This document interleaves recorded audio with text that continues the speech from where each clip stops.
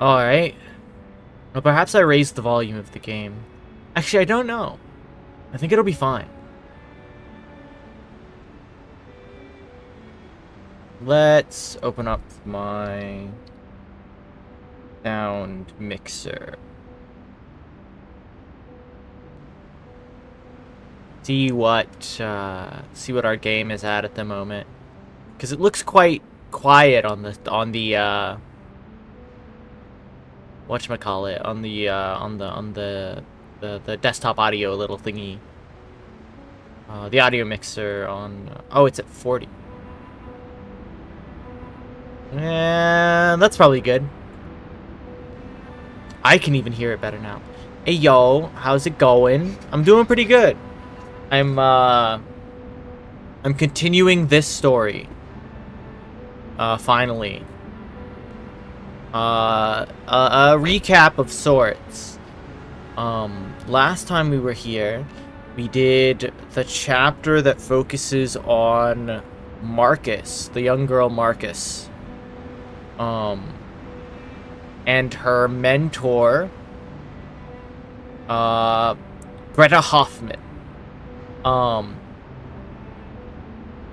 The chapter culminated in the death of Marcus's mentor, and Marcus picking up the pieces that Greta had left, and putting them all together to both complete their mission in Vienna and recruit what's-her-face, Kakanya, to the Foundation. So that is where we're at. We started the Vereinsamt, which, thank you for the hydrate, and thank you for the realistic knocking. I need more sound alerts. We started the Vereinsamt last time with learning that the circle that has kept this island away from, or not away from, but separate from the rest of the world, was broken. We learned that from 37. So that's where we'll continue. I'm very interested to see just what that means, I guess. Like, if they're no longer protected from the storm, I'm assuming. But where does that lead? Because we know the only person who's really on, air quotes, on our side on this island is like 30, like I think 37 exactly. I don't think 6 likes us very much, which is weird because 6 is a playable character. But I don't think 6 really likes anyone that much. And we still have yet to really figure out what the fuck is what the fuck the Manus are doing here. I guess we know that the cavern that the Manus that we discovered at the end of Prisoner in the Cave is producing the enzyme that the Manus used to protect themselves from the storm.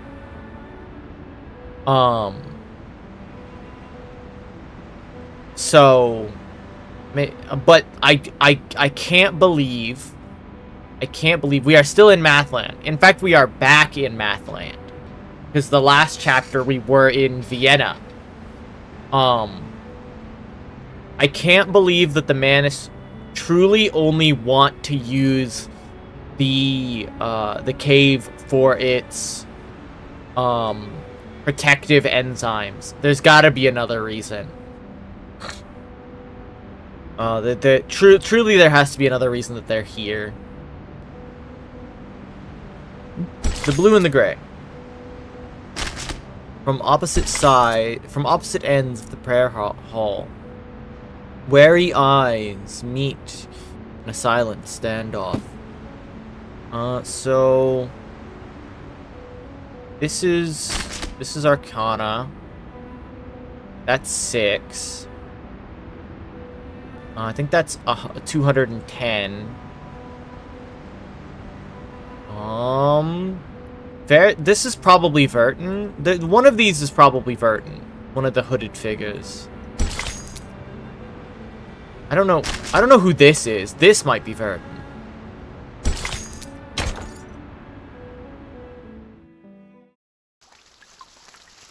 Oh shit, hold on. Let me get a fucking YouTube chat. Okay, it's empty. We're good.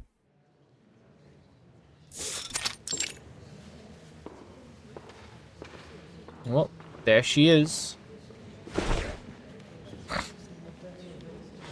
What are those? Nothing's happening. What?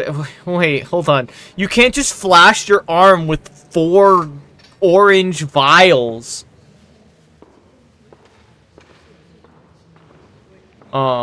And not explain what they're about. I'm sorry, but protective enzymes doesn't sound right in this context. I believe they were described as a protective enzyme. That was in the air about the cave. I believe that's what it was described as. I could be wrong. Also, High Road. I know what you are, Mouse. The Hall of Truth is as crowded as ever. Ideas, noises, and arguments are all crammed into one space. Miss Virgin, your attention, please. Who are you? You look so much different than everyone else we've met thus far. You're fucking, like, blue. This is a public inquiry, and your answer determines the fate of you and your friends. No. Her name is Vertin. Hey, Death, how's it going? There will be a vote on your punishment, considering the leak of the island's coordinates and the damages caused by you and Manus Vindictae. Don't carrot up fucking Road. She didn't say that. The main character's name is Vertin. That's why she said Miss Vertin. Yet, in the past 2 hours, you've looked at your watch 10 times. Forgive me for being blunt. That was what a could watch? possibly bother you more than your sentence? Hold on. Oh, that makes so much sense now. No, I understand. No. That makes sense. Hold on. I've seen that. I've seen those 4 like vials. I understand. My apologies. It's to ground her in time. She looks 750. She looks like she's like she looks like she's an alien, like she's from Star Trek. That's what she looks like. A mocking click of the tongue can be heard from the crowd. Let her look, 888. Doesn't it occur to you that time is also in the form of numbers? Oh my god, I hate how funny this guy is. I hate how interesting of a character he is, dude. Perhaps she's waiting for her lucky number to come.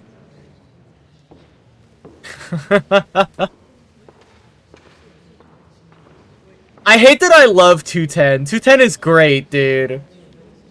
I also hate how much 210 sounds like a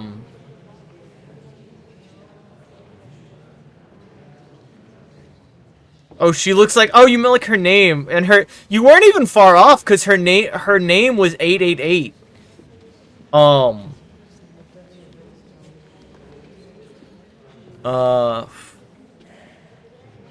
hate how much 210 sounds like a true crime video essayist.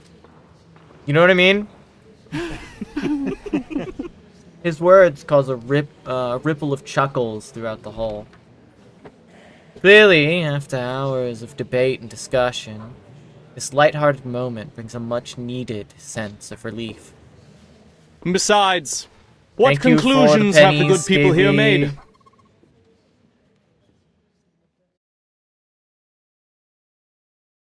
Honestly, they remind me a little of you. Thanks, I guess. I don't know. Do I sound like a true crime podcast or like a true crime essayist?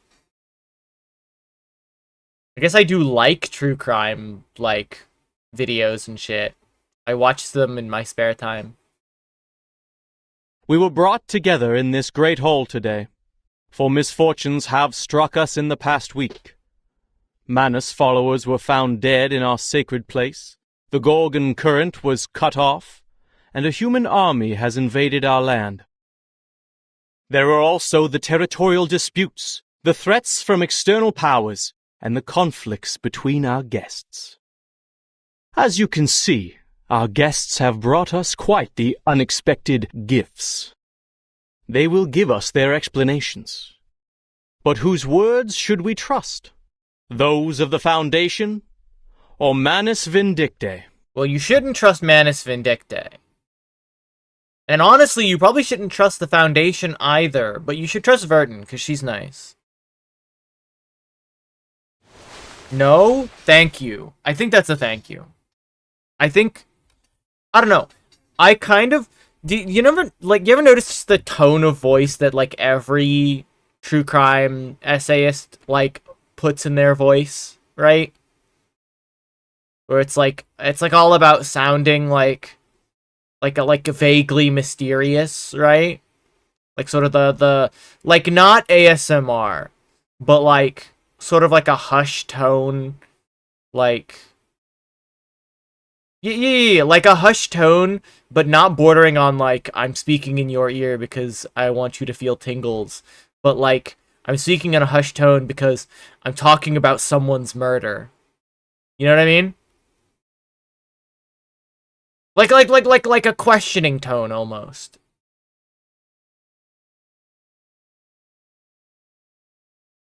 He bows slightly, gesturing to the left of the stage. I get what you mean. I'm glad that whatever that sentence that I had just said was conveyed the message that I meant. I swear on the stone of truth that I have no knowledge of the leak. We never gave any information to the humans. As we speak, the St. Pavlov Foundation is taking measures to mediate the territorial disputes from outside the island. Thank God, because they got fucking... They dropped bombs on this island immediately. Like, what the fuck? But you did report everything here to the Foundation. And you don't know what they did with the information, do you? Right. A questionable defense. A doubtful explanation. Why should we trust her? We all know that the Foundation is closely associated with the humans. I think the one thing that I hate about 210 is he is literally just like the embodiment. He is like the embodiment of the devil's advocate. This man, I don't believe he believes that argument. He's just posing it because he knows no one else would. He's sort of like posing it in a way that, like, though he doesn't necessarily believe it, he's giving air to it in a non-emotional way. Right? So that there's not a view of judgment on the sentence. This may sound typecasting and a reach at that, but you sound like a cozy gamer. I'll take that. I don't know if I agree, mainly because I yell a lot, but I'll take it.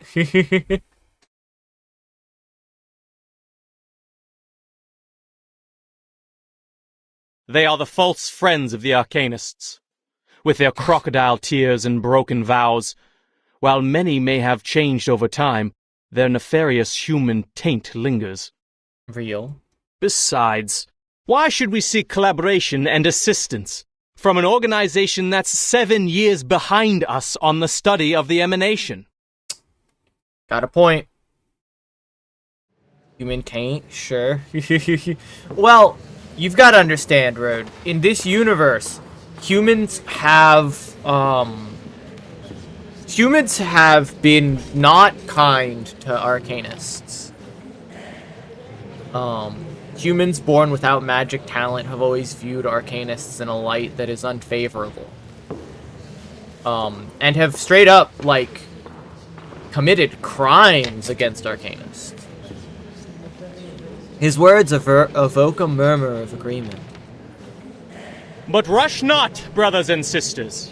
The moment of decision has not yet arrived.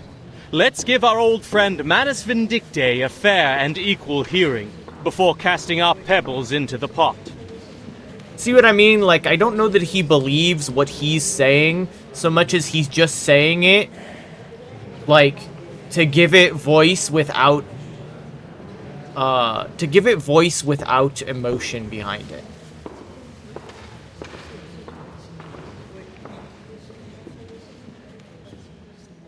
I could elaborate on this joke, but I won't. Fair enough. God, she's freaky. Also, I found out, I watched a recent, they had a recent chapter intro movie, because apparently at some point they started doing chapter intro movies, for this game, which is a really cool, like, and I don't mean like cinematics, right? They had one that related to Arcana. And I found out that spike that looks like it's not real. I thought she just disappeared. Nah. That spike that looks like it's two pieces of jewelry, that straight up is a real ass spike going through her brain.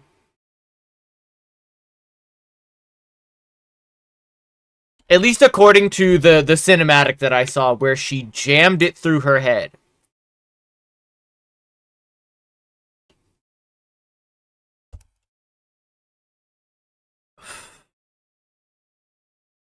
On the right sits a quiet figure in black and blue.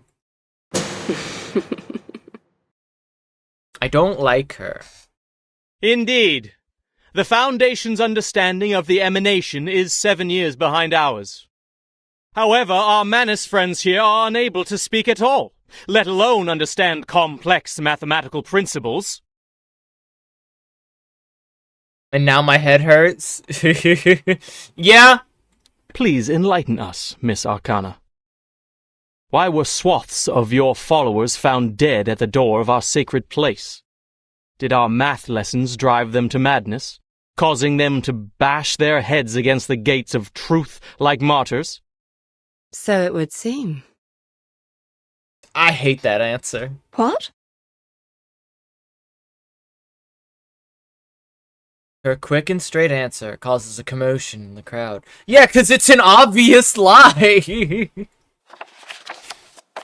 She only gently closes the book on her lap, uncaring of the suspicious stares around her.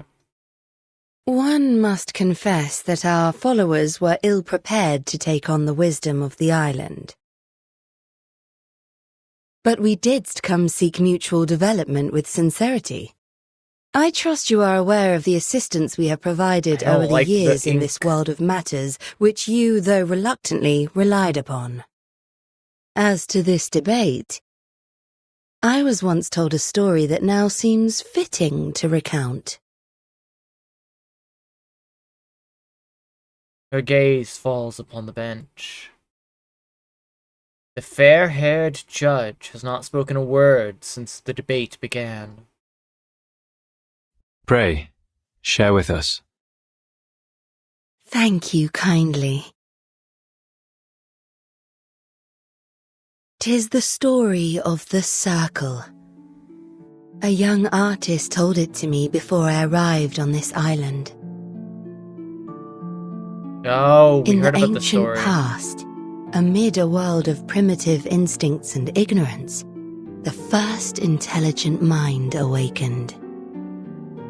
Overwhelmed by the enormity of nature and dismayed by its own insignificance, the creature was shaken to its core.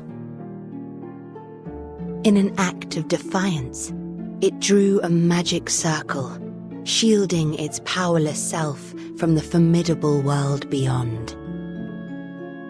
This was the first magic, when the primitive man mastered the pneuma within and wielded it against the relentless forces of nature.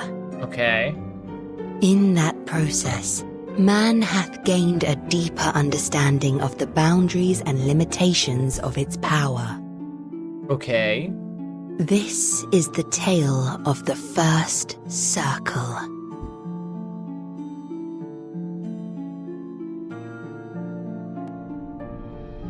Right. But why are we getting this tale now? The circle shielded us, and its protection benefits thee to this day. What I find intriguing in this story, man hath established its existence, recognized its boundaries, and learned the purpose of life, all by relying upon this very circle. Okay. Bang. The hall gates burst open. The intruder, with a small figure, leans weakly against the doorframe. Magic math, yeah. 37. All eyes are fixed on the young girl. Some have even risen to their feet in surprise. The leader on the bench breaks the silence. What's wrong, 37? The island. Her pale lips tremble, struggling to get the words out. Our island has fallen ill. Even the slightest sound is gone. An eerie silence descends upon the hall. Thud. Another dull, muffled thump as something struck a hard surface. But it's enough to get the rest of the crowd to their feet. They look up at the roof. Thud came from there, up there. What the fuck? More thumps follow. It's as if the hall has turned into a drum. With an out-of-control drummer playing frantically on the dome. Ah! What is going on? Are those birds falling from the sky? Hi, how's it going? How far did you get through Heavensward, by the way? We actually didn't, because we got into Heavensward and I decided randomly I wanted to be a machinist. So we started leveling machinist. And that's how the rest of stream went.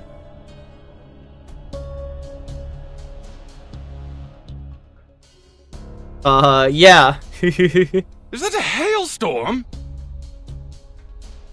No. I don't think so. Standing outside the gate, the numberless corrector looks up at the sky. Being barred from entering the hall, she can see better from where she stands. Those are Abraxases. The Abraxases are falling! Those fucking bird creatures are falling from the sky. Falling from the sky.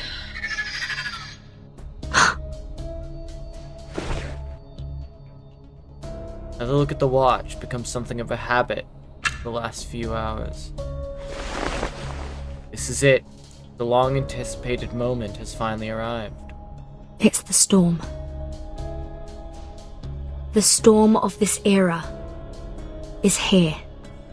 Oh no, the storm. And it's reached the island! Fuck. Okay, that's not good. That means this place is gonna be wiped off the map soon.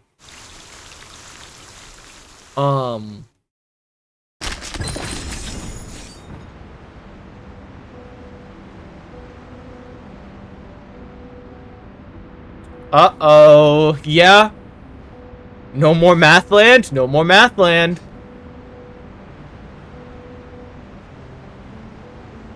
Okay. Well...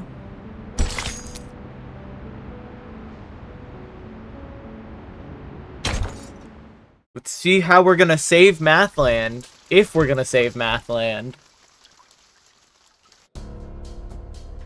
Miss Verton, did you just say the emanation has happened? Just now? Yeah. Verton's the timekeeper. She knows. More precisely, its 24-hour countdown has begun. There's always a buffer period before the storm, during which the storm syndrome gradually spreads from the critical point across the globe.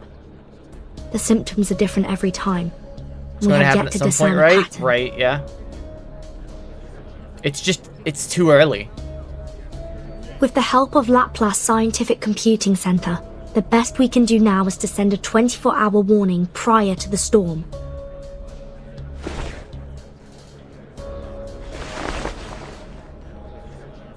Another minute has passed.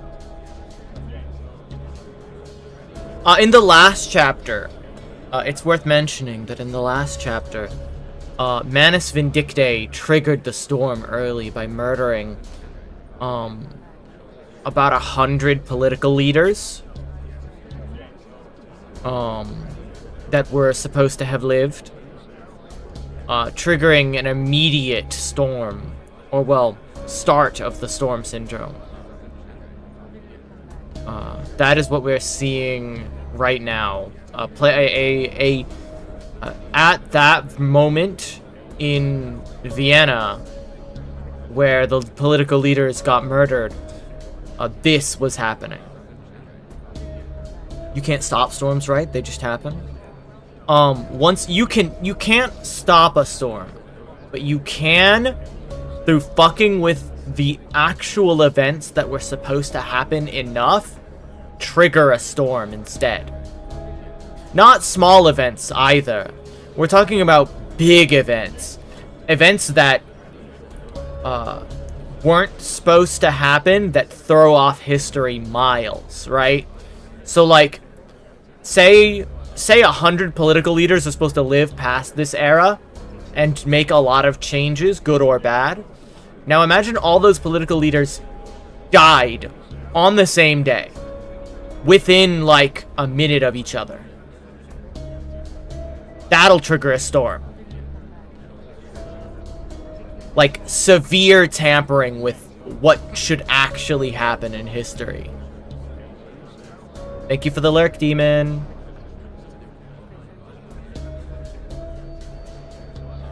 The hall is once again filled with the whispers of the White Rose.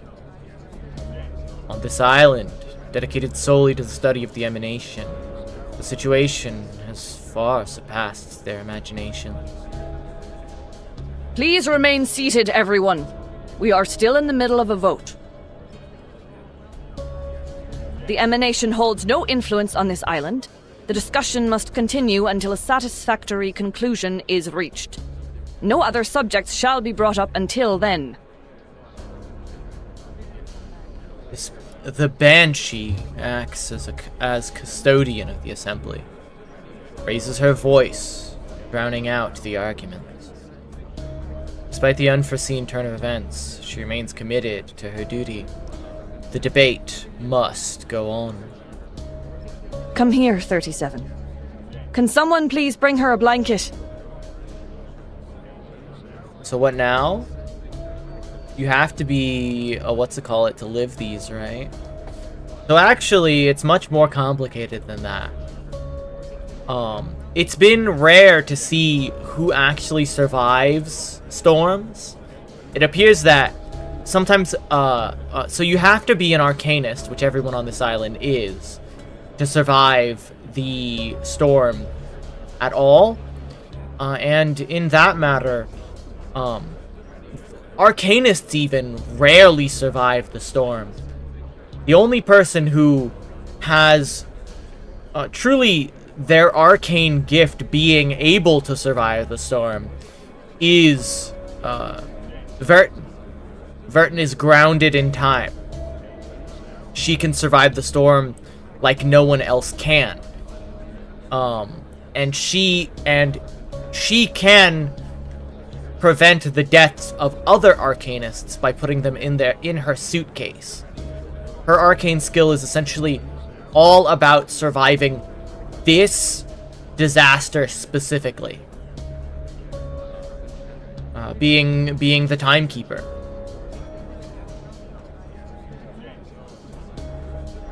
But this island doesn't know about that.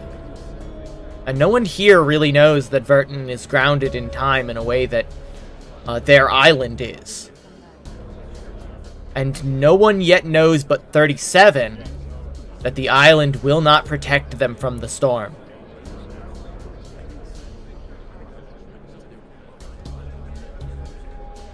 Her voice softens as she looks at the frail, slender girl in front of her. 42. Go with Sophia and check on those Abraxases.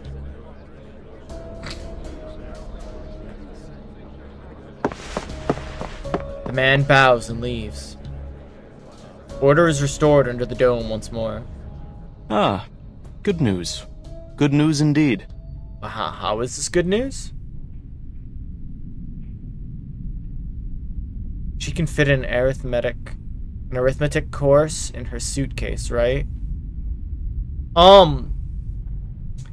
So we're not actually quite sure how big the suitcase is, but we do know that there is an entire world inside the suitcase. Like, equivalent at least.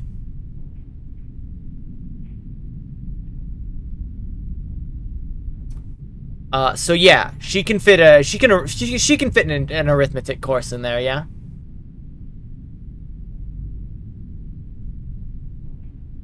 We are freed from the pain of choosing whom to blame, are we not? Huh? What? The rhetorician raises a hand with a triumphant smile. As usual, he's offering a new perspective, of what some might call another attempt at stirring up the crowd. Then we're saved? Oh, of course. But no one on this island knows that. Nor will they likely believe her if she says it.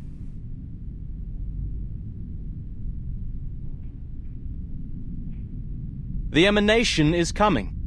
The tides of Numa will pour from above and wash away all trivialities. What are you on about? By then, human intruders and the international powers of this era, along with the turmoil they brought, will all be dissolved and poured into the ditches like gunk. Fair enough. And we will regain our shores and return to the study of essence and forms. His words are met with silence. The crowd is lost in thought, having long detached themselves from the phenomenal world. Luten's words are striking a chord.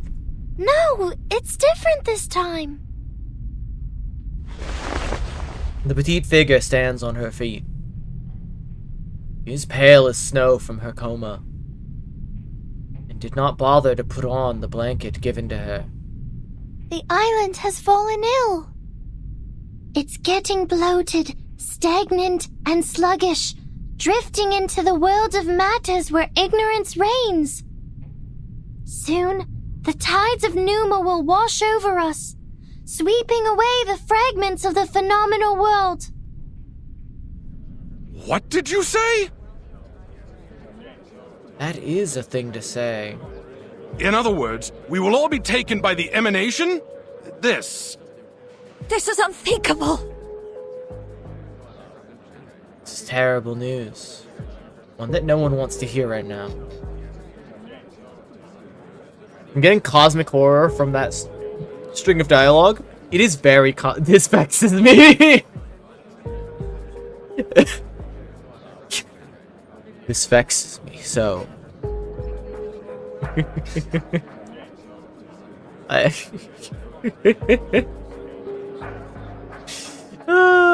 Oh my god.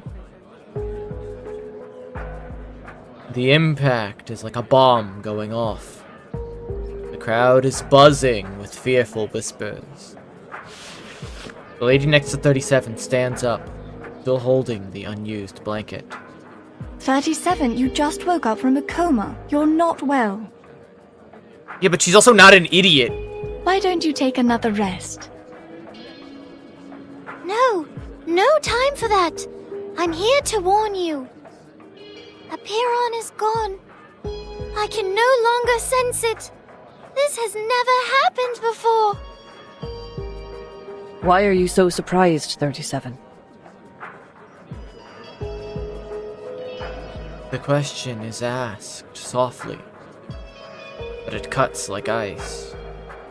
You should know the reason of its alienation. Why? You brought outsiders to the sacred place. You betrayed the scripture's teachings and angered Apiron. Of course, I may have jumped to this accusation, as Manus Vindicte also intruded our sacred place without permission. People, as of now, there's no proof that the emanation will influence the island. 37's account is lacking. And we are still plagued by suspicions, accusations, and the damages done to our home. Okay. I just, like... What I'm trying to understand is why you wouldn't heed the threat of the possibility. We are to proceed with the hearing and reach a final verdict on both the Foundation and Manus Vindicte. The attempt to refocus the assembly fails, as half the audience turns their attention to the gate. Another thing? Sophia has returned, standing hesitantly in front of the entrance. Can we, chill for a second? And, focus on the bigger problem? Take a brief recess, yeah? I'm sorry. Please forgive me. I shouldn't have intruded the Hall of Truth, but...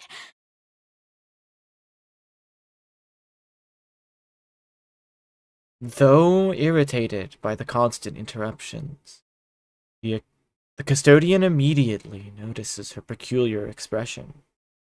Look at the birds on the roof. Yeah. I mean, yeah. Sophia, weren't you and 42 checking on the Abraxases?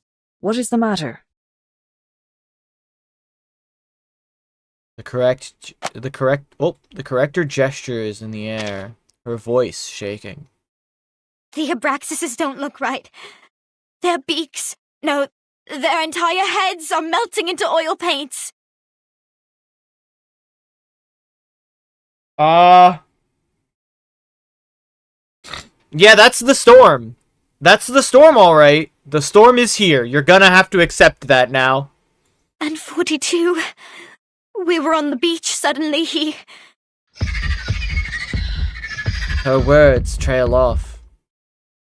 Beyond the open gate, the screeching of the bird monsters completes her sentence. The other believers appear behind her, shoving Sophia aside as she flails and stumbles into the hall, his face melting.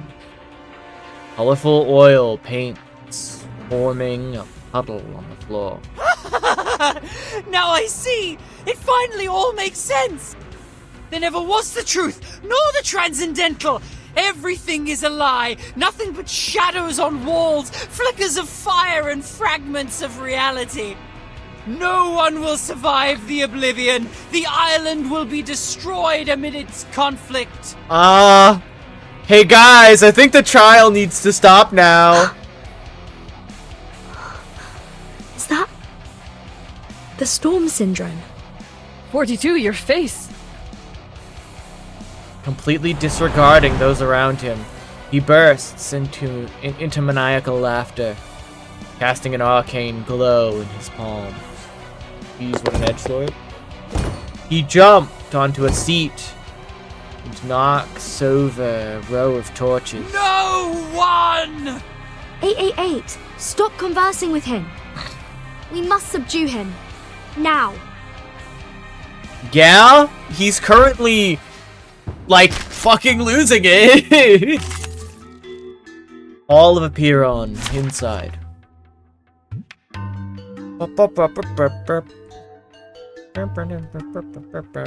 I should... Insight 2 level 50? I think Insight 3... I think Insight 330 is fine for this. There are many routes to travel, but only one destination. I'll just clear Speaking it. of Wear gloves. the path will become clear. Our victory comes in the tide of So that's where these enemies came from.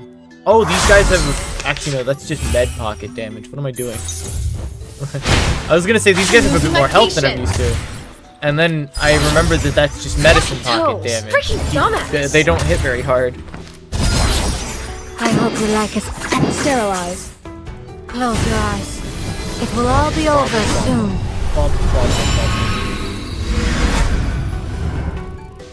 Though it may come with pain.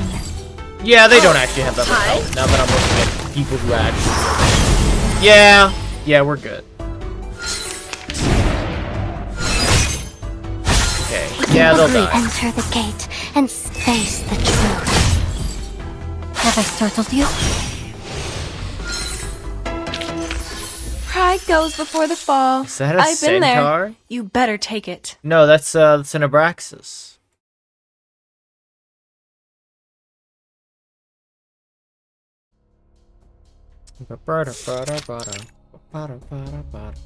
He has the storm syndrome.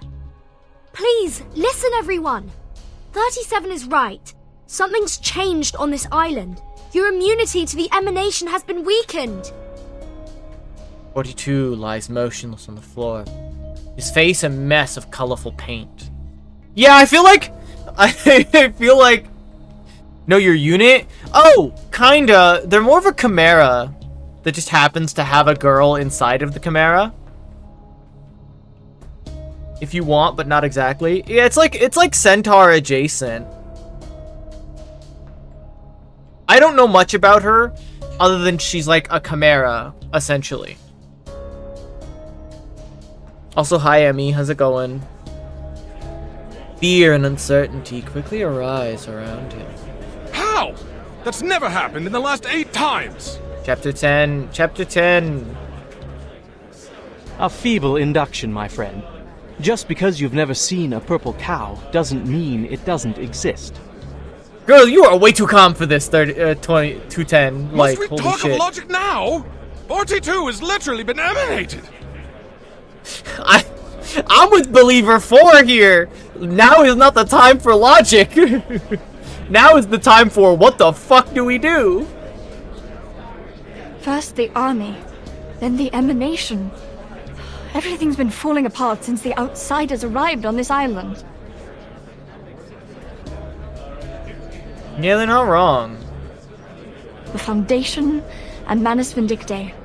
One of them must answer for this. I think this is the Manus' fault.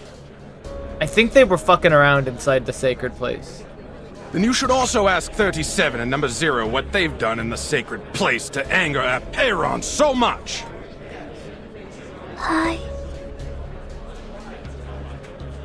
No, 37 didn't cause this. I told you. It was Manus Vindictae. They broke the peace agreement and launched suicide attacks. They forced their way into the cave. You and them are equally responsible on this matter. Shut the fuck up. I no longer agree They with at least you. paid with their lives. What about you? You claim that 42's abnormality was caused by the emanation. But how are we to believe that it isn't, in fact, the work of your arcane skills? Because I've been in this chair all day. As we went through your belongings, Miss Verton, we found a golden sampling device. Enlighten us. What exactly is the Foundation looking for here? That's... From the other side of the hall comes a soft chuckle. Good, Vertin, good. Let the confrontations be louder and the struggles be harder. The cuck chair, yeah.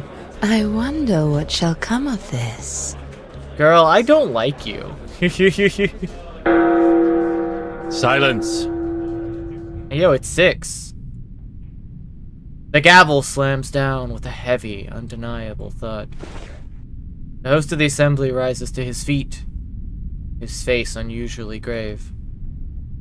The debate will end now. Since we were unable to come to an agreement, further discussion is pointless. There are more pressing matters to attend to. Thank you, Six. That's actually very helpful. There are more pressing matters to deal with. This will be the end of the assembly, and my decision will be the final ruling. Fair enough. I demand that both parties leave this island at once. Y'all are all gonna die then. The decision is clear and final. As an ember of reconciliation, Six has been mindful of his use of unilateral authority. Yet there are no objections this time. The hall falls into a silence that demands a decision. What to do? I don't think we wait for Arcana to move first. I feel like we have to be the one to be reasonable here and accept the verdict. The outcome is still acceptable. Things will just go back to square one. Besides, the concepts exchanged on the storm and samples of asymmetrical nucleide are already significant advancements for subsequent research. But we can't leave either. We don't really have a choice. More importantly, the School of Aperon cannot form an alliance with the Foundation. It must be stopped from joining forces with the enemy instead. Aw, poor girl, you've been at this so long that you see the world in such a dark way. This is a chance to take the initiative. And avoid being caught in a reactive position. That's all that needed to stand up. All that's needed is to stand up and nod. I respectfully accept your verdict. Agreeing was the easy part. Now comes the real issue. What will she choose to do? My choice matches that of Verton's.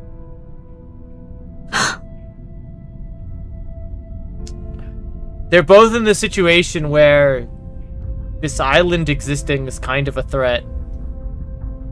She casually agrees. Just as she did when asked to pledge on the stone bangles. But may I ask for one small doubt to be dispelled? Miss Verton and I will depart ere long. Do you truly not desire aid from us? You're kind to ask, miss. It is true that our circle has been disturbed, but we see it as a mere turbulence of the phenomenal world. Well, you would see it wrong. He who holds the compass decides the circle. This will not shift the center of our focus, nor change the shape of our beliefs.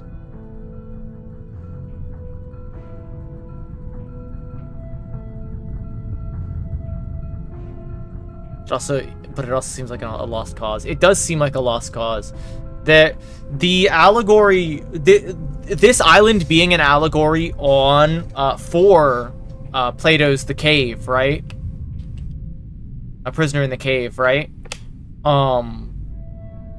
Does kind of bear fruit in a way that makes it hard to discuss with the people of this island. Hard to work with them.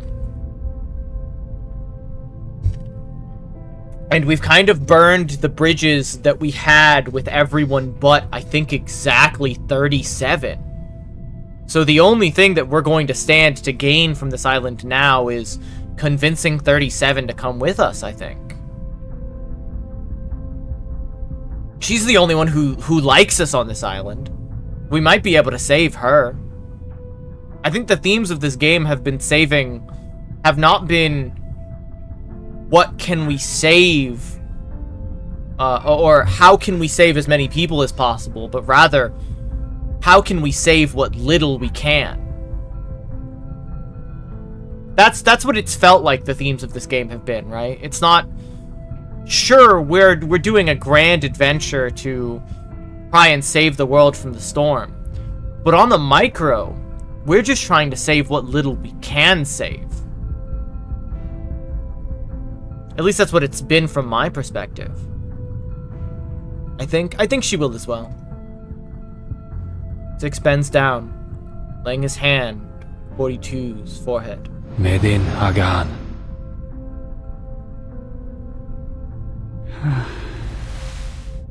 Oh, interesting. He purged the storm syndrome with an arcane skill. That's interesting. I never thought it would be possible. The leader straightens up, looking as composed as ever. The light of intelligence has cleansed 42 of confusion. It is also what the island needs. The incident will be properly handled, and my ruling stays unchanged. Interesting. I expect your words to be matched by actions, Miss Arcana. His tone is cold, leaving no room for negotiation. Certainly. It was a fair and just decision. If only one could depart amidst such unfavorable weather. I presume Miss Vertin will also appreciate more time to prepare for the journey. What sayest thou? It's a reasonable request. Her expression is nonetheless decent and sincere. The hourglass empties in 2 hours. Please leave before that. Fair enough. Thank you for your thoughtful consideration. The decision is met with no further objection from the people. Six puts away the hourglass, looks at the silent audience. Lastly, I would like to share a story. To conclude today's meeting and respond to Miss Arcana's tale. I am most honored.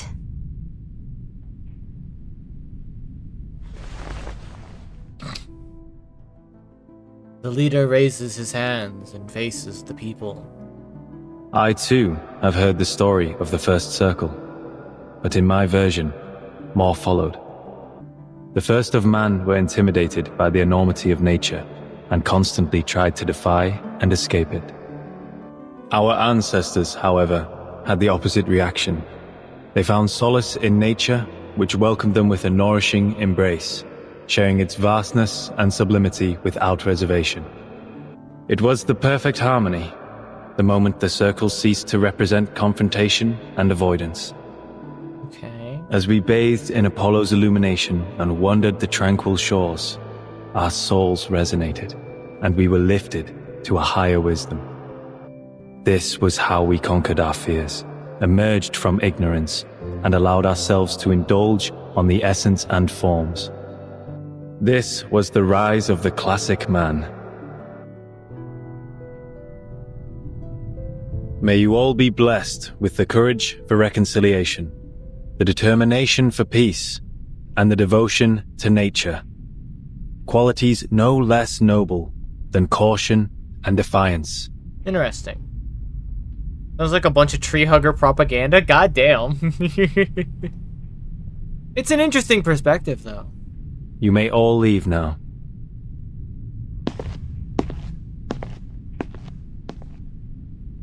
Please, just a moment. Clear voice rings across the hall, stopping Six in his tracks. Her robes flutter as she stands up, high podium. I will fix our circle. How, 37? 888 was right. I have enraged Aperon. I am responsible. I will go back to the sacred place, The classic pass man its test, does... and ask it to share the divine light of Gnosis so we can learn the truth about the essence. It does ring a bell. I've heard it somewhere I before. will make don't up for remember what where, I've though. done. I promise. Six turns around, his eyes meeting the gaze of the determined star. It has been 300 years since the last challenger had their success in the cave. 37, are you aware that we have other means to cleanse the island, even if you don't bring the matter to Aperon? Ooh, okay. Yes, I'm aware. Then are you aware of the price you will pay should you fail its test? Yes, I am. Okay. Then you shall have my blessing. Okay. He leaves, ignoring the murmurs of shock. The gavel thus brought down. The long debate has finally come to an end. 37's dying? I don't know, man. We'll see. This game has a habit of not making playable characters die. And 37 is, like, the playable character from this game. Or from this, area.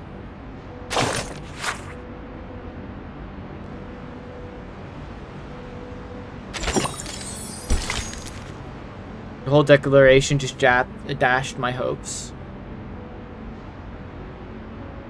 It's always, I'ma sacrifice myself. Yeah, fair. The beginning of a proof. No, we're back to this screen. We're radioing in with the Foundation. The headquarters has issued a notice. The critical point of the storm is in Vienna. Not far from here. The chief assistant puts down Miss Radio, turns around with a somber expression.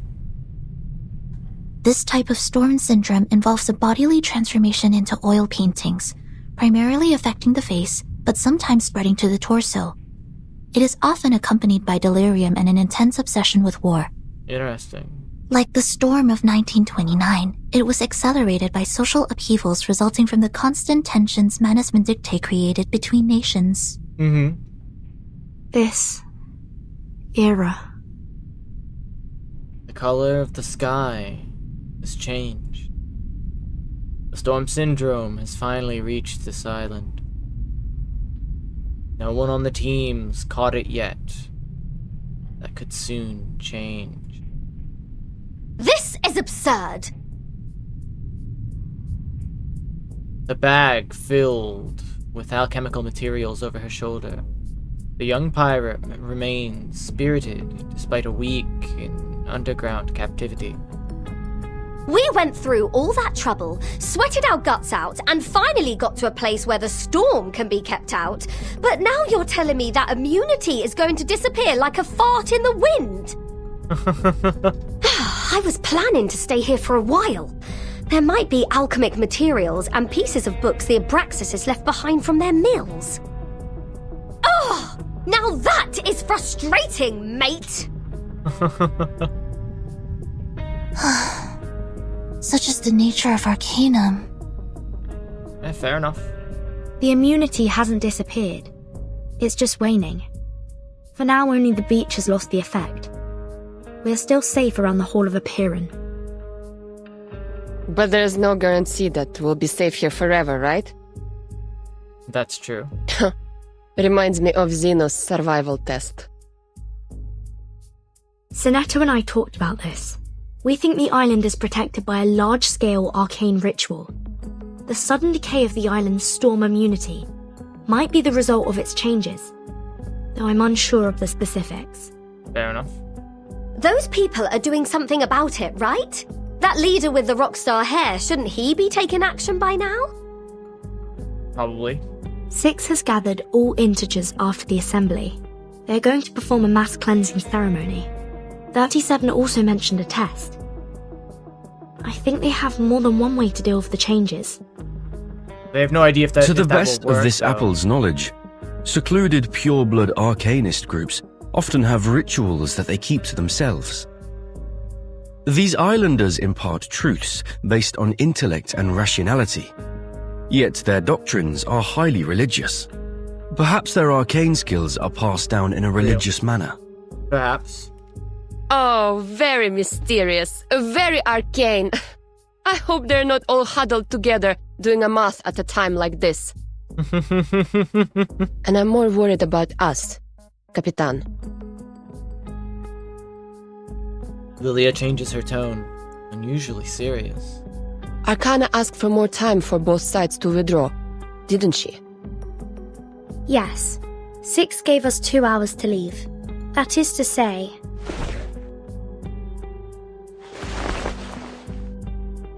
we must set out when the storm countdown reaches 2000.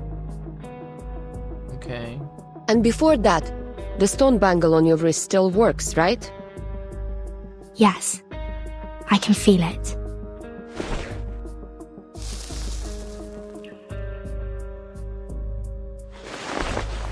Odd. It would scold me whenever I thought about going to war with them. Huh, I see. So we only have 2 hours for the plan. Plan? What plan? Aren't we sneaking away from all this? That would be better. Sorry, Regulus.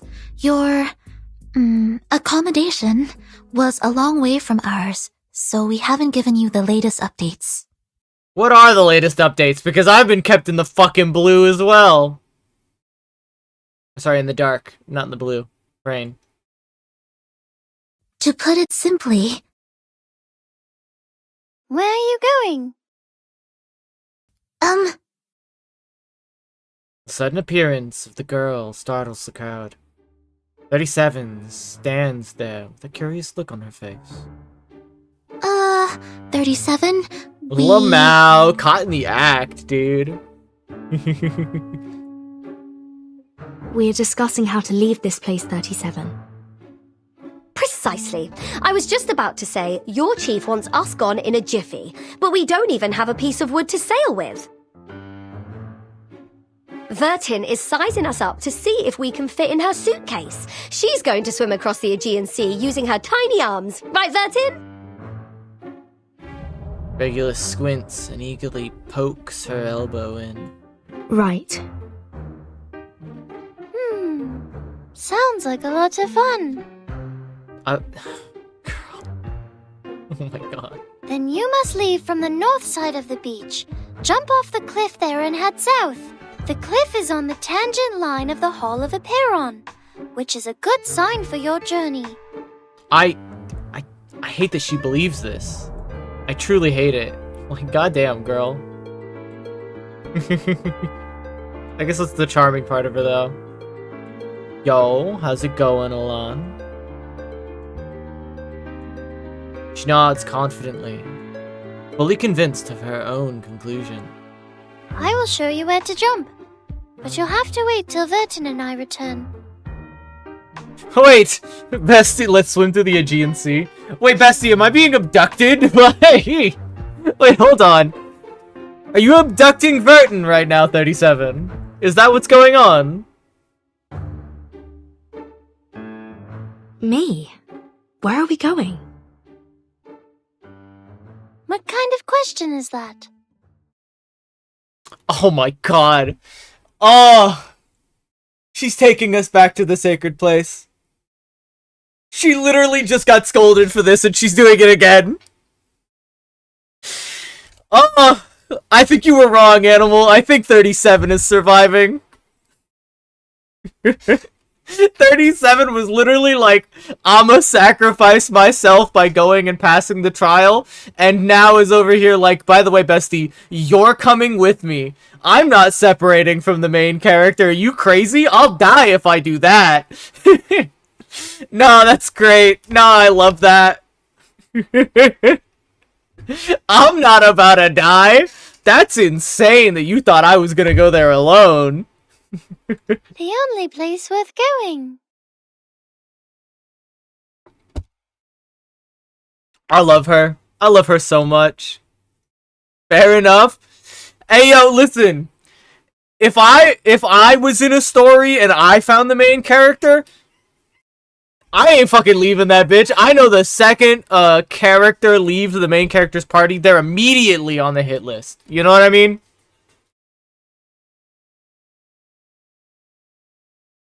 She extends her hands with a light and happy tone.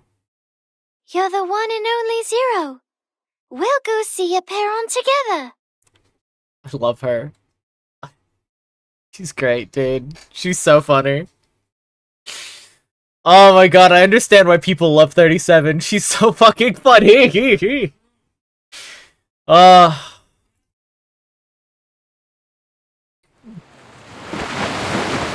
I was wondering how they were gonna get her to stay in the game, and I was like, oh yeah, you're coming with me, by the way. Aren't you going to look for 37? You took such good care of her while she was in a coma. In the darkness, the figure trembles ever so slightly. Tries to steady herself. I don't know. I don't know what I should do, Madam Mata. Aww. She's going back to the cave for the test, where I can't help her. What? Oh yeah, I understand. She looks down, trying her best to press her shaking hands together. All I can do is pray for her, for I have no adequate knowledge or power to assist her. As ever. I think the craziest part is, like, 37 just woke up, right? Perhaps you needn't worry so much. 37 is the one favored by truth. She will be fine. I agree. I think she's gonna be fine. I know. It's just... Sophia lets out a long, helpless sigh and buries her face deep in her palms. She is also of mortal flesh. She could get hurt, bleed, or die. That's true. She's speaking fair. She looks at the beach, seeing it as a battlefield. She lacks the skills to engage. You haven't been with us for long, Madam Marta. Aperon and its test might be new to you. Here on this island, we spent years theorizing, proving, and constructing models based on our mortal comprehension, defining the boundaries of what man is capable of understanding. But when it comes to the essence and forms, we are unable to make any definitive statements. So we humbly approach the temple and inquire about the correctness of our beliefs. And our answer is delivered as a yes or no, reverberating in the form of echoes. Okay. Is that the submission of proof Six mentioned before? The corrector nods, knowing her friend has a natural talent for this. Validating one's essence and soul with a number, and verifying the authenticity of one's claims are simple feats for us. Okay. But Aperon's test is different. Alright. How different are we talking? Those who succeed will obtain the transcendental truth. Those who fail will pay a terrible price. Everything has its limits and boundaries. Those who overstep their bounds will only court their own misfortune. We must respect and be wary of our limits, so our souls will be adequate for our bodies, and all things be refrained from excess. Okay. The boundless, limitless, and infinity are not of our realm to tread. They belong only to ancient beings that we cannot utter. We can only stand in awe, offering our admiration, humility, and reverence. Now 37 is going to knock on its door and ask to be indulged with the transcendental truth. Okay. But if she fails, if she can't bear the weight of the boundless infinity... That's crazy. That's really interesting. That's such a cool concept. Like, goddamn. The thought of bearing the weight of true knowledge, like of knowing things that should not be known. That's cool. She can't go on. I wish I knew a better way. Or could even do it in her place. But only she can do it. It has to be her. 37. More Cthulhu? Yeah, more Cthulhu. Alright, I'll be right back. Someone's calling me.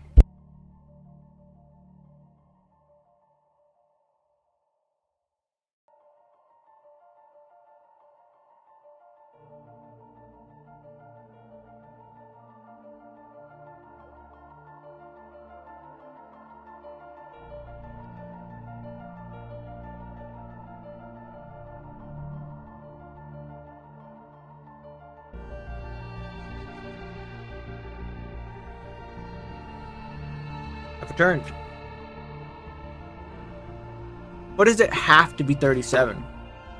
Because she said she would? Or do you just have faith in her?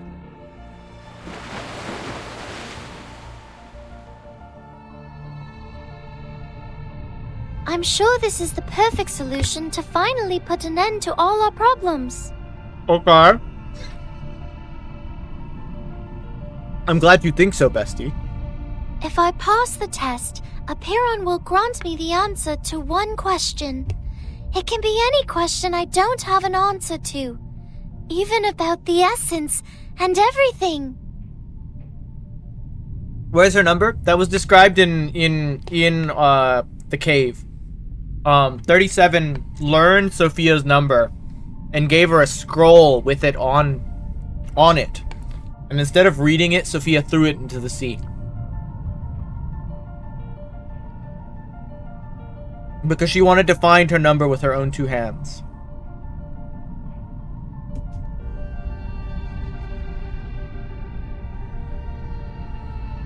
But hasn't truly been able to do so. Because she's a genius. She is a genius, that is true. At least that's what Mama told me.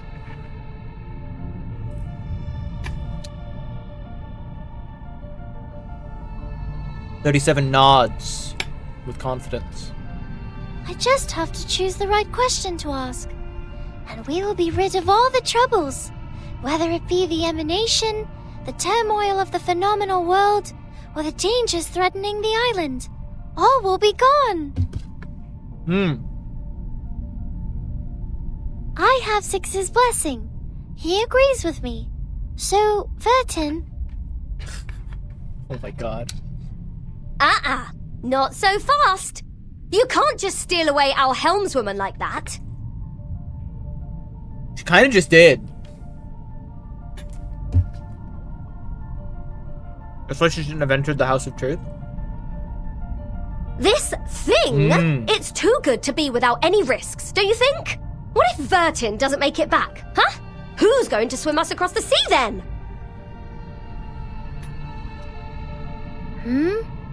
It could be risky, but not for Vertin, only for me. 0 multiplied by any number will still be 0.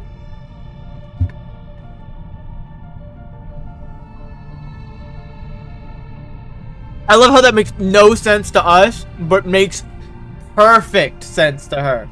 And we have validated that proof. Well, that's not good enough for this pirate. Besides, Vertin doesn't seem like a 0 to me. It's okay, Regulus. I think I'll be safe there. How do you know? Last time it was kind of freaky when you were there.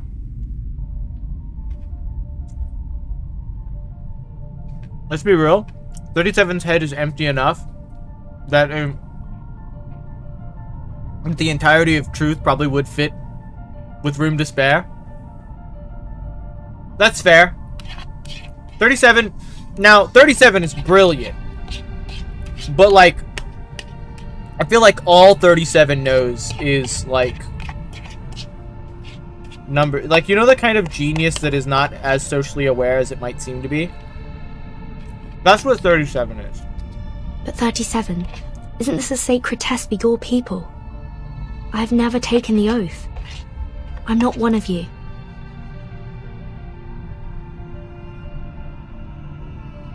That does not matter, Vertin. Okay.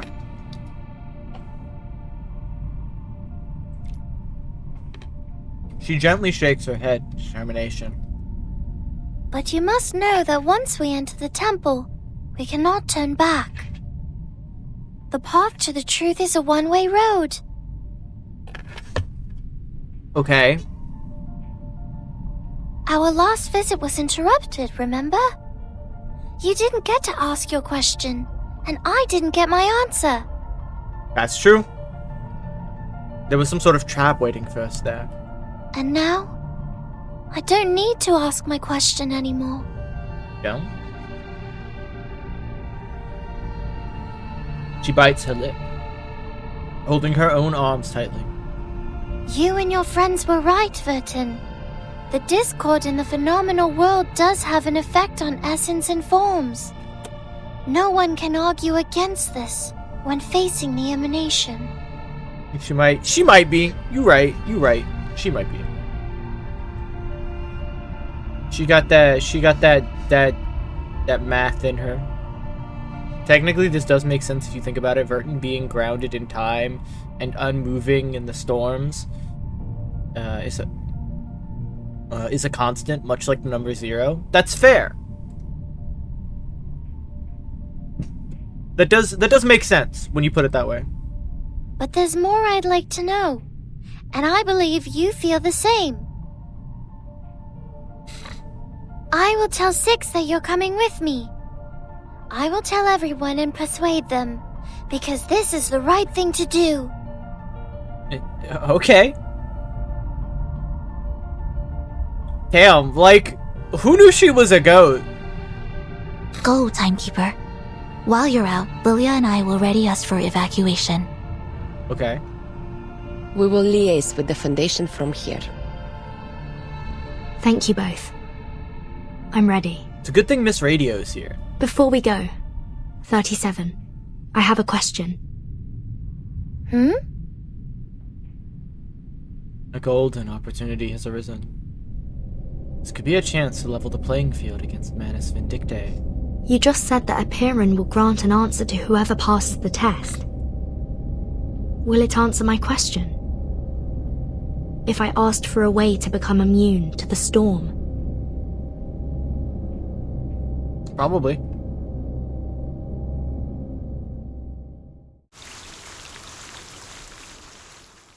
But like, we already didn't we got the ritual, didn't we? I thought that was a whole like thing. Oh, Vertin doesn't know that.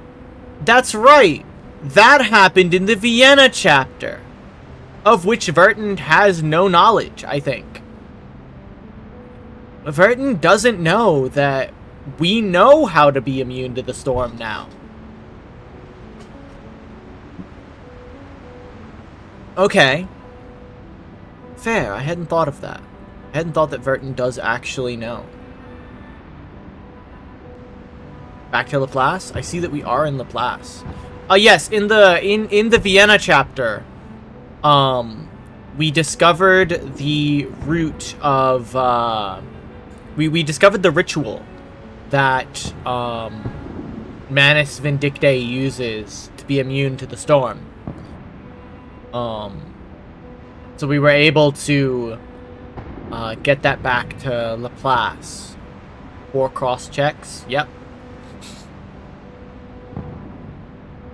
Vertin is Vertin not in every chapter? No, Vertin was not in, let's see, hold on. So, the Star, the sub-chapter between Prisoner in the Cave and Elusivan Lestelle, did not have Vertin in it directly. It did have Vertin mentioned. And Elusivan Lestelle was piloted by the young arcanist Marcus and her leader, and her mentor, Greta Hoffman. Oh, and in chapter 4, yeah, you're right. And in chapter 4, El Oro de los Tigres, Vertin is in a coma, and it falls to the members of her friends, essentially. we get a little background story talking to, I believe we chat with, we have a story that centers around Sonetto, vaguely, like a little bit, Sotheby, Druvis, Apple, and Regulus, as well as a little bit of actually a good deal of, what's her face, Lilia, who is that cat girl that you saw. Essentially those, like, Lilia and Madame Z, you're right. Madame Z did play a lot of, did have a lot to do in El Oro de los Tigres.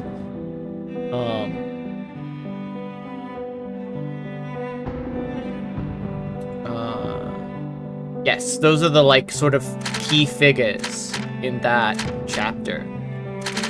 So no, this is the one game where you can quite literally go a whole chapter without the main character even really being mentioned.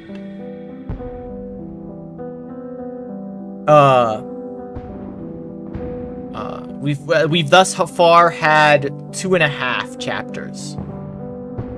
And it seems that we're gonna be, given who this is, it seems like there's gonna be a little bit of talking to Lucy here in a moment.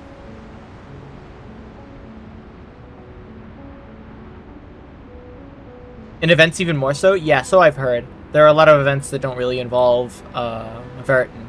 Although there are a good deal that involve her as well. Because she is, you know, the titular timekeeper.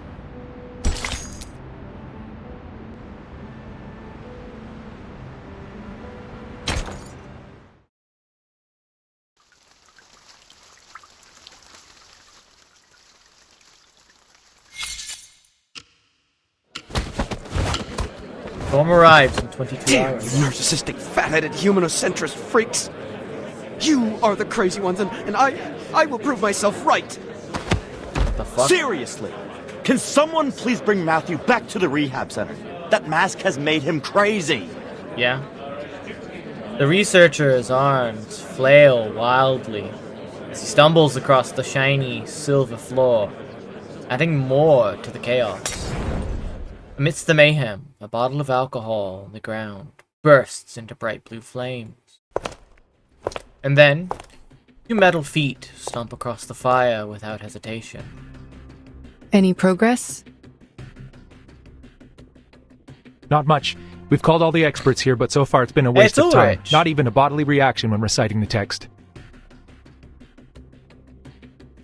It doesn't belong to any known language, nor follow any linguistic rules. Many are starting to doubt the accuracy of the incantation.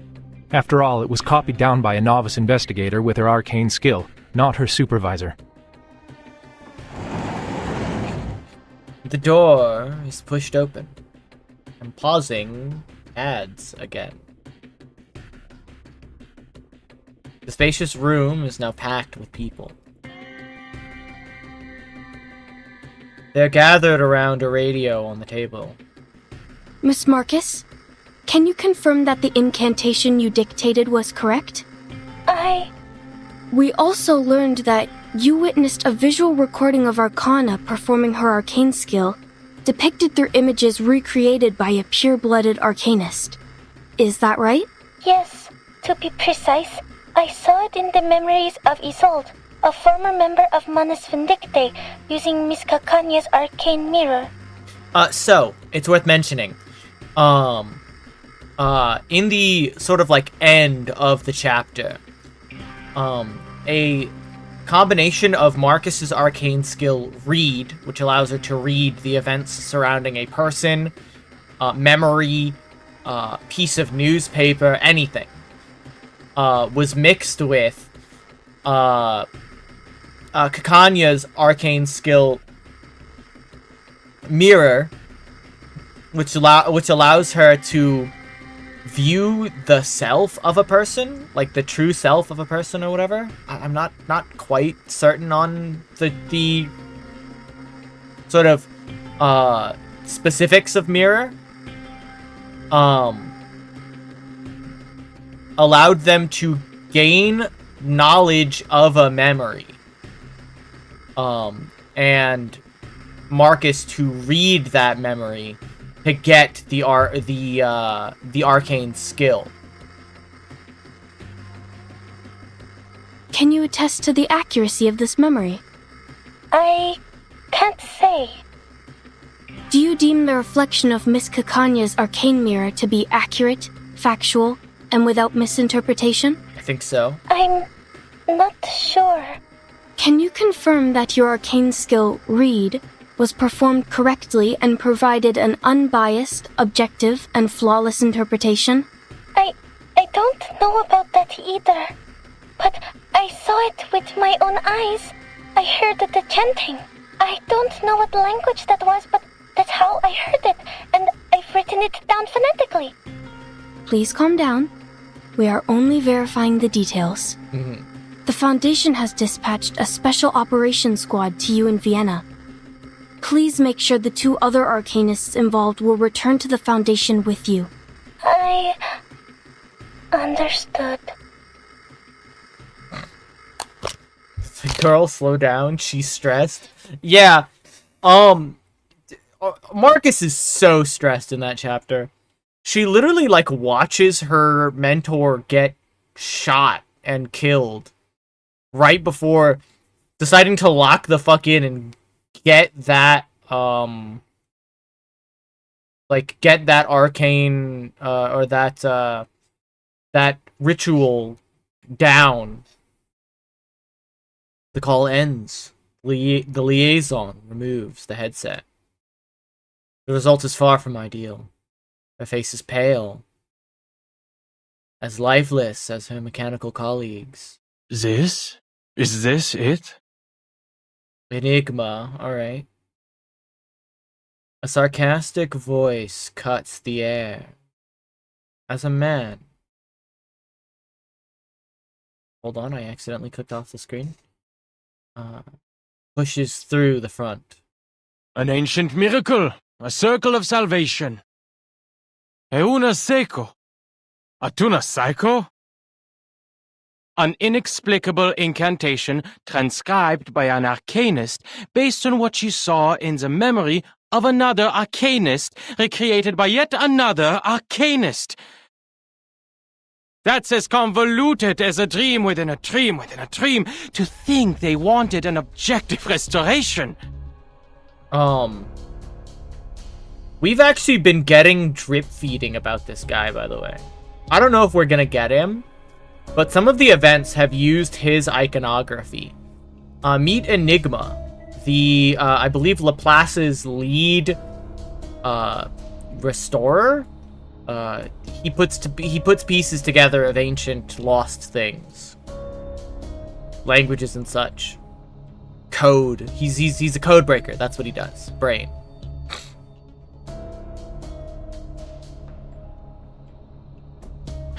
I mean, if Gnosis is so reliable and can really cross-check not only once but 4 times, it should have long replaced science by now.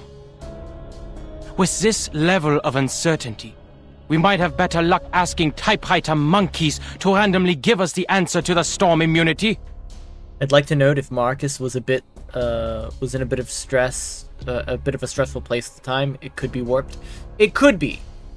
But that's not really how Marcus's arcane skill works. Read is very objective. But their interpretation of it might not have been. Who knows? Reed appears to be objectively just what happened. The brother of the mentioned ex-mentor. I forget his name, but he is Hoffman's brother. Adler? Adler, there we go. Adler Hoffman. Greta, yeah. I requested his participation on the cryptography team. He is their lead cryptographer. He is a human, but he excels in the field of cryptography.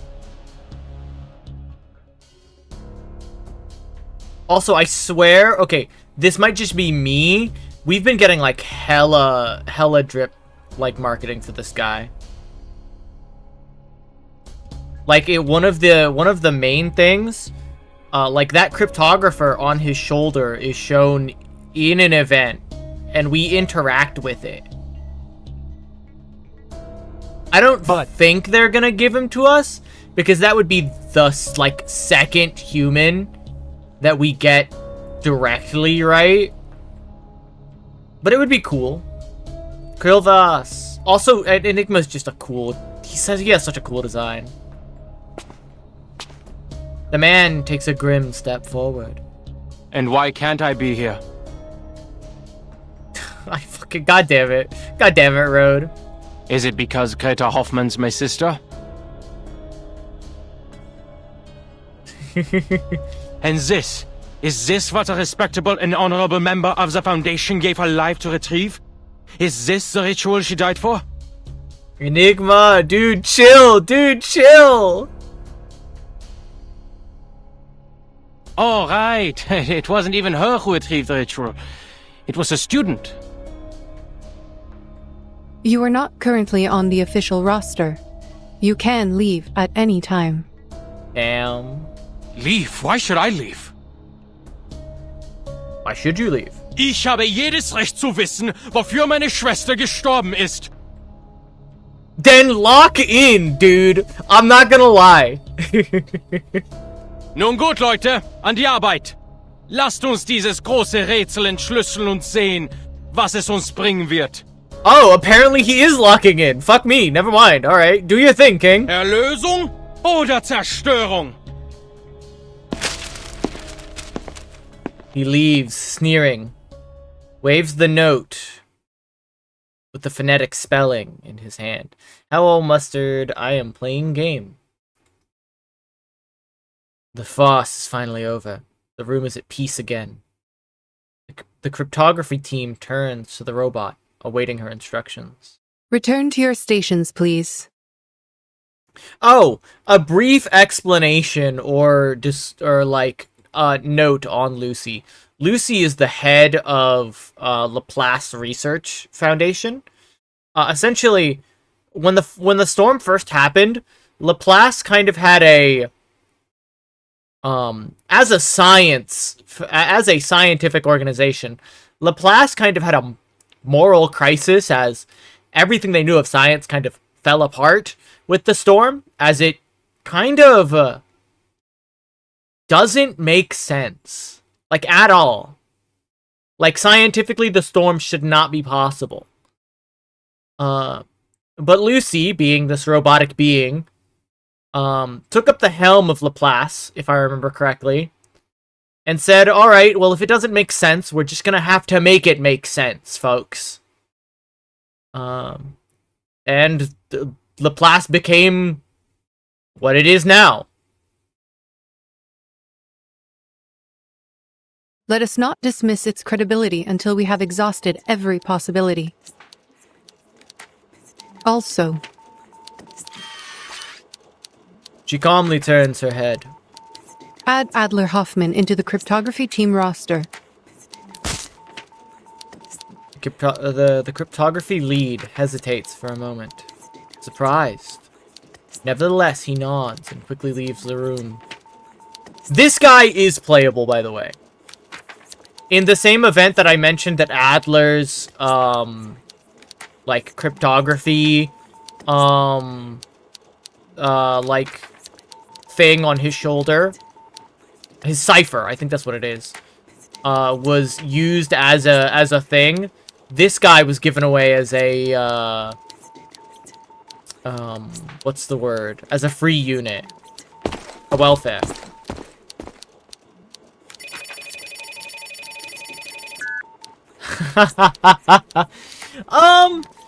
Dude, Lucy is like the closest thing to a, like a properly, like Gunnar-ish character in this game. I guess there are a couple others as well. I don't know. Give the robot fans something, alright? They get a bunch of, like, just kind of, like, weird-looking robots, and then they have Lucy as well. Also, I think it's, okay, to the genuine credit of this game, I think there's something to be said that humans work better when the person above them is also kind of human-ish. And I think Lucy recognizes that. Lucy's a very, self-aware robot. She even has, like a human face that she uses sometimes. Simply because she knows that humans work better when they can see a bit of themselves in the thing that they're working under.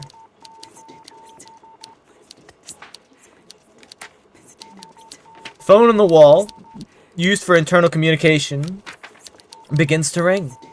Storm Observation and Research Center. Noted. I will make sure Miss Lucy is aware of that. The liaison puts down the phone and turns to the robot. A flicker of panic on her face. What is the matter? The way she uses the hot boss appearance to motivate... No way she uses the hot boss appearance to motivate workers. I think that's genuinely it. I think that's the whole reason she's a sexy robot lady. Is that in her head, she's like, this'll motivate the workers. I think that's it. I think that's the whole reason we're given in game. And it unironically makes a lot of sense for her character. She doesn't understand humans super well, but she has a bit of an understanding. She has a very mathematical understanding of humans. To motivate them and try and connect. Yeah. It's very much like she wants to connect with her workers. She wants her workers to be motivated. She wants to feel approachable, because a robot is not approachable, right? I think that's her whole reason. Bro, this distracts from my work. Fair. She do like be a robot. Oh yeah, fucking ad. Hold on, we'll wait a couple of seconds. I won't continue until the ad's over. I got sharp teeth. The YouTube audience is probably confused as fuck. This is also being streamed on Twitch. And an ad is playing currently. I'm waiting for it to go away. We have 3 seconds. 2, 1, go. We're back. Let's go. It's a call from the rehab center we have an hour about the now previous before that study on the again. Manus mask. Ma'am, I think you should go see this in person. She's going out into the field? She is. Okay. Very good, Matthew. Now tell us, what did you hear? The already narrow corridor is now filled with security guards. I guess she's not going out in the field. She's going to go talk to a person. The room they're guarding is heavily secured, isolated behind 3 layers of tempered glass. A patient sits in the room, with a mask on his face. Also, I forgot to say, hello Mustard, I hope you're doing well. A long time to update everything on my pooter. My parents above on important things. That's why I took so long to get to the pooter. Understand. I can't help but mentally be like, damn, whenever she's on screen. Her design missed the assignment. No, I think that's very much intentional on the part of Lucy's design. I think she's like kind of meant to be a little like uncanny valley. Like I don't know, you haven't seen her with her human face on. I'm here. I love you too. Hope you're okay. Thank you. I am okay, don't worry. I'm game. I should probably join call. I just don't want to interrupt the Minecrafters, but I'm sure they won't mind.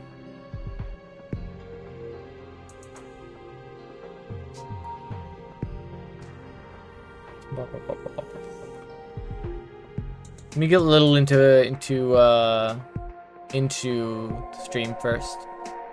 A patient sits in the room with a mask on his face. I missed Voices. you. I missed you too, The Mustard. voices. The inaudible murmurs, the frightening whispers, they worm into my ears. Oh. I told you before. I wrote about this before, but you just missed them as manic episodes. Did you put on the mask? Yes. How else would I know that I was right? And now I know. I never ever heard them so clearly. They are screaming inside my head. They're temptations. They're promises. I just have to let go of my brain. Can you hear it? The benevolent mother is speaking. Benevolent mother. His nails dig deep into his palms, as if fighting an overwhelming impulse. Now, I can write the ultimate paper. The ultimate paper? Who is this mother? She's answered by a loud crash. The researcher throws himself at the glass, gasping in horror and scratching helplessly at the surface. No, I can't say anymore. They see me. They've come for me. Kill me. Kill me now. Oh. It's too late. It's too late to beg for mercy. His scream is abruptly silenced as his head explodes behind the glass barrier.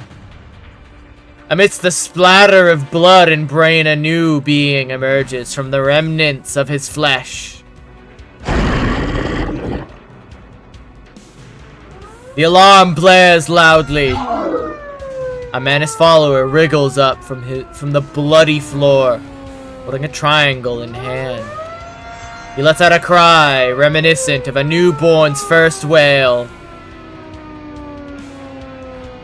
The liaison ends the call, cutting off the horrid sounds on the other end of the phone. Suspend all research on the Manus mask at once. Its dangers far outweigh the potential benefits. Seal away all equipment and share only a controlled account of the incident with others. We cannot afford to have another researcher try on the mask again. Yeah, this is, we know that the Manus masks are, like, sort of beacons, I think? Or that, or they, like, make Manus. Like the Manus monsters. Now, clean this up. Yes, ma'am. The airlock door hisses open. A squad of armed guards storm into the room, under the cover of sleeping gas. On the other side of the glass, the robot turns away from the screen, categorizing yet another set of storm research data as irrelevant, filing it away as a waste in her memory. Another dead end. Poor thing.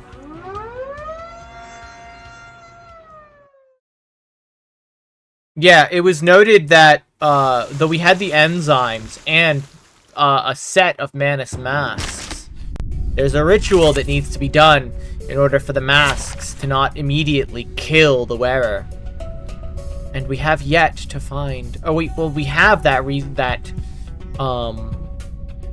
ritual. We have yet to understand the true lengths of the ritual yet. Let's kill this will be time cleared together. easily. This is, like... If we get... When we get... Close your eyes. Semmelweis's Our blood will burn. fucking ultimate. Hi. She'll just clear all these guys in one go. Toes. I'm losing my patience. Freaking dumbass. Toes. I will sense taking a peek inside. Close your eyes. It's worth mentioning that the Manus masks, they the Manus masks, like, they effectively, oh god, we didn't get to use the burst. The Manus masks effectively are like, deterrents for the storm, or anchors in some way. They provide safety against the storm effects. We're not sure how, though. They just do. There's no emergency notice to halt research on Manus Vindictae mass. Yeah. Dangerous wearers, Manus disciples, inner workings. Okay, so Matthew was transformed. William's secured. Okay. The Vienna Investigation Operation Report for public record. News from the front lines. The esteemed Miss Greta Hoffman, a valiant fighter for human advancement, tragically lost her life during storm investigation mission. Investigator Marcus has successfully relayed vital information. It is waiting for support on site. A special operations team has been dispatched post-haste. Please resume work status after reading this report and observe a 3-second moment of silence. Hoffman, deceased. Marcus, awaiting support. I gotta get ready for Kingmaker, Chief. See you later. See ya! Have fun with Kingmaker. Always wise to collect documents. Every potential clue here in future reference. Foreign research. Interesting. Okay. That's a cool little fucking thing that they got up there. Why is the next chapter called Pride and Prejudice? I'm like here for it. But I want to know. I want to know why. Pride and Prejudice.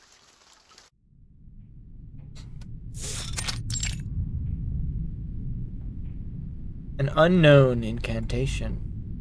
A mask that has proven to be extremely dangerous. These are the only leads they currently have on the storm. Her metallic fingers pick up another stack of files. These are the results of the Manus mask, confirming the presence of asymmetrical nuclide R. The robot studies them carefully. The slit on her face pulses in contemplation. What is the status of the sampling, Simone? Any updates from the timekeeper? For the moment, no. The people on the island are still suspicious of the Foundation's motives, so she hasn't had a second chance to collect any samples. Though she will now. But she has called in an hour ago. We were informed that she will return to the cave shortly. She also warned us that the immunity zone on the island appears to be shrinking. The safe zone is not stable.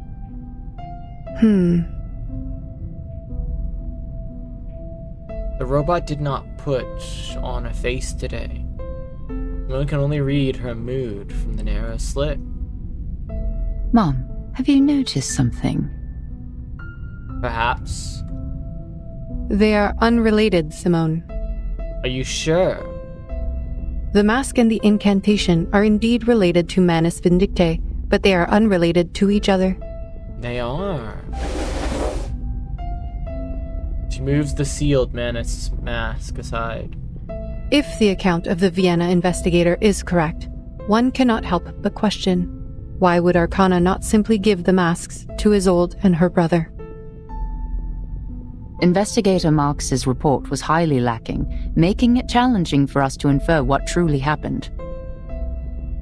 I suppose we can be skeptical that the report is incomplete, but it is all we have for now. She did a good job. I could not have asked for more. Interesting. We all heard it. An ancient miracle. A circle of salvation. The robot extends her hand, drawing an imaginary circle in the air. The leader of Manus Vindictae promised a miracle, but the mask is far from it. The mask is a tool of control, designed to identify and enslave the believers. Matthew has demonstrated its effects for us. But this ritual is different. Do you mean the ritual is more sophisticated than the mask? Interesting. I hadn't thought of it that way. The robot nods approvingly. Perhaps, but it is not entirely definitive.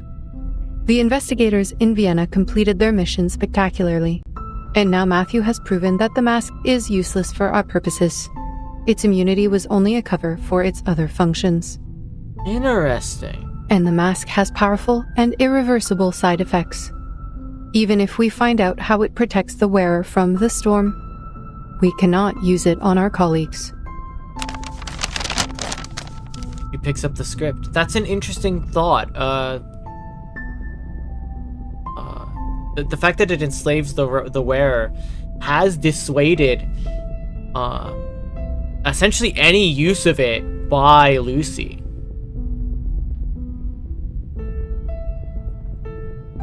If this incantation is verified to be true, it will be our Promethean fire. Interesting.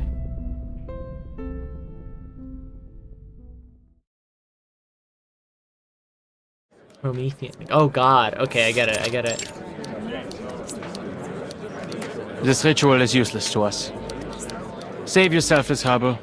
We're not getting anywhere with this. You'll get somewhere, you have to. What?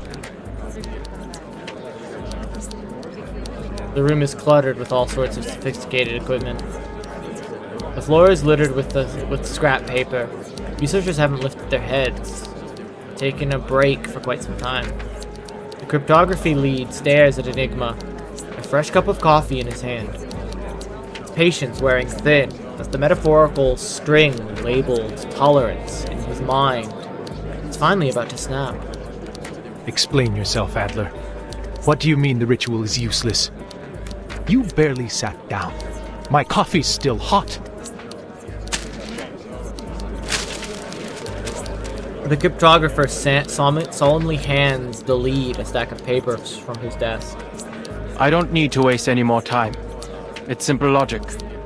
The current information is insufficient for cryptographic decryption. We're attempting an exhaustive brute force, comparing every ancient text and record to find the language or corresponding text. It's like looking for a needle in a colossal haystack. Okay, but you kinda gotta do it. Even if we stumble onto a match, none of us can validate such a thing. A breakthrough in this regard is simply not possible. You can't be serious. Across the room, a man stands up abruptly from his chair, clenching a pen in his hand. And what is the basis of your reasoning? Have you figured out the mechanics behind the ritual? I didn't need to understand the intricacies of Arcanum to deduce this. It was simple logic.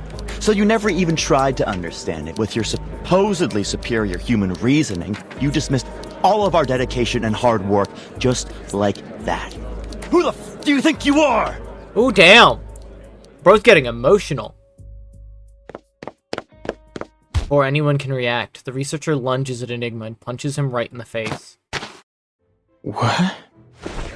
Enigma brings a hand up to his cheek, looking more confused than angry. Matthew was right. You arrogant fools, clueless morons! Get out of my face, you humanocentric narcissist! Go to hell! The researcher snarls, brandishing his pen like a soldier brandishing a dagger. Much to his frustration, his swing loses power mid-air. Another causality of the neck and shoulder pain that plagues this office. Enigma narrowly avoids the attack, bewildered by the turn of events. Damn. Was this really necessary? I was just sharing my conclusion. Oh, it was the mask. I should have thought of that. He worked in the same lab as Matthew, and he must have been exposed to the mask. Okay. But his physical exam seemed fine. Is there an incubation period? Does he seem fine to you now? Huh? No! Williams! Put that down! That's the only Conway Automaton 5 left after the storm. He's met with a guttural growl, following by the deafening crash of metal against the wall. The machine whizzes past his head and shatters to pieces on impact. The cryptography lead can feel his sanity teetering on the brink. He staggers towards the door, frantically smashing a big red button on the wall. Security! Security! We've got a code red! I think the wild part about this guy is playable. We know he's not some weakling.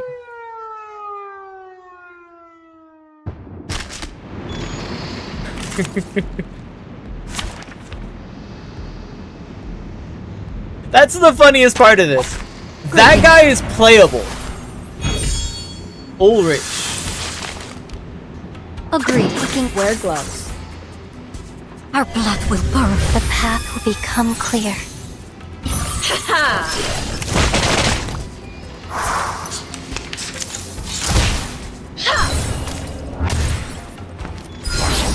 I hope and sterilize. Close your eyes. It will all be over soon.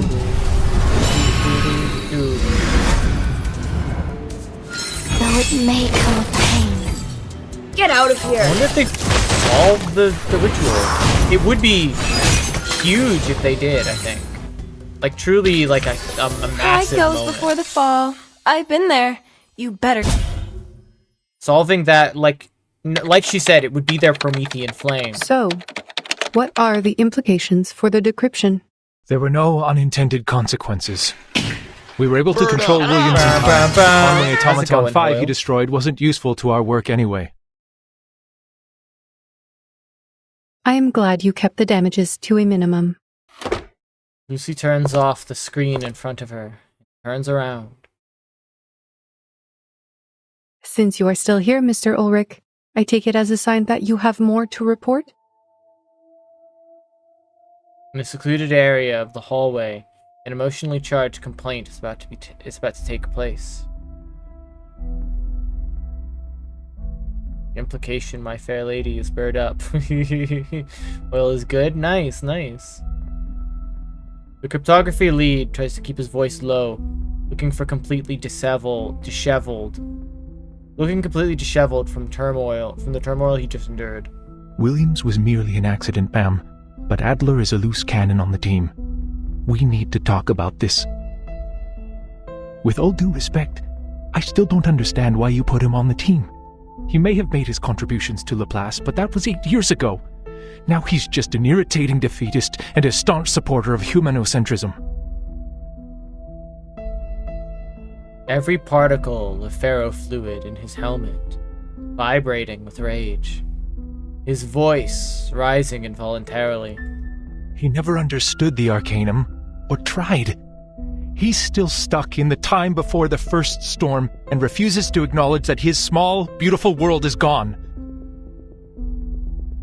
How can someone like that help us? And he's got a point! Like...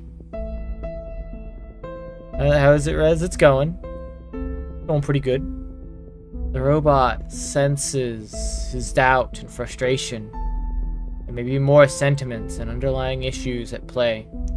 Pauses for a moment before answering, as if deep in thought. I understand your concern, but I have not heard anything about the incapacitation of Adler Hoffman. What? He got a few scratches at most. The guy barely touched him. So he is fine. I am glad we agree. Is there anything else you would like to report? God damn. Okay, this is a little fucked up. I get why she wants him to work on it, but it's fucked up. The robot waits 5 seconds for an answer, but there isn't one. This must be the social cue that it's her turn to speak up. His lack of knowledge on Arcanum is exactly why we need him. His human perspective will offer valuable insights on arcane rituals. Will it? Will it? I don't know if I agree. In fact, I think I disagree. I don't think that his human insight will provide much. He doesn't know anything about arcane rituals. Okay. We'll see. I'll eat my words if you're right. The results of this study will not only be used to save Arcanists, but also humans who share the same world with us. The cryptography lead tries to argue further, but Lucy is certain the issue has been sufficiently addressed. We are racing against the clock, mister, and your report on personal disputes and racial conflicts has wasted 2 minutes and 37 seconds of our time. If he refuses to cooperate, you have every right to remove him from the team. That is your responsibility. Oh. From the other end of the corridor, the subject of their argument approaches, looking deeply upset and clutching a stack of papers. Clearly he has heard every word they just said. I am relieved that you survived your altercation. What would you like to report? Well, speak up!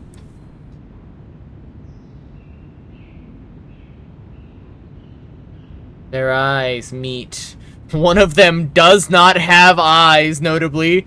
His head is ferrofluid in a jar, making both of them squirm uncomfortably. This is undoubtedly the most awkward moments in both their careers.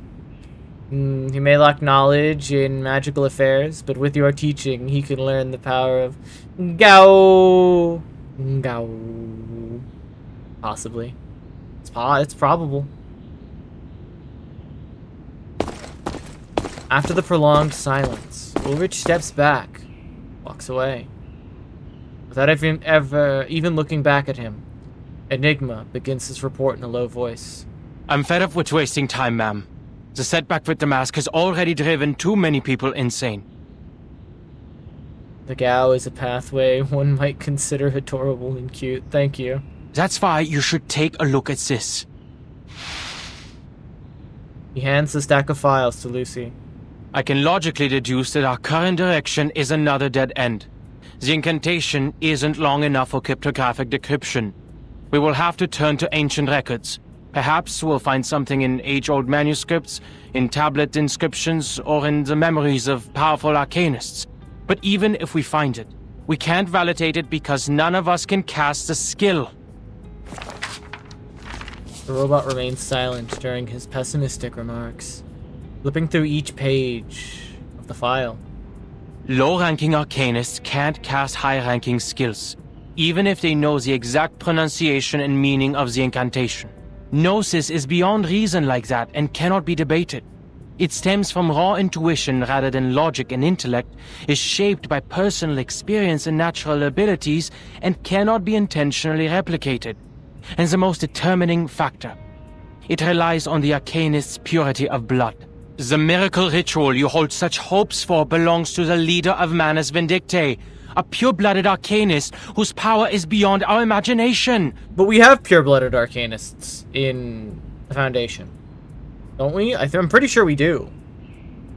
It's like asking a toddler to solve Goldbach's conjecture. It's completely beyond the boundaries of our limits. We also don't know that. But you are not an arcanist. Why should you play by their rules? Just do it, yeah. The man is taken aback by her question. Something he's never considered before. You are right. Arcanists differ due to their purity of blood. Researcher Medicine Pocket has already reported the linear correlation between the bloodline of an arcanist and their abilities, and has drawn a conclusion 10 times more extreme. Then you should listen. That's their area of expertise. That is Medicine Pocket's area of expertise. Her neck moves subtly, almost like shaking her head. We know that our cryptographers do not have the power to validate the ritual, and we do not expect you to do that. All I ask of you is to come up with a feasible plan and to do it as a team. Enigma turns away, repulsed at the mention of team. Lucy finishes reading the report and hands it back to him. Your deduction is logical, but not practical or actionable. Fair, thank you for the hydrate. So I should return this to you. What?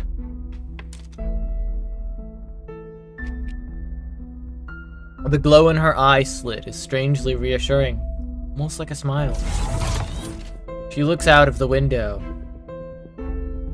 Your logic is impressive, Adler, but do not let it limit your thinking. You spoke of the boundaries of arcane power, but logic has its limits too, no? Knowledge can be obtained through various means, such as intuition, logical reasoning, empirical observations, and teachings from others. Okay. Your team is not the only one cracking the ritual through their own means. If you fail, we will turn to the others, and if that approach is wrong, we will try another. If no solution is found before the storm, We will simply wait for the Marvel next zombies. Nice, nice. one. What matters is we keep moving forward, no matter the cost.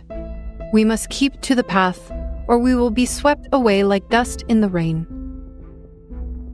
For once, the researcher does not argue. He whistles. He whispers, as if talking to himself. There's nothing like... If one team fails, you can still turn to the others. Warum denn? Warum musste es Greta sein? It's just who it was at the moment. What? Forget it. Just a bitter, irrational thought.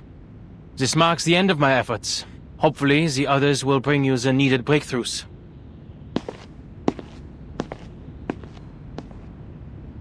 The man walks away in anger. But after only a few steps, a question comes to mind. You've been waiting here for a while. Are you expecting someone? You aren't the type to waste time listening to us whine, so there must be something here worthy of your attention. Is someone close to a breakthrough? Nothing of the sort. I am recharging. We have a public power outlet here.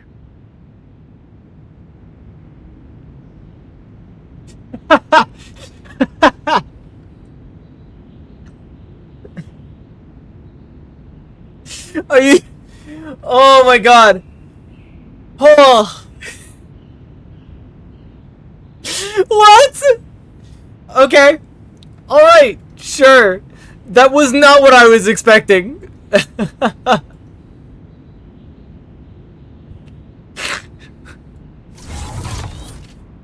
She moves her joints as if standing for so long has stiffened her body. But I am indeed waiting. Okay, that was a joke. The doves of the Whitestone House are here. The sound of flapping wings fills the air. The researcher is astonished as the creature, with a texture similar to plaster, perches on her metal finger. Good. Someone closer to the limit has given us aid.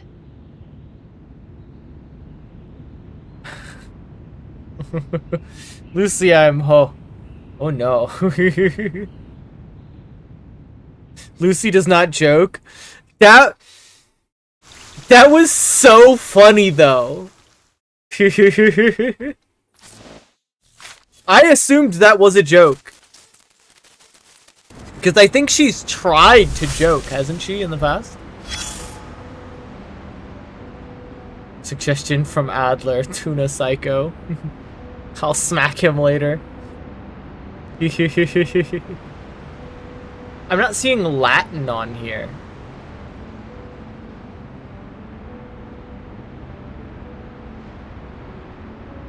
Yeah, I'm not seeing Latin.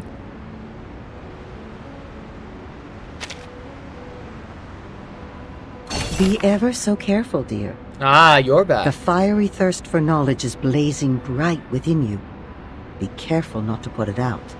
I'll be careful. Once, many fire thieves sat here, sipping coffee, as they tried to decipher the best angle to hold up their reeds, to jam the burning wheel of Helios and steal his flame. The gods are selfish. They're stingy with their might. True. I'm sure the early customers of the bakery share the same philosophy. The line must be respected, however hungry the latecomers may be. There are many fire thieves in the field of science, many more than in the bread buyers in the bakery. Interesting. Take a look at these geeks in uniforms made of aerospace materials. Among them are arcanists in love with science who spend most of their time studying diodes and machines, and humans who are passionate about the future, always finding new inspirations. Elements, lightning, atoms. Perhaps you've forgotten their counterparts in Arcanum, but you must be familiar with them as scientific discoveries. These discoveries are the milestones of progress, sweetheart. The fire thieves firmly believed that they would be able to bring about many more technical revolutions. The 4th, the 5th, the 65,535th. Interesting. Not yet, darling. We've only finished the prologue. However, there is a but waiting down the road. Sudden rain dampened people's enthusiasm for the future. The floppy disks and many clever minds perished in it. Some of the fire thieves grieved the loss. They screamed and swore to retrieve what was lost. What about the rest of them? They returned to primitive chaos, like coelacanths crawling back into the ocean after thousands of years of evolution. Once again, they became the protégés of Arcanum. Okay. Perhaps they made the right choice by leaving that useless science behind. Who knows? The story of the fire thieves has only gone this far, darling. At this point, no one knows what will happen to Prometheus or what's inside Pandora's box. True.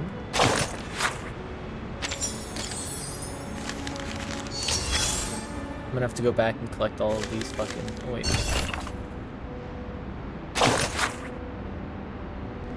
Failure report.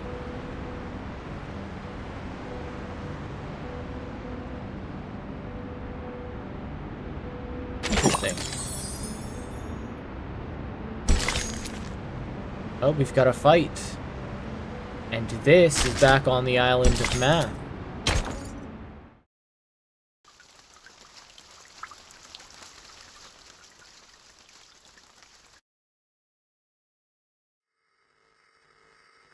Any news from Zeno? They are moving as planned. The deployment will be complete within 2 hours. What about Arcana? Same old. Question. Standing still on the rock as if she's a part of it. Soaking up the salt in the wind, I guess. Sonetta fiddles with the communication device, making sure Lilia's voice is loud and clear. Now Regulus can hear their exchange with perfect clarity. She's found herself a good spot, overlooking all of us from up there. The center of the island where the number people are heading, the entrance to the cave where Vertin and 37 are going, and the beaches in the storm. Nothing escapes her sight. Impressive! Maybe Very. she's planning her escape. Is she also going to swim? Huh. It seems like we're in for a swimming competition. Speaking of which, it would be nice if those tortoise slowpokes could swim a little faster. He hangs up and resumes surveillance of her target. The next 2 hours are critical. The islanders are busy with their cleansing ceremony, while the outsiders are preparing for their departure. Look, Sonetto, I understand your plan now. But I still can't shake off a bad feeling about all this. Don't worry, Regulus. We have gone over this many times. Okay. The margin of error should be below 0.00025%. I'm confident that it will work. Okay. I know. Spare me with the numbers. I know I can rely on you. She waves her hand quickly, as if swatting away the numbers like flies. I'm still worried about Vertin. Will she make it back in 2 hours? If she will be fine doesn't come no matter back in what. time, who's going to take charge and guide us? We'll have to steer our own course, won't we? It's time to lock in, Regulus. Yes. Sonetto nods. Laplace is gathering every piece of information they can find on the storm. The discovery of the asymmetrical nuclide R was already a remarkable breakthrough. It would help the immunity research a lot if the Timekeeper could find something useful in that cave. The pirate is not satisfied with the answer. Evidently, she has a strong opinion on the matter. I don't think she's going to have a lovely time there, judging by what happened to me last time. True. Having spent the longest time there, undoubtedly the most qualified to comment on the subject. Is it just me, or do you also find this a bit fishy? The dangers aside, using an answer as a reward? What? Is this deity some sort of answering machine? Yeah, probably. In fact, why would it Apeiron is surprise a you? philosophical concept introduced by the ancient Greek philosopher Anaximander, which means the origin of everything. Interesting. It is the physical manifestation of the boundless, the indeterminate, and the infinite. Everything arises from it and returns to it. But it appears to serve a more practical purpose for the believers on this island. Alright. I'm listening. Miss Marta told me about this. There are limits to the knowledge one can acquire, even when using numbers, which are considered closest to the essence. Mm-hmm. But Apeiron is a boundless, limitless existence. If we wish to seek knowledge beyond our own limitations, we must turn to it for help. Okay. Baller. I like the idea of that. She faithfully recites what she learned from the teachings of Apeiron. Apple adjusts his bow tie, grateful for her contribution. To the best of this Apple's recollection, the more ancient, abstract, and intangible an entity is, the more likely it possesses arcane powers beyond our fathom. By communing with the supreme existences through sympathetic magic, worshippers could gain the guidance of their transcendental gnosis. They would, of course, exact a price from the worshippers as well. Price? Just hearing the word makes her heart sink. Could you be more specific on that, Mr. Apple? I like how it is just now occurred to Sonetto that, oh wait, there could be a cost involved here. What's the price? Lives or something else? I love how Sonetto had not considered that previously. Jump over here!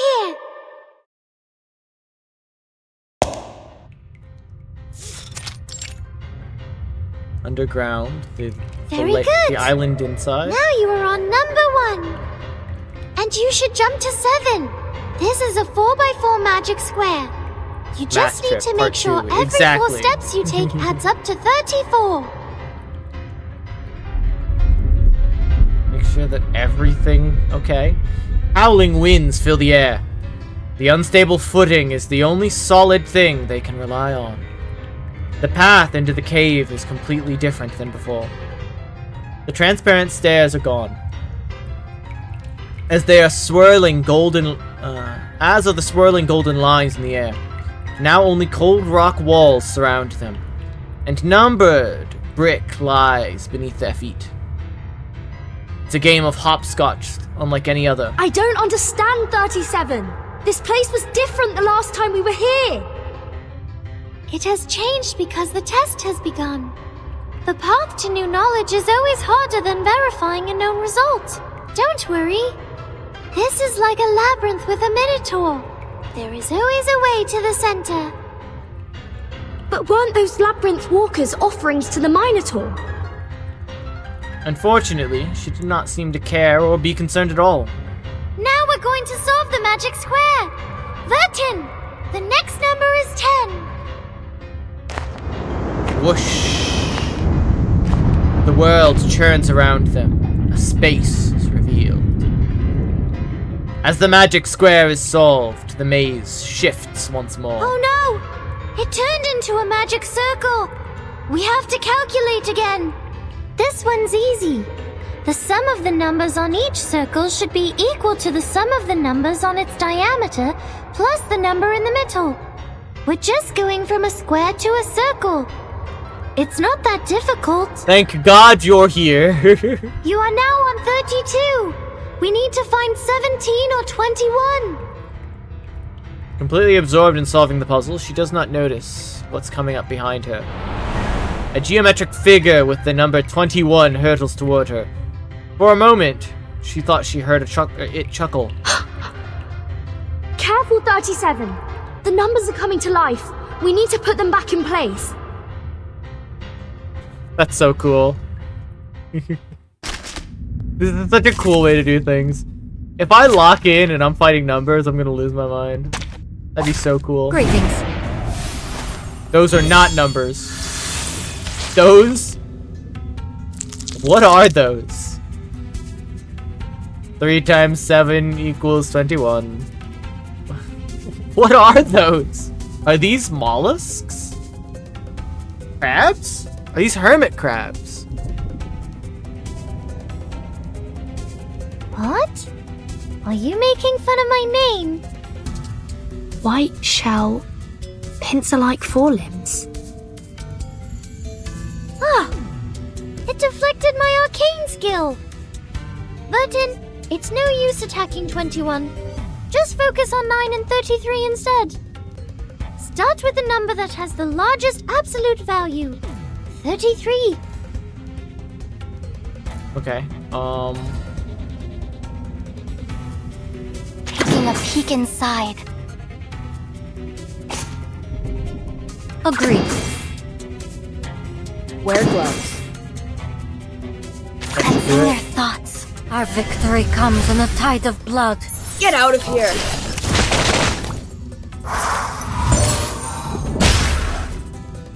that one's like nearly dead. Freaking dumbass! Ugh, freaking dumbass! I hope you like a splash of red. Everybody gonna die here but me. Taking a peek inside. Close your eyes. It will all be over soon.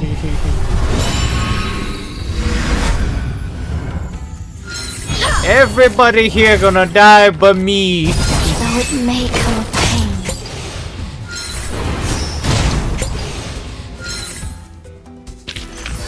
Pride goes before the fall. I've been there. You better take it. I love Dimension 20, dude.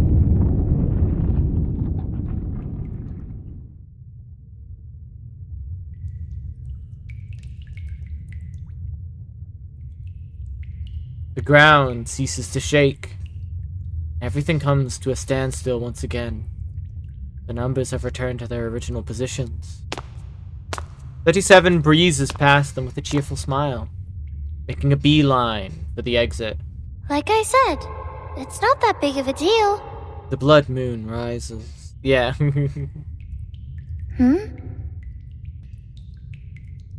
She stops. Before the gate stands a familiar figure. I thought the next question would be the Ford Circle, the Monster Group, or Hilbert's Infinite Grand Hotel. I never thought it would be 6. Hello, 6. Are you the real thing? Why is 6 here? Hello, 6. The numbers, Rez. What do they mean? Yes, I'm the real 6. Okay, why are you here? The game was like, this guy's also playable. When it comes to the essence, we are all shadows cast on a wall by a flickering fire. How do you know you're the real 6? Not how do we know you're the real 6. How do you know you're the real 6? That would be the reply. That was too much to take in. Even 37 couldn't help but step back. Did you just smile? Now I very much doubt that you're real. I didn't. And I am the true 6. This gate has always been guarded by a 6. Okay. The leader reverts back to a blank expression. 37 doesn't seem too thrilled to see her friend here. I have a bad feeling about this. I think the question we're about to answer will be very simple. It's just a formality, isn't it? You'll ask a question and let us through. I've seen you do that on other tests before. Formality is also important. He's right, I suppose. No, only the essence is important. Oh my God, only the forms are important. I still have that? That is still an alert on my stream?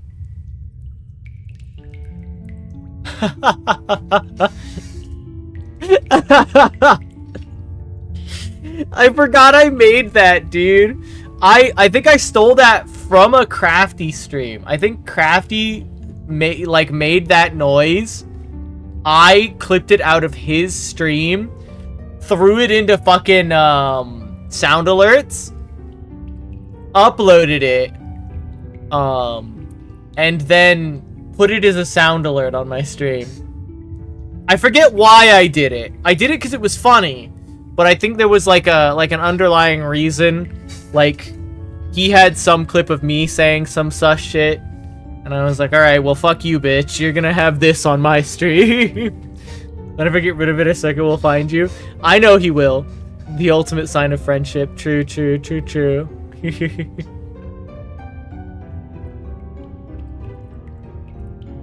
Hello, demon. Thank you for the head pat. Six shakes his head, showing no inclination to continue the debate. This is I'm a off. question Have a lovely about the rest of essence and stream. forms. Thank you, 37. Please pay heed to it. As for Miss Vertin, Yeah, go check out Demon. we only expect you to lend a patient ear. Very well. 37 looks at 6 with determination. The same look she's had when she faced that challenge in the game of Kotabos. She's confident that she can solve any problem that comes her way. 37.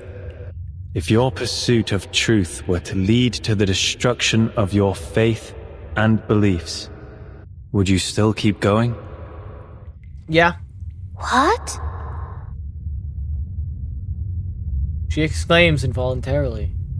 What kind of question is that? If the truth was to reshape or recontextualize your beliefs, would you still go for it? I think, like, if I could know the truths of the universe, whether or not that recontextualized my, like, view of it all, right? I would probably still, like, say, yeah, sure, I'd want to know. Even if I'd end up regretting it, right? I mean, like, I'd still want to know. Like, let's see if I had gone through all that fucking work to get there. Oracles at Delphi. Interesting. You know, okay, so there was a famous oracle of Apollo at Delphi. The city. This is real world talk now. There was a famous oracle of Apollo at that city. People would travel from far and wide to visit the Oracle of Delphi.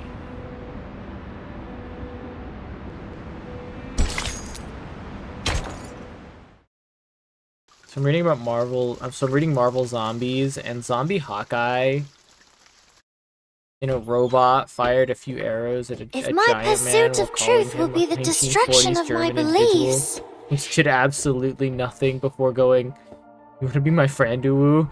That's fucked up. The Hawkeye slander is crazy. No, it's deserved. She shakes her head repeatedly, looking more perplexed than when she checked the Manus follower's math homework. I came for the truth, and my faith is the truth. Why would the truth be destroyed by the truth? If it's because I did the calculation wrong, I'll go back and do it again. And next time, I will do better. An answer without hesitation, causing the gatekeeper to pause for an extra moment of silence. What if the essence of truth is there is no truth? Oh, not the answer to the question is there is no question. I'm sorry, that there is no answer. Isn't that also a form of the truth? Its non-existence is an answer in itself, is it not? You're speaking like 210. Are you really 6? Damn, she's really hitting him with it. Gets worse, my man. Before all of that, he got separated by his body and was buried under rubble for years. Going insane. Damn. 37 clearly runs out of patience with the sophistry. She stares at 6 in annoyance, trying to detect any sign on his face that he might be playing a joke on her. I should be more specific. You may see it as another allegory. A gate stands before you. Open it, and you will find the truth you seek. But at the same time, the world as you know it will crumble. Will you still open it? 37 blinks. This time her answer is even more clear and resolute. Yes. If my world changes because the truth is revealed, doesn't that mean my previous understanding was wrong and should be corrected? Yeah, she's got a point. If what's behind the gate is really the truth, why would I give up the truth for falsehood? I see. You've passed. As a reward, I will bestow upon you this sacred ritual. It's a scroll. It will bridge the gap between you and the supreme existence during communion. This game is so you it hurts. The dialogue, dude, it's so good. This game is so good, dude. It's such a good game. It's like I love this game. This game has stabbed me directly in the heart several times. A gilded scroll is presented to her. This was made for you. I think so. I think this is the exact kind of person that I am. This game was made for. Wait, it's written literally. Yeah. So metaphorical. So fucking all of the chapters are named after books, like pieces of literature. Prisoner in the Cave, Elusive and la Stelle, El Oro de los Tigres. Fucking all of the there's so many literary references in this game. It's so funny. I love you, you huge nerd. Thank you, Mustard. I love you too. The winner only furrows her brow even harder. Was that it? You didn't even ask a question that posed a real challenge. Some people would say no to that. See, Vertin? I knew this was just a formality. Damn. Vertin? Girl, chill. No, 37. I think this question... 37. 6 interjects. There are some words I'd like to share with you. Used to read so much, damn son. Now I just want to eat a book. True. Not as 6, but myself, who used to live under the name Atticus. Like in my gym partners at the Monkey. We know the story of Socrates' life. Books, yeah. How truth and politics are at odds with each other. That is true. Either be wise, uninvolved, and look on, or be practical, involved, and suffer. I hope you will remember your answer when the defining moment comes for you. He leaves. The game has been a disappointment. 37 frowns in frustration. She keeps a tight grip on the scroll. The gate in the center of the circle has swung open, but the path ahead is still shrouded in mystery. I still remind me, his mention of Socrates is very funny. The story of Socrates is an amazing one, and you're gonna have to bear with me as I have bent down to pick up my charger because my phone is almost out of battery. So my mod will probably freak the fuck out. Socrates essentially, if I remember correctly, was forced to kill himself for some reason. I believe it was he was right about something, and the Greek or the like Athenian aristocracy or whatever was not a big fan of his version of the truth. So they sort of like politically shamed him into committing suicide. I still remember watching a video with a guy saying, I don't remember the context of the video, but he said, those Athenians, they really made Socrates kill himself. I still ain't recovered from that. I'll still be holding a grudge. I don't care if they're long gone.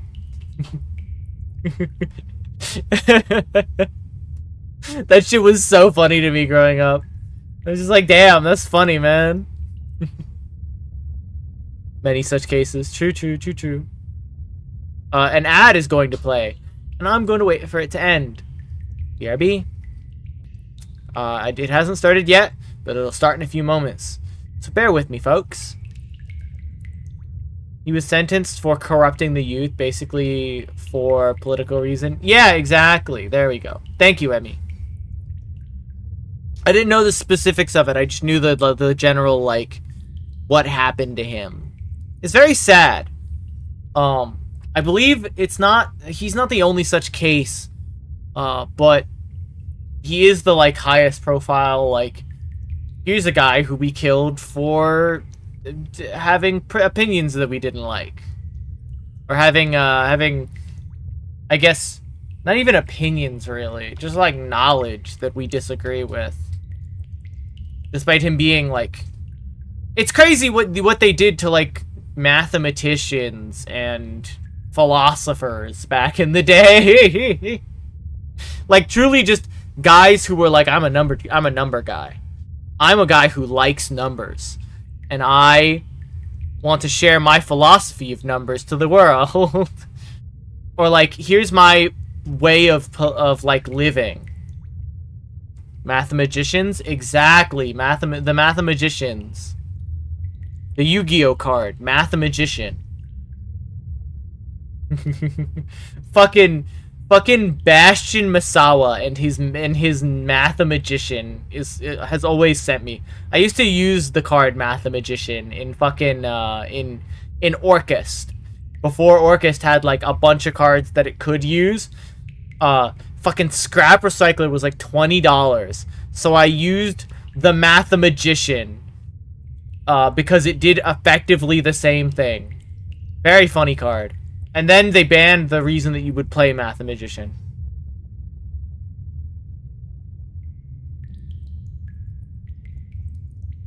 He had several... Oh, yeah. So... Yeah. I remember. He had several chances to run away. In fact, they had intended for him to run away because he was like, they didn't hate him, right? They just... No, they did hate him. They hated him, but they recognized that he was a genius. But he decided, fuck these guys, I'm gonna die, because that proves my point, that I'm not a coward who would run, and would die for my beliefs. Which is, yeah, true.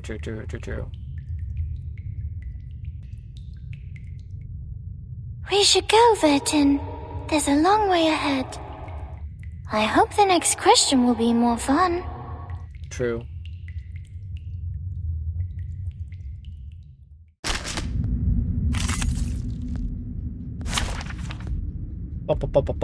So you might wonder, why am I doing this today of all days?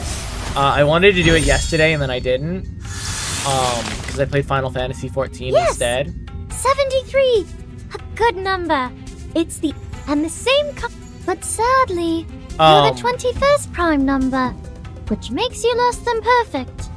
Vertin, let's start with 73, because it has the largest absolute value. Nice choice, Vertin. You are a quick learner.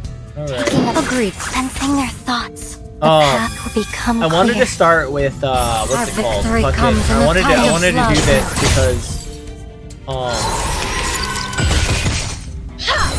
honestly, I need stuff to do in this game. I'm losing my patience. I need gems.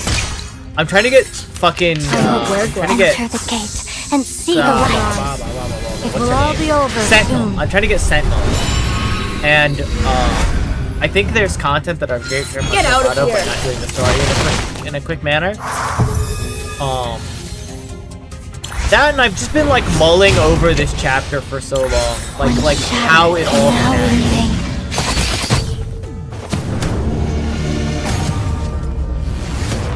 I need to know, you know what I mean?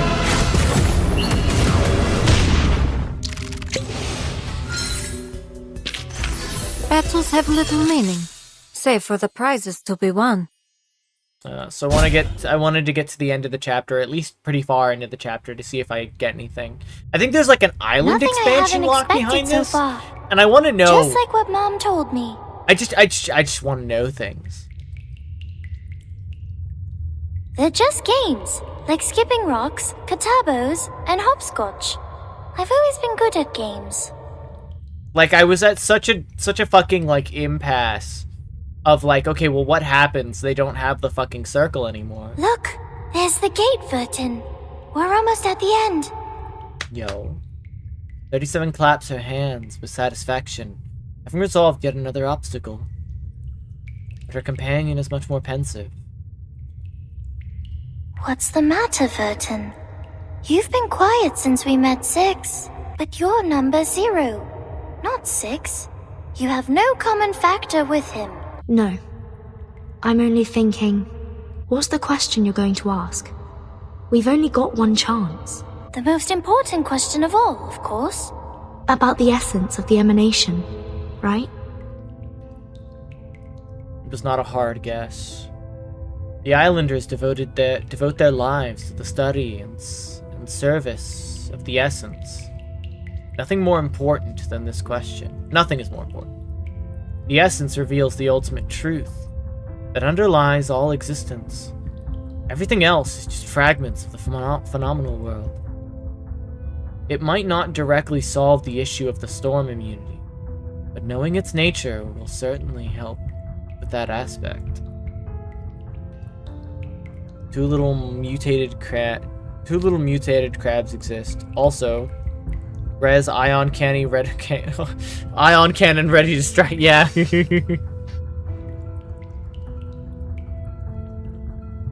And it's the key to solving not just one problem, but many others. Well, the essence of it is important. But one day, we will eventually come to understand it. Even if we leave it alone for now, it will still be there. Yes? Yeah. I think so. He seems to have something else in mind. I can't stop thinking about Regulus. Despite being so close to the answer, she turned back in the cave, determined to earn the answer rather than receive it on a silver platter.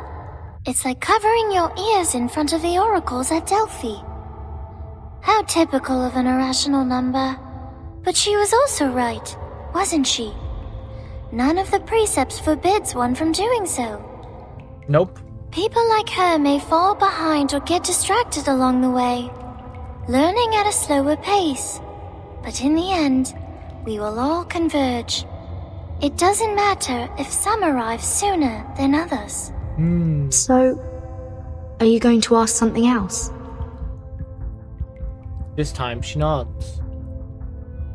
Yes, I have come up with a better question.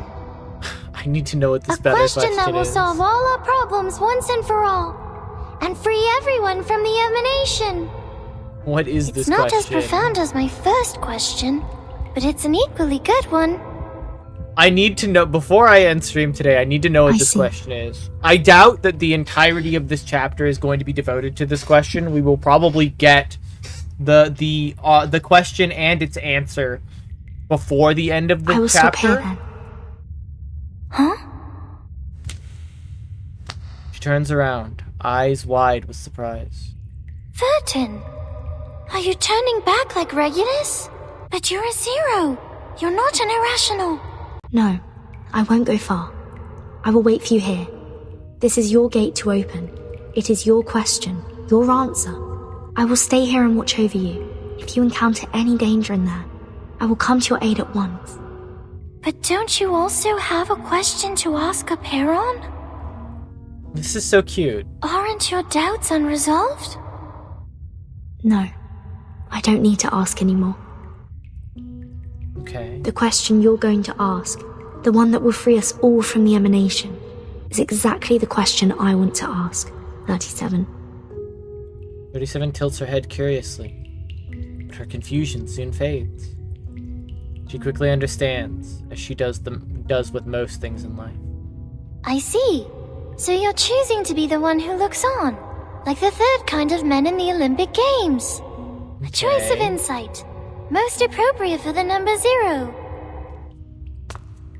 Without further hesitation, she turns and steps forward into the final gate. In that case, I will see you later then, Vertin. See you soon, 37. Putting the suitcase down and breathing. Put the suitcase down and breathe. Be ready for anything. Will this really be the collapse of her world as she knew it? Like Six said. I'll be here to hold the umbrella for her. Need to go back and replay that. Will this really be the collapse of her world as she knew it? Like Six said.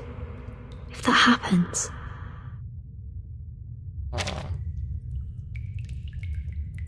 She's getting ready to comfort her when the truth arrives, I guess. When she learns... I think what she's going to learn... Okay, so don't... Emmy, I know you're here, don't say anything. I think she's going to learn... I get the feeling that she's going to learn one of two things, right? She's either going to learn that there is no truth of the storm. And that... like... I'm not gonna speculate. I just want to know. She's gonna learn something that, like, devastates her, I imagine. Unspeakable, indescribable, untouchable, unsurpassable.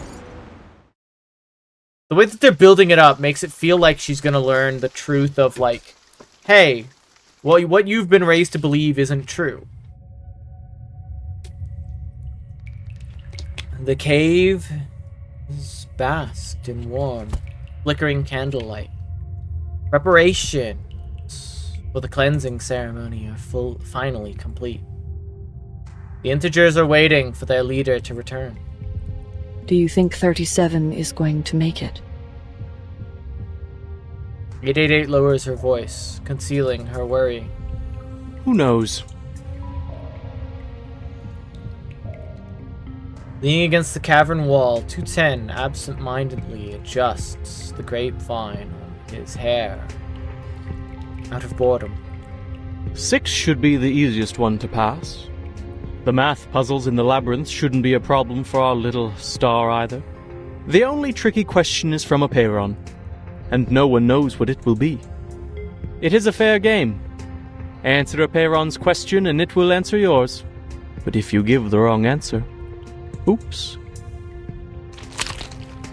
He pinches a grape between his fingers and crushes it. Its juice splattering onto his hand. It'll hardly be a graceful end. You are gross. Thank you. 888 shakes her head, not even bothering to hide her disgust. We know little about the test. The last person to pass the test was 300 years ago. Oof, that was a long time ago. The price of failure was high. For the longest time, the Sixers forbade people from risking their lives for it. Well, 6 lied. Someone passed the test 4 years ago. An unexpected piece of information. Even 210 straightens up in attention. Banshee gazes into the distance, watching the shadows cast by candles dance on walls. The two of them are so much alike. Their talents, their mindsets, even their first thoughts when facing an impossible challenge. It is an irresistible temptation indeed, with a path to all truths right in front of you, just within reach. Who wouldn't want to give it a try? Who was the other person?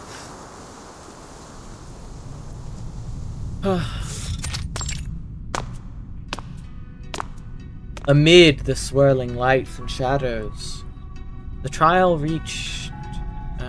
reaching its conclusion. She has reached the heart of the maze, the lair of the Minotaur, where the final challenge awaits. Through the mist, a form gradually takes shape. First, appears to be a scholar and a soldier, but it continues to transform into a king, a farmer, a child, an elder. Finally, it stops and solidifies into a young woman with a sharp and chilling smile. Mama, how are you here? A soft chuckle slips out from the shadow. No, I'm not who you think I am, child. I'm but a shadow, a flicker of fire, bye-bye, a Hoyle. projection before you. The finite cannot comprehend the infinite. Your limited senses cannot imagine what you've never seen, nor fathom what you've never heard. I am the answer to your desperate prayers. I am the blindfold before you see daylight. I'm the reflection of your confused, hollow faces in the water. I am the lingering echo of the last visitor. But you look just like Mama. Eagerly, 37 steps forward. This is the last obstacle of the test. The gate of truth is just ahead, right? And here you are, standing in front of me. Does that mean that you finally reached the transcendental realm? So my conjecture was right, and our model did not fail, correct? The transcendental realm? Oh no. No, the music went out! No! She's dead. She's gonna learn that her mom is dead. That's what's gonna happen. No, this is fucked up. They're not gonna do that, right? No way! The woman's laugh is strange and unsettling. You speak adorable nonsense, my dear daughter. Did you really believe what I said?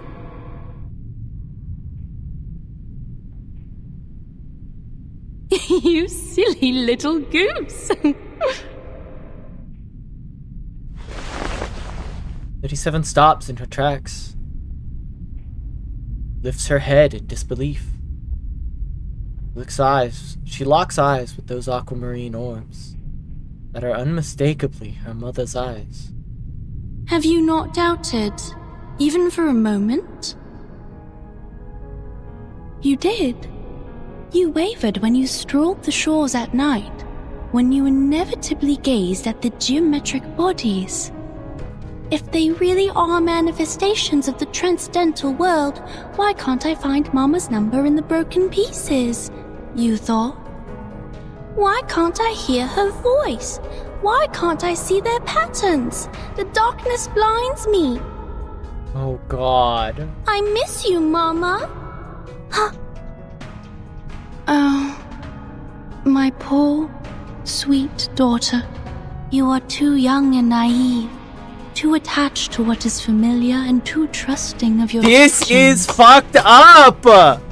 Oh my God. Playing the game about the dead children. Okay, listen. I didn't think they'd do this, okay? I didn't think this is what they do. That's fucked up. They're having her mom deliver to her the message of, hey bitch, I'm dead. Newsflash! Everything you believe, that shit's fiction. What? That's unimaginably cruel. You should have continued doubting instead of following my outdated footsteps.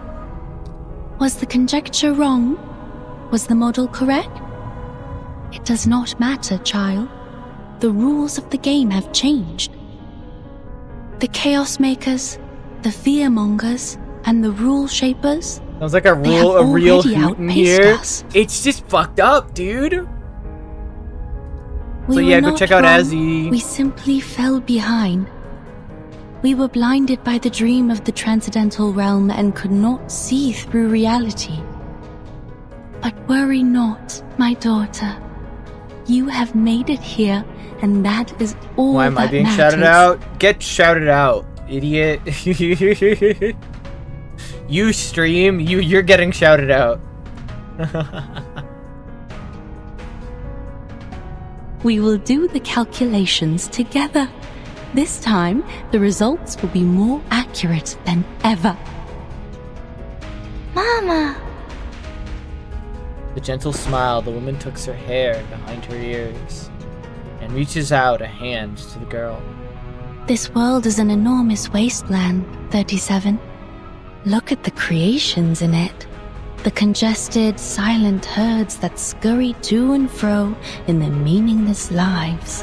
What the fuck? Never have they looked at the stars above.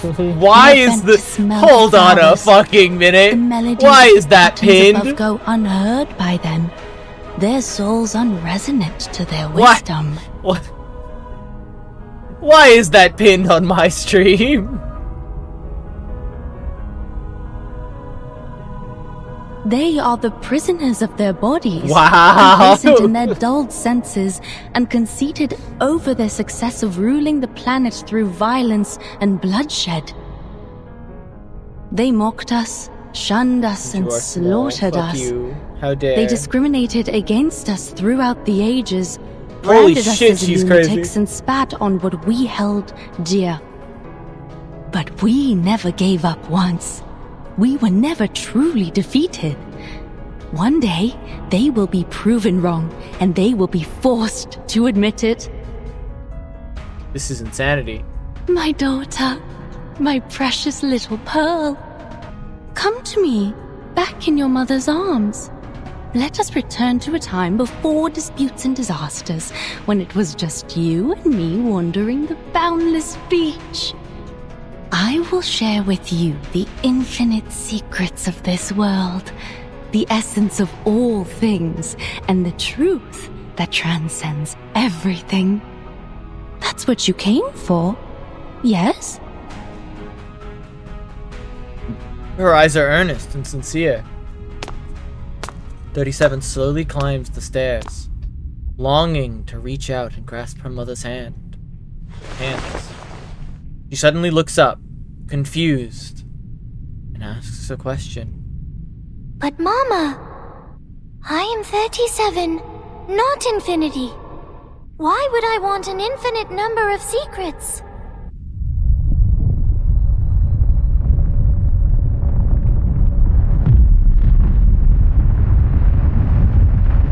The ground, shaking.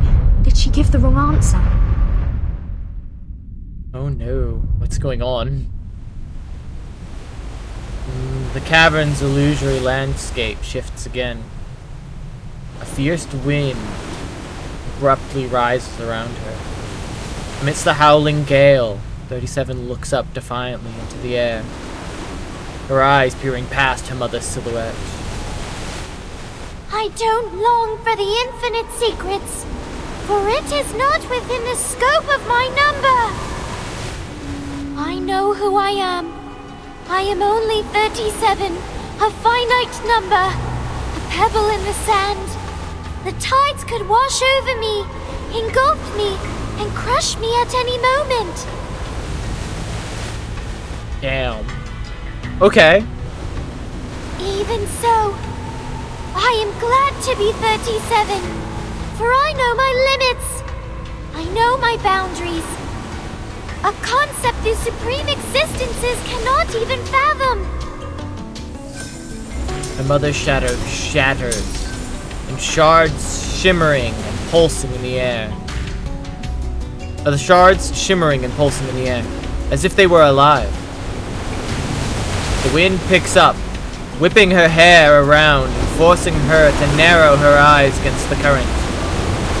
She stands her ground, refusing to yield. Apiron, the Boundless One, I am here for a simple question.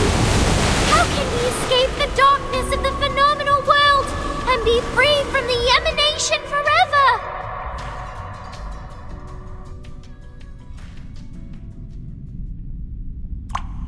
Her voice disappears into the wind, like a pebble sinking into a pond. But then the ripples echo back.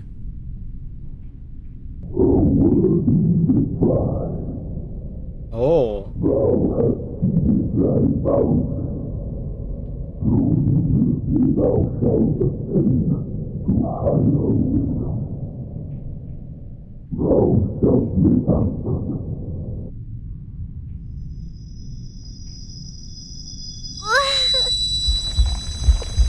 Incomprehensible sounds assault her ears, like ancient echoes rising from the depths of the ocean. They aren't recognizable syllables of any known language, but more like reverberations between layers of rock walls, each note stabbing through her like a dagger. Her breathing becomes labored, and blood trickles from her nose. Dizziness churns in her head, causing her vision to blur and double. How? It clearly promised me an answer. Oh my god, wait, her fucking PFP is fucked up. Okay, what's going on? Because the answer to my question, the transcendental truth, What are you saying? Ah, yes, this scene. That's a scary reply. is outside of our limits too.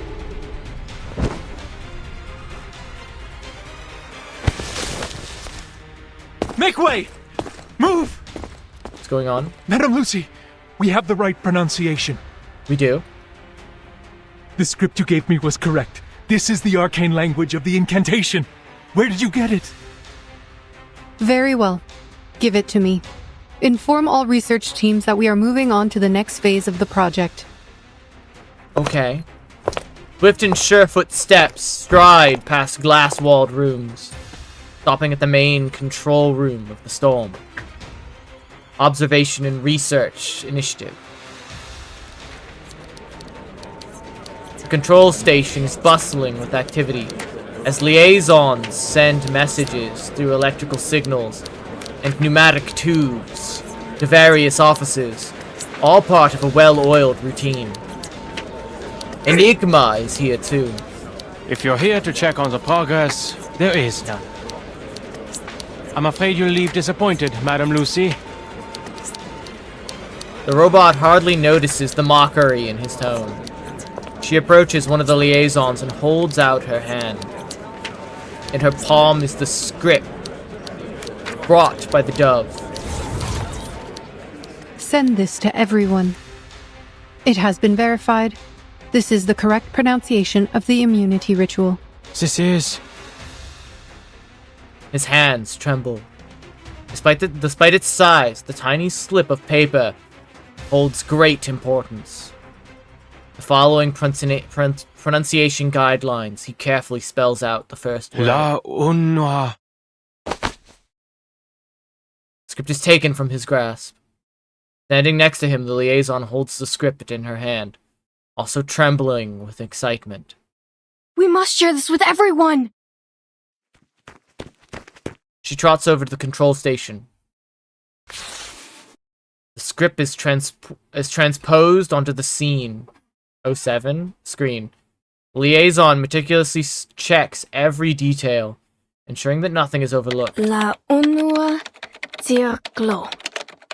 La una circlo. She reads into the microphone, her voice confident and clear. With a final press of the button, she turns away with a satisfied smile on her face. Help!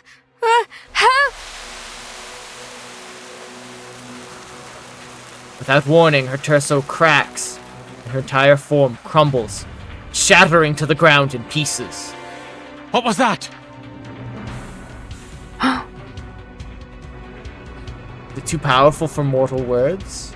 07 Dora? Oh no. All hell breaks loose. The chair scrapes loud against the floor.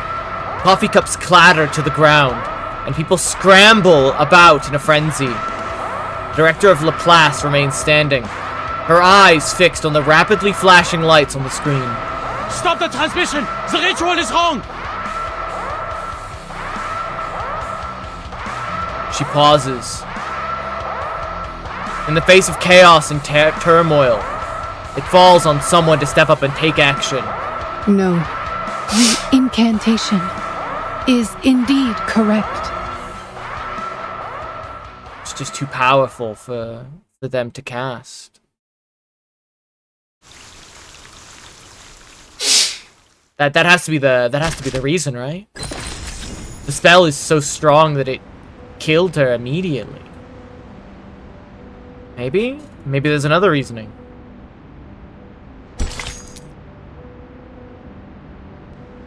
That was wild. She got fucking dusted, dude. Thanos showed up for a second and was like, "You bitch?" Gone.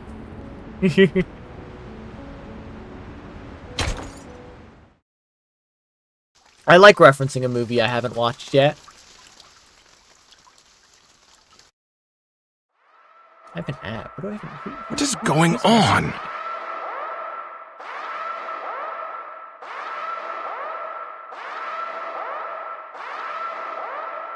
Someone I don't know. Okay. In other glass-walled rooms, researchers look up from their work in confusion. The airlock doors have been sealed tight. Their electronic equipment is flashing erratically. Warning. Warning. At the same time, all of their screens light up simultaneously, indicating the arrival of a new message. Hey Dawkins, forget the outside. Come look at this. Some guys cracked it. They found the correct pronunciation. For real? They better be serious if this is some kind of prank. Despite the blaring alarms, the staff gather around their screens eagerly, getting aloud the incantation that was just sent. La una circlo?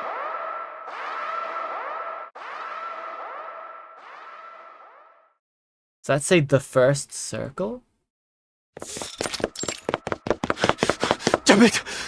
Damn it! Shit! He runs down the corridor at full speed, gasping for air. Just as the airlock door begins to close, he flings himself through. The closest room with glass walls is filled with thick white smoke. He sprints to the door, frantically pounds on it. Ulrich! Dawkins! Victor! Ricard! Are you in there? Listen, if you receive the pronunciation of the incantation, do not recite it. Do not write it down. Do not pass it on. I know we've had our differences, but you have to trust me. I'm trying to save you. A chilling silence looms on the opposite side of the door. The only noise that can be heard is Lucy's emotionless voice coming through the speaker. Warning! Warning! All personnel stay away from their communication terminals. Do not recite any messages on the screen. Repeat, do not recite the incantation. Do not recite the incantation. Do not recite... The door suddenly opens. The smoke pouring out nearly chokes him. Richard? A cryptographer emerges from the thick smoke, his movements stiff and his face expressionless. He opens his mouth to speak. As he opens his mouth to speak, a small crack forms at the corner of his lips and quickly spreads across his face. As if he were made of clay.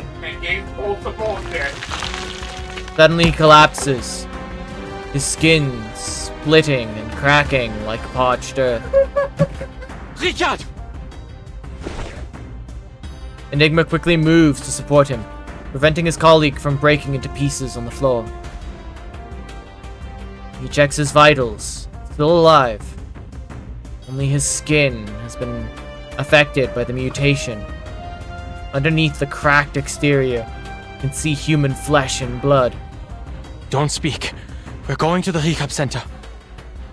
No, you go, Dawkins. Lifting a muddy finger, he manages to point towards the room. Slowly, a monumental figure emerges from the hazy entrance. It's a mud golem, with thick clumps of mud dripping off its body. The only remaining human element is Dawkins' nameplate, barely clinging to its chest.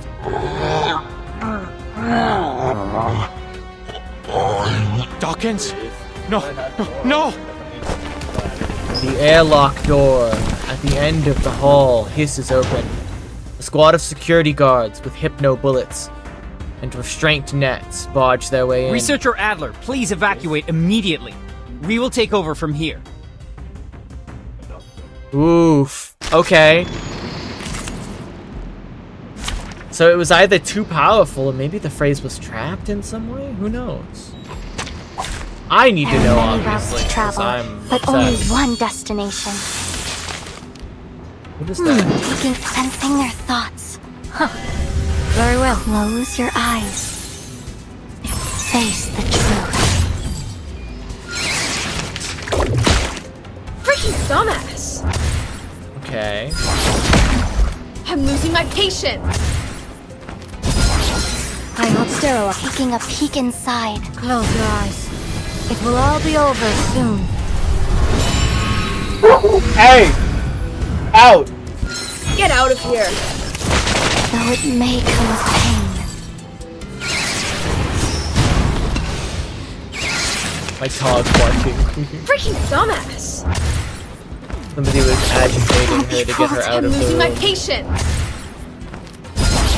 which was not Taking the enter smartest gate plan. And see the light.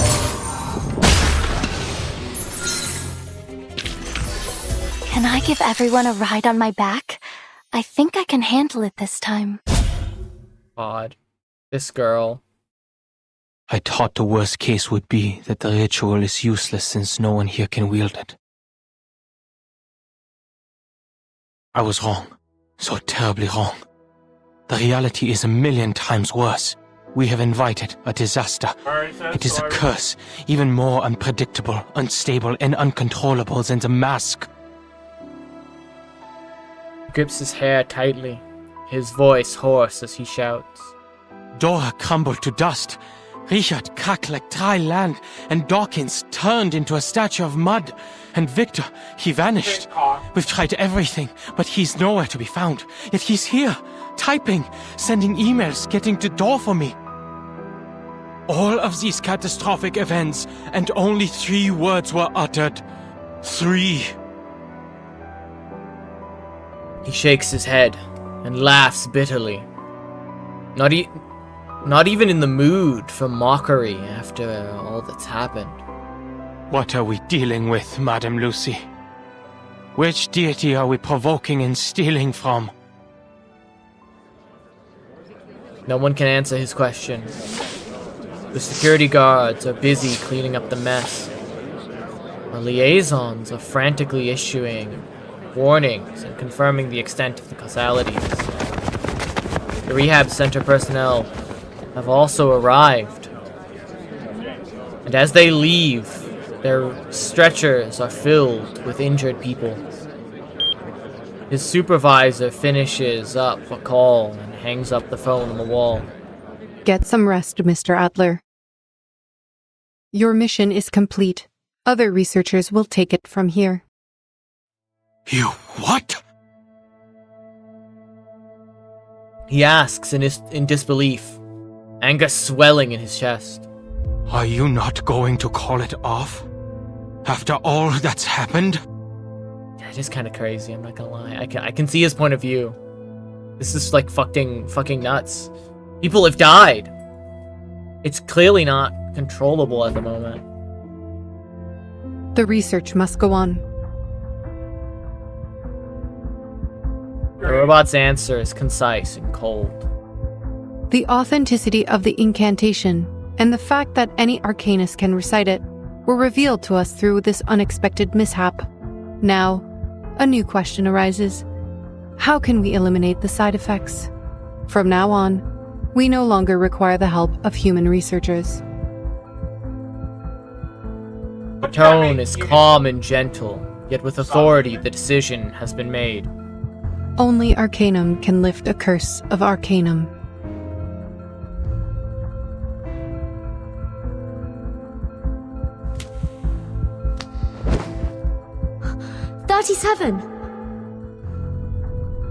The eerie sound continues to reverberate in the cave.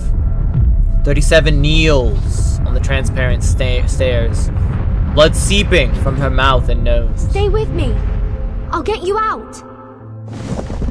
The suitcase, the noise, wouldn't reach her in there. Could be her refuge. 37 suddenly jerks.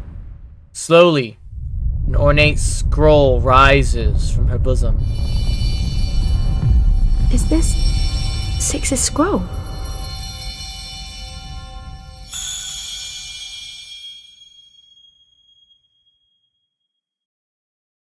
Strange noises begin to fade.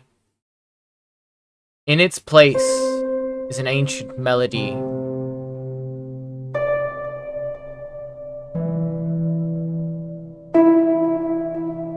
Okay.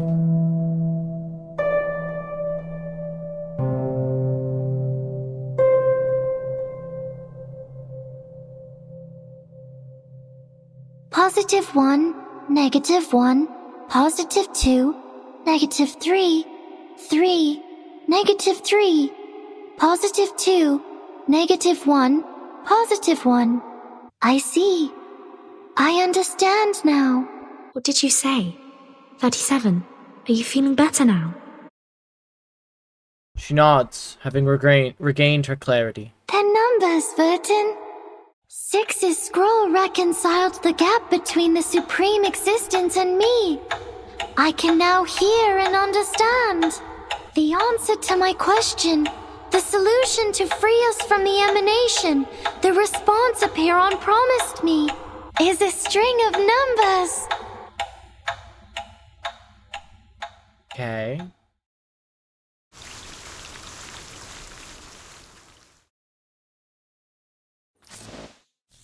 Okay, this is wild, I think.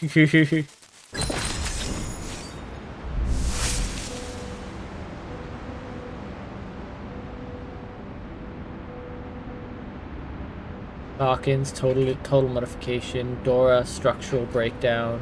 Rickard, indermal modification. Epidermal modification. Victor, loss of observability.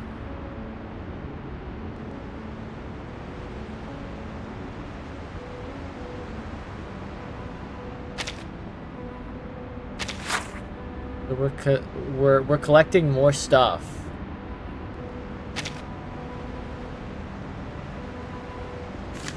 The roiling boulder.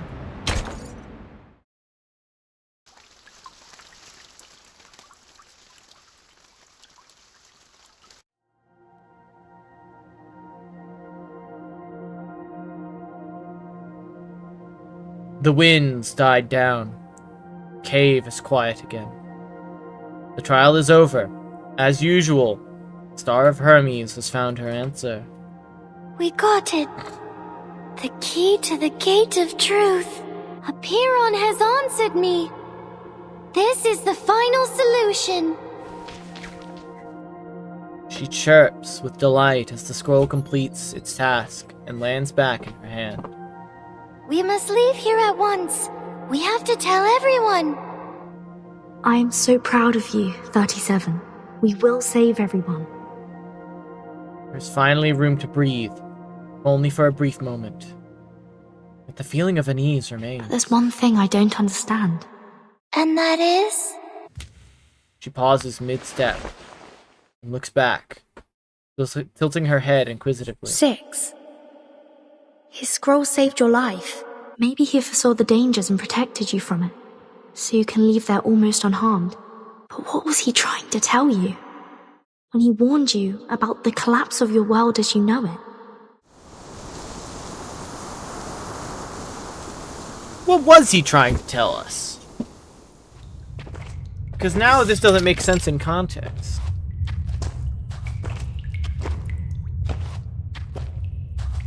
The walk to the cleansing site is long. Only the sounds of dripping water and soft footsteps can be heard in the tunnel. Mind your step, everyone. We are passing the wall of truth. The wall will come crashing down if false words are spoken. Silence is advised here, unless circumstances dictate otherwise. The followers nod with respect. They have walked past the wall of silence, goodness, and wisdom, respectively, as part of the ritual. Only those who embody these virtues can find safe passage to the final cleansing. 888? The custodian suddenly steps up in front of the leader, blocking his path. Forgive me, but this seems to be the right moment for some long-neglected questions to be answered. Okay. As she speaks, a few others emerge from the crowd and surround 6. On the narrow pathway, there is no way to get around them. Perhaps, but hardly appropriate or righteous. We will talk of righteousness after you've shared what you know, 6. You've been silent for too long. 4 years have passed since you became 6, and for 4 years, you have been hiding things from us. The long-neglected questions have created a cloud of doubt between us. And now the boulder of fate is falling on us, and we are teetering on the brink of destruction. It's time to be honest and true to your people, while you still have them. We are the seekers of truth. It is unjust to keep us from it. 88 extends an arm, gesturing to the silent cavern walls that surround them. Let the wall of truth bear witness. I want nothing but an answer from you. I am not here to provoke untimely conflicts. The wall stands firm. The genuineness of her words is not to be doubted. Answer her, 6. You should be glad that I am not the interrogator here, because the wall would have collapsed immediately. The wall remains silent, seemingly confirming the rhetorician's mocking words as truth. You may lie, but the wall will fall. You may stay silent, then I will lie to break the silence and the wall. Or maybe you could outwit the wall with the liar's paradox. Only sadly, I have tested it for you. One cannot deceive it by stating, I'm lying. After all, it's a test of morality, not logic. It needs your honesty, not your wit or anything else. The delicate situation, one that requires precision. The leader remains composed. What do you wish to know? What else? The most important question, of course. The question about the essence. Q10 takes a step, his voice trembling. No longer as calm as he used to be. These questions have plagued his mind for too long. Why has our research stagnated for the past 4 years? Why did we fail to predict the emanation in 1929 and again in this time? Have we misunderstood the premise? What if the emanation is not a manifestation of the transcendental law at all? 6 remains stoic, showing no signs of emotion. Worshippers worship, thinkers think, governors govern, and researchers research. Your questions are not mine to answer, 210. A 6 has no expertise on the study of the emanation. I'm not qualified to answer about its essence. truth is spoken. The silent wall attests to its veracity. Your question is too abstract, 210. The custodian shakes her head and takes a step closer. Don't dance around the subject, 6. The wisdom has been passed on to you, as it has to every other 6. You have inherited not only knowledge and insight, but also the memories of your predecessors.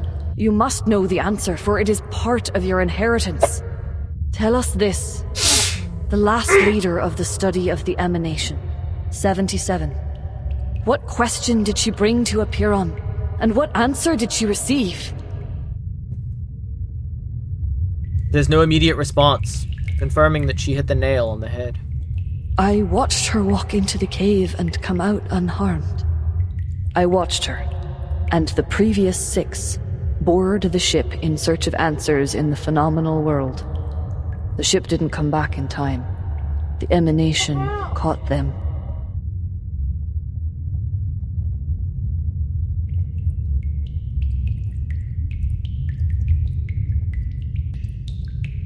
And that was only the beginning of our misfortunes. The model failed. Our whereabouts were revealed. Hysteria now poisons the minds of our people, and the empirical knowledge accumulated over the years suddenly no longer applies to the current situation. Why? What did she find out? Could it be that something's happened to the transcendental law above? Has the truth we believed in changed?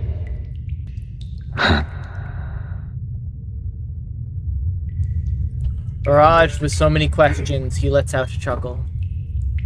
He smiles with relief, like a prisoner finally receiving his death sentence after years of waiting. It has the opposite effect on the crowd. They hold their breath in suspense. Hipparchus discovered the secrets of Route 2 and toppled Pythagoras' school of thought. The controversy surrounding Newton and infinitesimals presented a challenge to the groundwork of calculus. Okay. Russell's self-referential paradox sparked the third mathematical crisis. Though such theory was eventually perfected, the lessons on self-referentiality remained.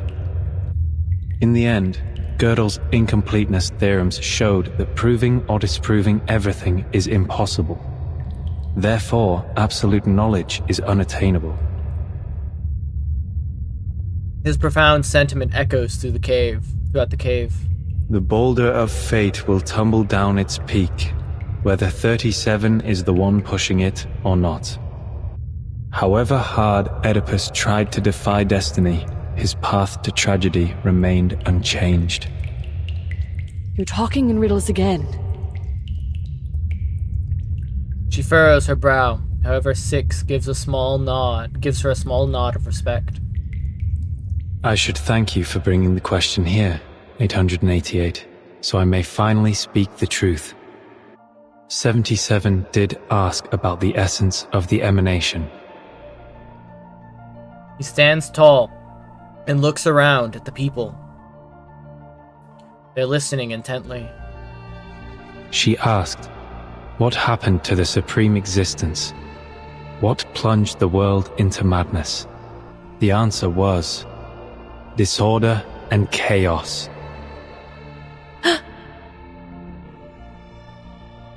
The wall of truth still stands. The trial left behind the ancient sages.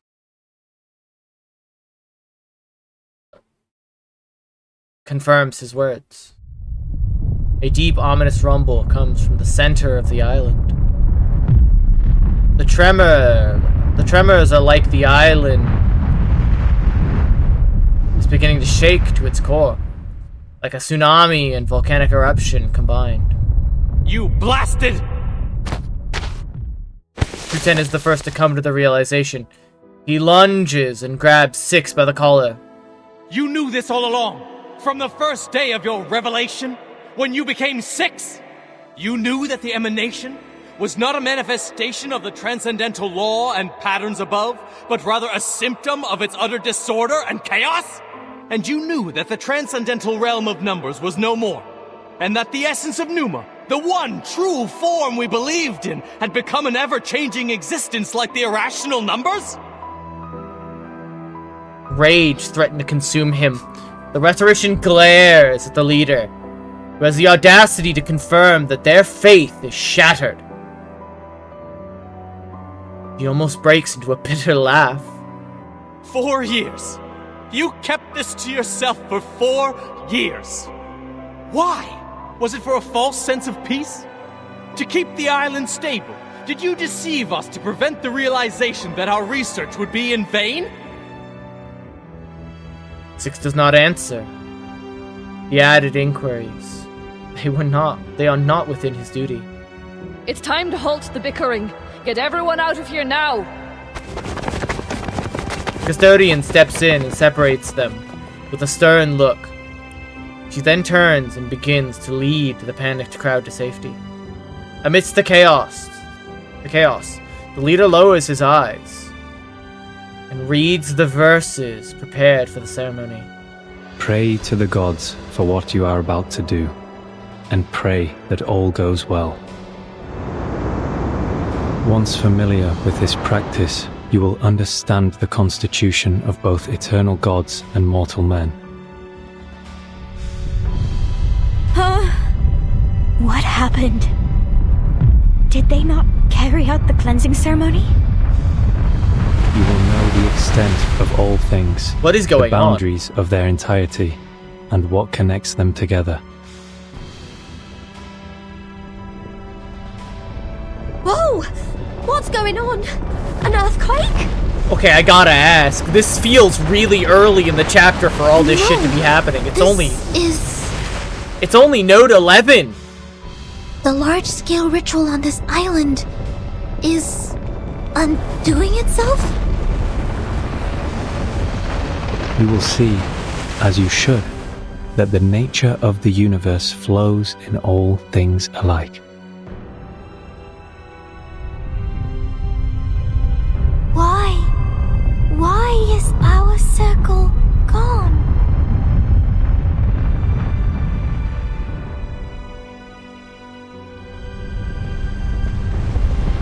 The leader stands quiet and resolute, like a rock by the sea. Much shit will happen in this chapter. Much? Ooh. Watching the fall of the heavenly transcendental. Feeling the tides of change wash over everything. Thus, you will not hope for what is beyond your reach, and you will not be deceived. He rolls up the scroll and ends his reading. Pray, my friends. Pray for yourselves, and pray for everyone. Pray for all the suffering and misery around you.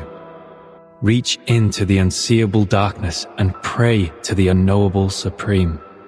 Speak your hopes, for you are a finite creature yearning to transcend its own existence. The determination that once helped us overcome our insignificance and touch the light of Numa should guide us once more. In the darkness, he lights up a torch. Where are you going? To the cave. The trial is not over. The final cleansing is yet to come. There are still duties to fulfill. He trudges forward. With his back to the fearful crowd, he sets off again onto the lonely road into the long night. Okay, interesting.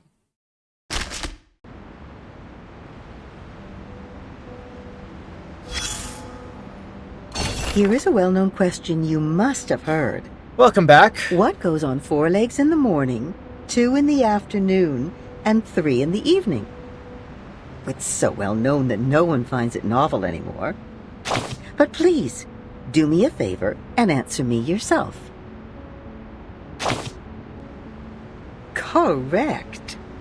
This is the same answer Oedipus gave to defeat Sphinx, thus becoming a hero, but also starting him on his ill-fated destiny. Raise a question, give an answer. This is the most fundamental ritual. Through this, we get nearer to God. Yes. Interesting. A ritual. Whether it is by pouring out I would like to go wine, back to the old slaughtering man. a calf, or circling round a fire with a baby in your arms. Or to just get a It is an new agreement. narrator. That'd be nice A as well. question that demands an answer. Every desire has a price, whether don't it mind is this paid old in lady, wine, blood, or fire.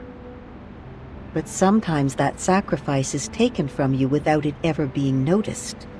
And the treasure you seek might be the undoing of your own desires. Let us take a look at another question. Stranger, what's your name? Cried Polyphemus. Nobody, Odysseus answered. And it allowed him to flee the Cyclops cave, safe and sound. A human being and nobody. Two answers that could not be more alike, yet both were bound to fate by their answer. Interesting. All right, dear. Time to call it a day. As for you, you'll get the answers you seek. You've already paid the price. What do you mean by that?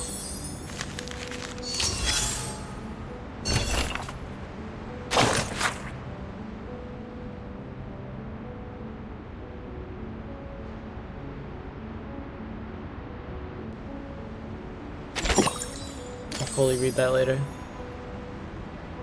Where are we at? One more and we'll get a little bit of gems.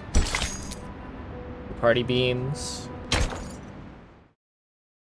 This is such a chapter. So much stuff has happened in this chapter, truly.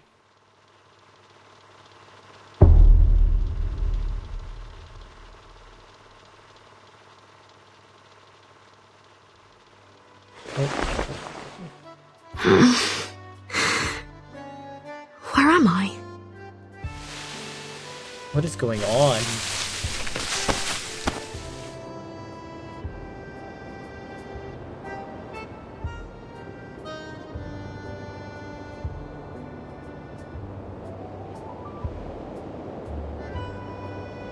Charon's coming out apparently. Interesting. Did the earthquake do this? I was in the cave with 37. What the fuck? Is the timer broken? Hey, Vertin! Here you are! A familiar shout is heard in the distance. Yeah. Come! People are waiting. The feast is going to start. The feast? Feast? Yes! Today's the big day! We're celebrating because we kicked Manus Vindicte off the island, found the key to storm immunity, and saved the Numbers people from great disaster.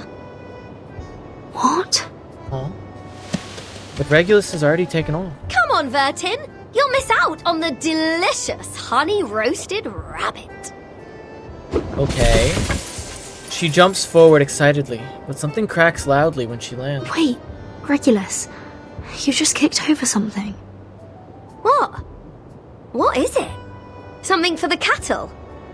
Whoever left this here nearly tripped this great captain. Forget it. Come, Vertin! What are you still doing there? What's going on? 4. Do not poke the fire with the sword. Do not jump over the crossbar. 5. What is going on? The square is alive with joy and activity. The usual silence and seriousness have been replaced by a symphony of giggles and cheers. The aroma of roast rabbit is thick in the air. Barrels of wine are being rolled around, and people are gathered, drinking and chattering merrily. Ah, nice wine. Did you make it yourself? Careful, Miss Lilia. Too much wine can corrupt one's body and will. Besides, you are already halfway through our stock for the year. But this drink you brought is pleasant to the nose. Coffee, you said. I have heard many things about it. Oh. Bitter. Poor guy. I was expecting more from a man of your size. He goes to a barrel and fills. For God's to fill sake, her Regulus, keep an eye on your first mate here. Wow, he's so out of it right now. Cup. Oh no, Apple. It appears that this Apple's abstinence from the bottle will have to begin anew. Oh no, Apple. Vertin, finally! I was looking for you. 37 waves from a distance. Sophia at her arm. Arm in arm. At her side. arm in Hello, arm. everyone. We have a big announcement to make. Sophia's just completed her proof and found her number. Wings flap from above. Now enter the hall of new guards. Oh, don't worry about the swallows. They're going to fetch 6 for us. Okay. He's napping in the Hall of Aperon. An excuse to not join the party. Not so fast with the announcement, 37. People will find out sooner or later. Thank you for helping us, Vertin. We wouldn't have made it without you. And I look forward to our continued collaboration with the going on? Foundation. This is strange. No. None of this makes any sense.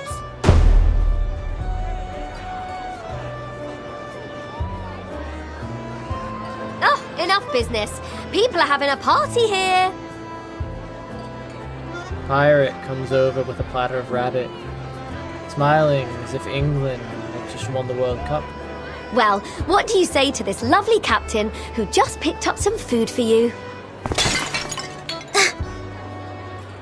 They clumsily collide, knocking over the tray into Regulus's in Regulus's hands. My apologies, Regulus. I was too focused on linear regression formulas. Ah, that's all right. Wasn't me getting stuck in the kitchen roasting rabbits all day anyway. Unlimited supply of honeyed rabbits all day today!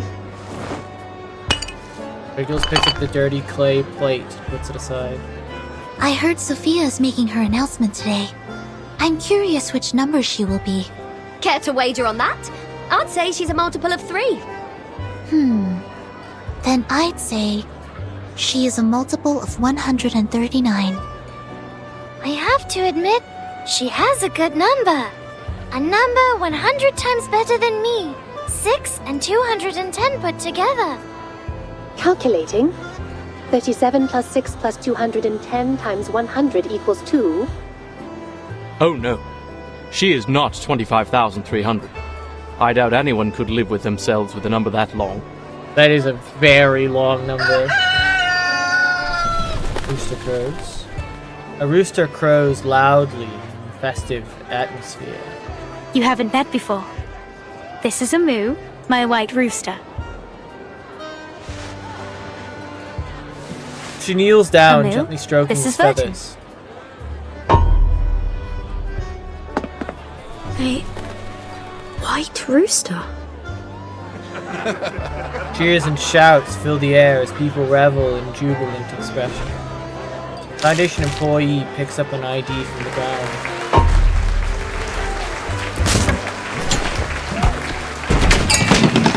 An Aperon believer splits a log in half on the road, getting enthusiastic applause from the crowd.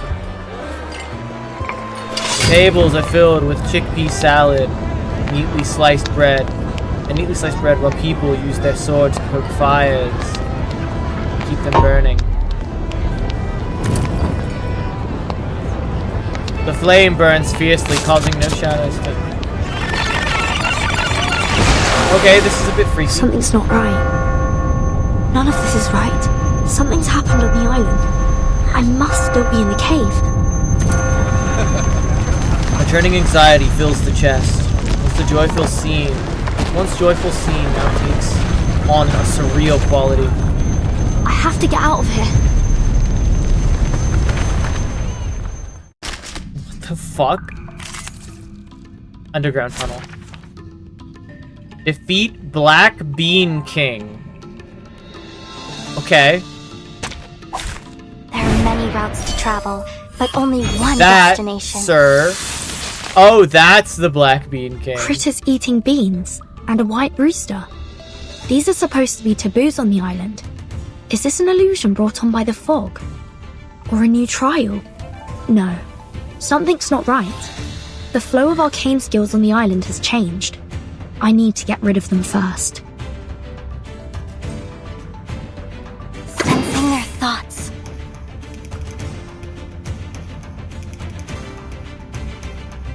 Taking a peek inside. Agreed. Sensing their thoughts. Taking a peek inside. Take it easy. Our blood will burn. Face the truth. Ow, okay. Good to know. Hey! How dare you? I'm losing my patience. Don't be so hard. I hope you like a splash of red.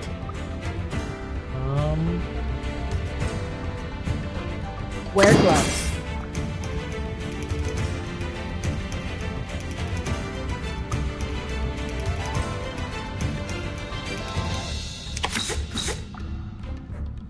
No, this Handle it gently. Enter the gate and see the Close light. your eyes. It will all be over soon.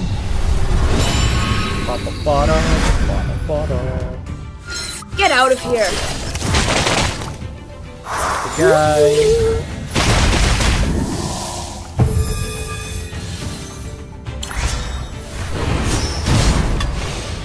Okay. I'm Holy losing my shit. patience. Once shattered and now leaving. He lived that. I mean, he didn't live the second volley, but he lived the first one. I wouldn't have guessed that. My surroundings changed. Is all this still an illusion? Maybe. Huh? It's already over?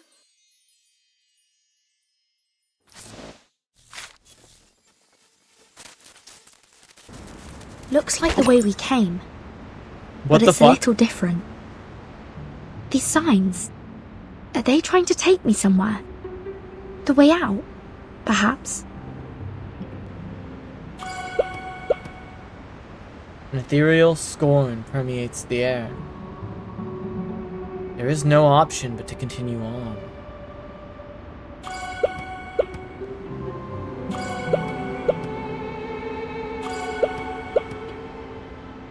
Vertin! Where are you going? I made some coffee for those clever eggheads. Enough to mend their broken souls after turning their backs on it for half their lives. Fancy a cuppa as well? Here you go. Regulus, it's a violation of their scripture. You mustn't consume any beans or bean-based products. Yeah, the great sacred scripture again. Hey! Think you can just walk away from a pirate without breaking any rules? Let's see you try. Ha! Now you must have the beans. Or you can pick them all up. According to their rules, I'm not to eat things off the ground, or pick them up for that matter. Though, this mountain of beans isn't going away by itself. Fortunately, it doesn't appear to be too stable.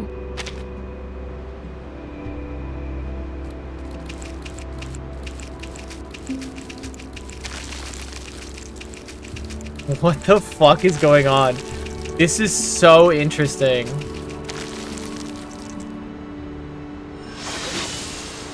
Completed. An illusion of a coffee bean mountain like this is What is almost going as cliché on? as a pirate with a hook for a hand. Something like this could never. You're hold in up the to story skepticism. now? Are you the voices in Vertin's head or something? What is this? Mankind is slow in learning new ideas. They need new information to be explained in simple terms, using examples and analogies, or reduced to its most basic symbols and generalizations. Eventually, once they've gotten used to the formulas and outlines, they may just see below the surface and find the deeper essence waiting there. What about you? What do you think is your essence? Is this the story? I don't know. Are you any more significant This than a immediately pile of started coffee beans? This immediately started after I dropped into a story chapter, so I assume so.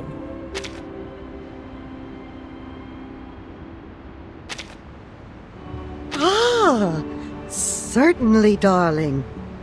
In a way, we are all a reflection of our pasts. But is who we are a measure of our decisions? Or have our decisions been decided for us long before the moment happens? We are led by our senses, as they in turn are led by our experiences, like puppets on a string. Our mind and soul can scarcely weigh in. Do people decide to put milk and sugar in their coffee for the taste? Or is it bitterness, that sharp sense on the tongue, that tells them it must be sweetened? Do they even like coffee? Or is it a memory of needing it to make it through the day? Interesting. Each decision we make coming from a tug on our hidden strings. Strings we cannot begin to grasp for ourselves. Only by taking out these saccharine sweeteners can we know what we're really drinking. The words on the wall are aiming to confuse you. Ignore them and follow these notes.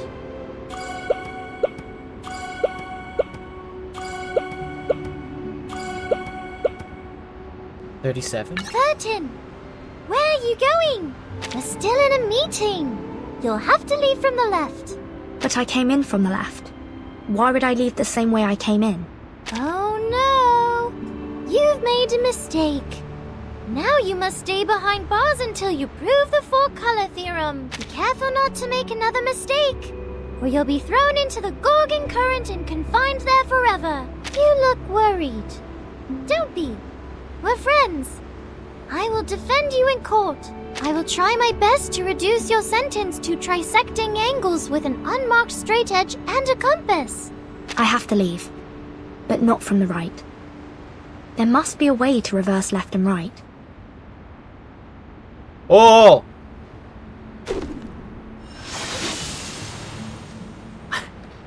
What is this, dude? So then left or right can be reversed as easily as changing your frame of reference. I'm so here for this, though. We lead our lives according to these strict rules. Rules that are always changing definitions. It's too much for this old brain of mine. This is such a final chapter for, I believe this is the final chapter for this segment of the game. Why not simplify our definitions? To learn about the world like we were kids once more. Let's begin with math. Could it be as mutable as left and right? Could there be a hidden integer between 3 and 4? Is 1 always 1? Or is it just our frame of reference?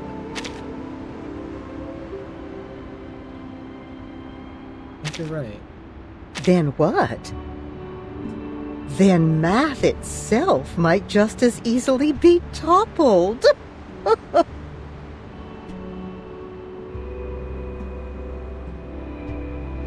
if so, then the argument that toppled math might itself crumble, like so many coffee beans. That's true. Whenever a doubt is raised, it too must be open to skepticism. And so, doubt follows doubt. Once set in motion, you cannot escape total collapse, except to give in and find something to believe.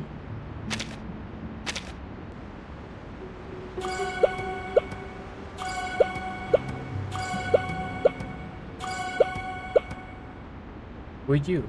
Timekeeper. Oh. Are you leaving the banquet? Perhaps we might go somewhere quiet. I wanted to speak with you about linear regression. Terribly sorry, Sonato. I really must be leaving. Wait! Perhaps a more impromptu debate? I have some fresh ideas about our past discussions. Could I trouble you to help me refine them? The storm is gone. We have time to enjoy life again. You don't have to keep checking your watch or your task list anymore. But time still is against us, and I haven't any left to spare. Not even to explain myself to Sonetto. I hate to be rude, but I need a moment of peace. If only I could turn everything silent.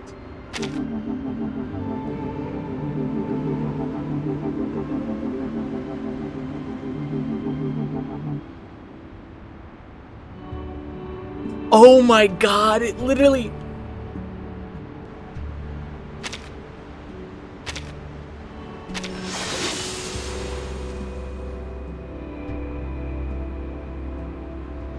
This is so cool, dude. I No. said, if you are Okay. going to stick to your plan, then you must value your time wisely. Don't get caught up in idle conversation. Be firm in your determination, but careful not to go too far. Otherwise, your silence may be taken as a slight. And should they retaliate, what then? That's no peace, but a silent war. This game is so cool, dude. And peace will not return until one side concedes, even if they are blameless. Doesn't that seem unfair? Kinda, yeah. There's no other way. There's no other way. I heard on mobile How you had to mute the decisive young phone. people That's can be. crazy. You don't stop to ask who ought to take the blame, or if it is right that the innocent concede to the guilty.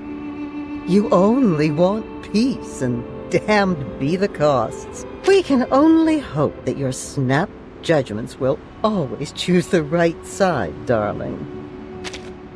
True. You just have to have hope.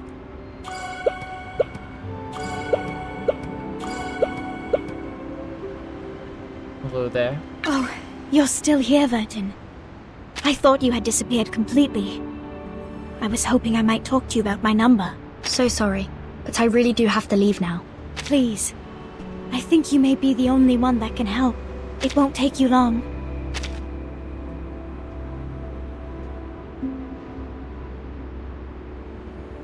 +2, enter the correct answer. This would be 6.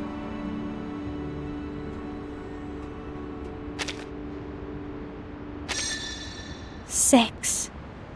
A perfect number. But it isn't my number. Let's try again. Reset the calculation for me. Back to 0. Put an asterisk and 0 and we can continue. What?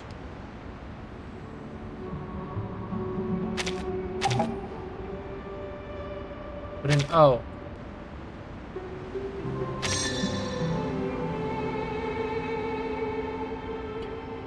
It's an irrational number. I don't know that at heart. What?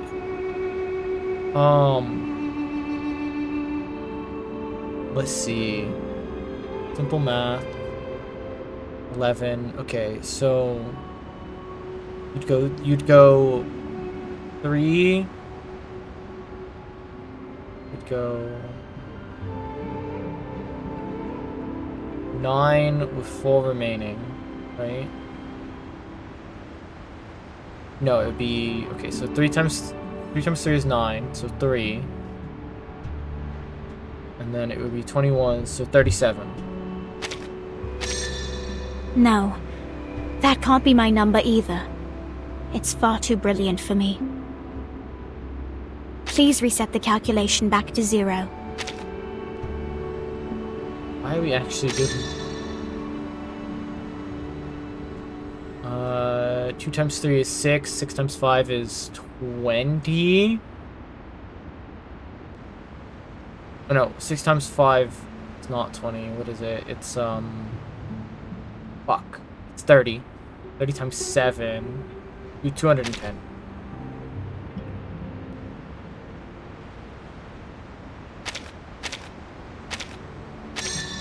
$210. I know 37 isn't a fan. Still, I would be honored to have an integer like that as my number. Let's try it one more time. I have a feeling that together we can find the right number for me.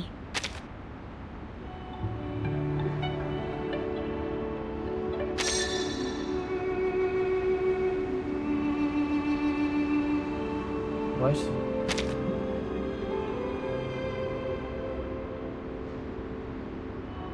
Think of rational numbers, not to accept this number. 0.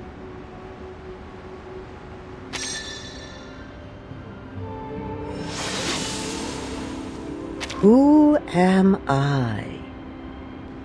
Truly the oldest question. And maybe not the oldest. It can't be as simple as your name. A name, after all, is only worth what meaning we give it. Bewildered by their own existence, man turns to the ultimate truth for answers. But soon enough, they come to see the truth is also beyond their ability to comprehend. That is when the fear catches up with them. So they put aside their search for truth and look for something more straightforward. A simple answer, enough to satisfy a frightened child, caught between a comforting lie and something more frightening than the truth. That might be no truth at all.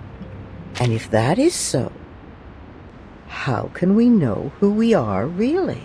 Good question. I don't know. Ooh, you have a quick wit, darling. Keep that wit keen. It's healthy to have a sense of humor in the face of grim reality. But be careful. A sharp wit can cut carelessly. Be mindful of who laughs along with you. Still, it seems you're on the right track. Maybe the real answer to that question can't be found. But if it can, you might start by looking in a mirror. Circle, square, triangle, rectangle. Circle, square, triangle, rectangle. Door. Okay. First is the circle, second is the square.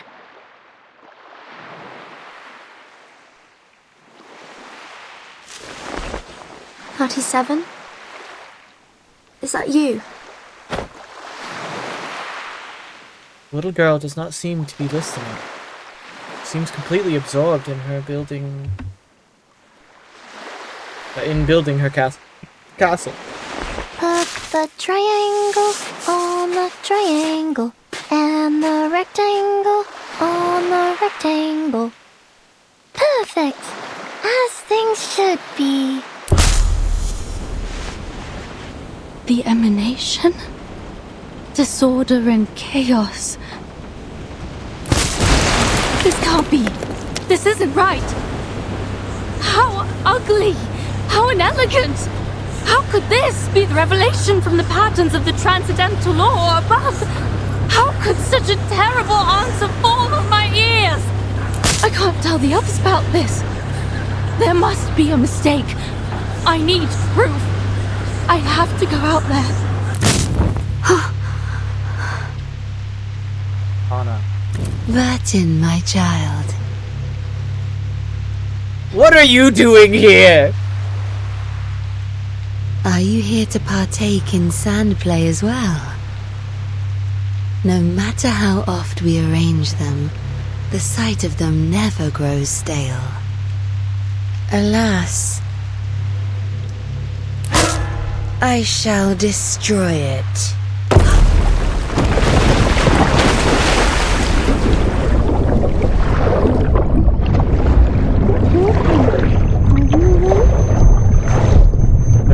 Here to fucking save our skins, dude. Consciousness is snapped back to reality.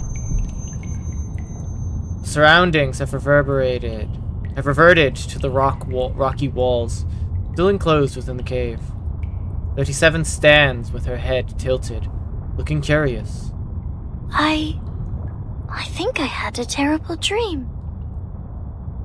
What did you dream? Regulus claimed Six's throne and declared this the rock and roll empire of irrational numbers. She took out a jar of coffee beans and stuffed one into my mouth. 37 shakes her head hard, as if trying to rid her mind of the horrific scene. I'm relieved that I woke up in time, and you as well. Let's go, Vertin. We need to tell everyone the numbers. She chirps, her face lightening up with delight, and what? A beam of daylight appears before them. The lengthy trial has finally come to an end. Do you hear that? So many people out there. Must be Sophia here to pick me up. I told her she can wait for me outside. Sophia! The girl runs happily towards the light, like a young swallow swooping out of sight. Wait, 37! Got to catch up. To leave this place at once. Must share the findings here with the others. Finally, light of day comes into view.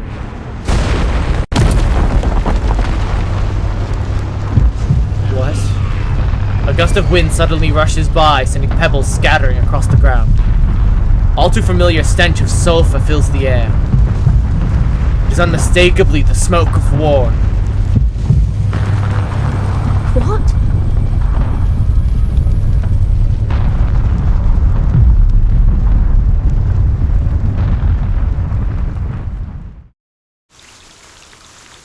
No, like, actually, what? Huh? Unfinished tune.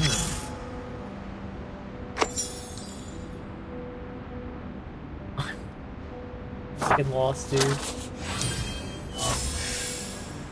I'm like losing it, dude. Wine brewing season? A verse from an unknown source, recorded on a small scroll.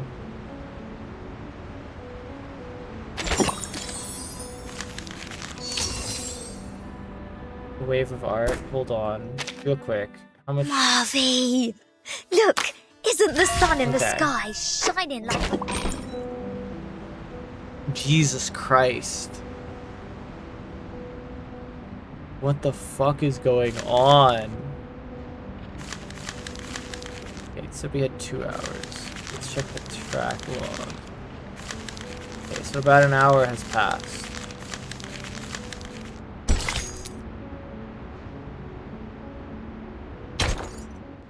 And wild shit continues to happen. God damn.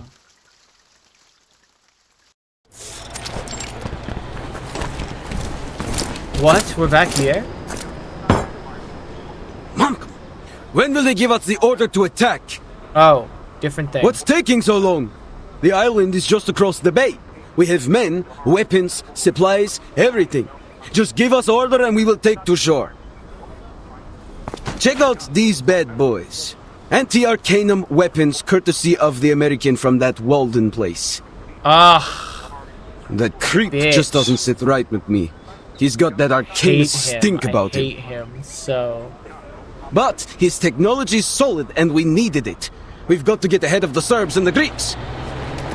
This army has been stationed here for a long time, perhaps too long. Soldiers stranded and demoralized by their failed landings.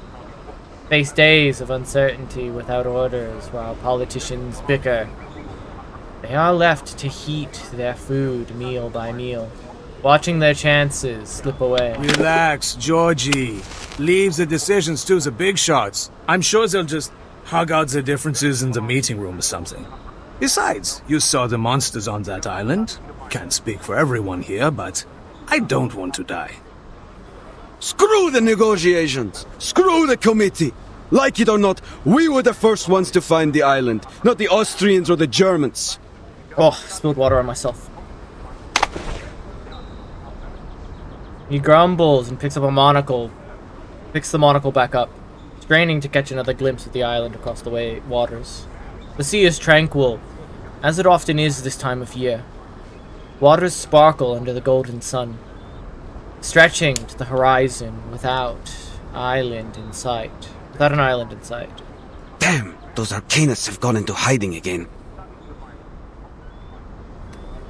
I swear I could see it from here yesterday. Mm-hmm.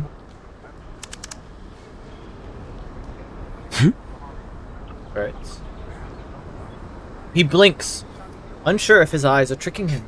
Are those bird-like creatures leaving in droves?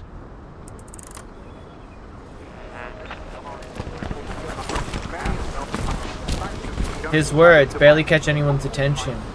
A new poker game is underway in the supply crate. A radio, a couple of beers, a game of poker, a rare moment of enjoyment. Who could ask for more? Georgie, brother, leave them be! Come, play with us! George? The soldier does not seem to hear his name. He grips the monocle tightly, his mouth What a good contracted. opportunity this is. It's too good to pass up. We've got to act now. A drop of vibrant paint slides down his cheek and lands on the ground with a splatter. We will claim what is ours. This island belongs to us. It's in our territory and we were the first to find it. Why shouldn't it be ours? Card players pause, gawking at the paint sliding down each other's faces, unaware that their own faces are melting as well. In silence, the only sound that fills the air The is the static Austro-Hungarian of the Empire radio. has officially declared war on Serbia. Russia is mobilizing in support of Serbia. Germany demands Russia to stop mobilizing at once. Germany is mobilizing. France is mobilizing.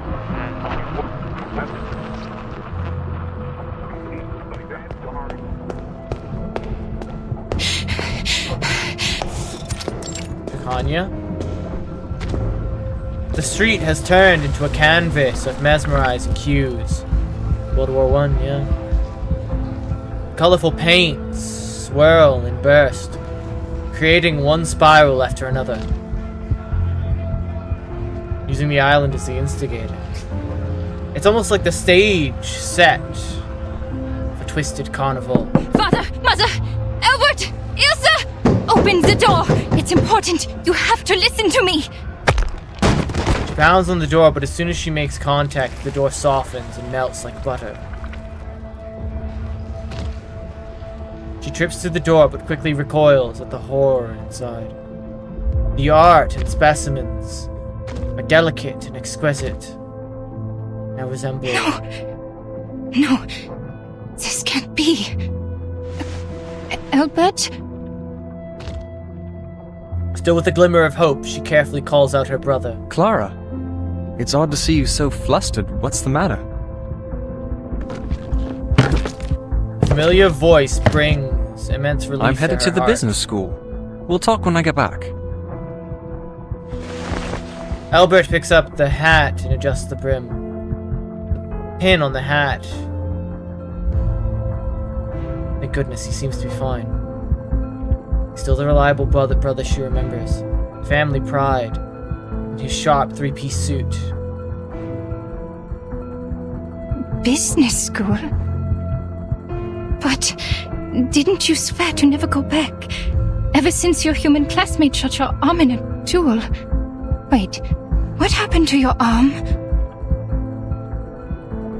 He turns around, and Kikanya can finally see it. After the suit is covered, colors, paint trailing down his face, pooling around his feet. An arm of flowing colors is attached to his body, like mismatched puzzle pieces. Oh, Ethan. Yes, he wounded me. He had to prove his standing to the Brotherhood. There was no other way. But that's in the past. He gave me his arm, so now we're even. He raises his left hand to show her the blade. Streaks of blood are still on it. He casually tosses it aside, letting it clatter to the darkness and disappear in swirls of colors. Albert grabs his walking stick, his new arm dangling lifelessly at his side. I have to go. I have to find Johnson, Raymond, and Herbert. That little rascal pushed Ilse into the fountain. We have a score to settle. Take care, Clara. It's too late for him. He's already gone. He strides past her. Albert, don't go! She runs to stop the carriage, but is unaffected by her efforts. A set of footsteps approaches from behind. The storm syndrome is spreading, Doctor. Stay any longer, you'll be infected too. Please, leave with me. The trembling ground interrupts her. A mob with distorted faces swarms through the streets, getting slogans and singing in their own tongues. White pro-war pamphlets litter the ground, like snowflakes being absorbed into the mire of effervescent paints. The city is bursting with relentless energy, like a speeding chariot twirling powder keg. The signbell in the parade. Is that Aurora? I just met her at the coffee house last week. We were talking about her wedding. Watch out, Doctor! The sign crashes to the ground beside them. Rage-filled citizens are tearing the streets apart. Even the handles of roadside benches are yanked off and made a weapon. The fervent protest consumes all who come across it, forcing them to participate, with no option to decline. This is bad. They have lost their minds. This way, Doctor. We have to get out of here. Poor Kakanya. She hasn't succumbed to it yet, and I wonder why. Maybe it's because she's an arcanist. Who, like, actually practices her arcanum. Let's kill time together. Okay. Sterilize. The path will become clear. Very well. Get out of here.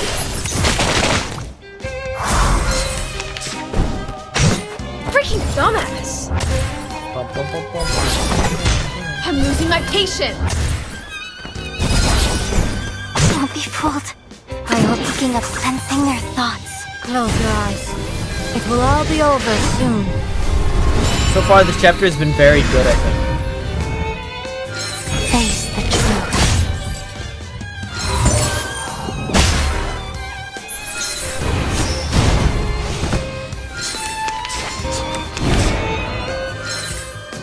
Alright, time to Taking a enter the gate and see well, the this light. is gonna clear.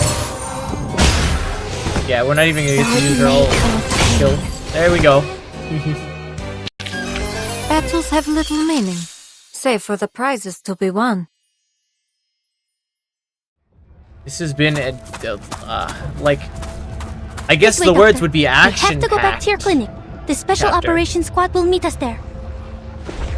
The young investigator holds the doctor's hand, determined to do her duty.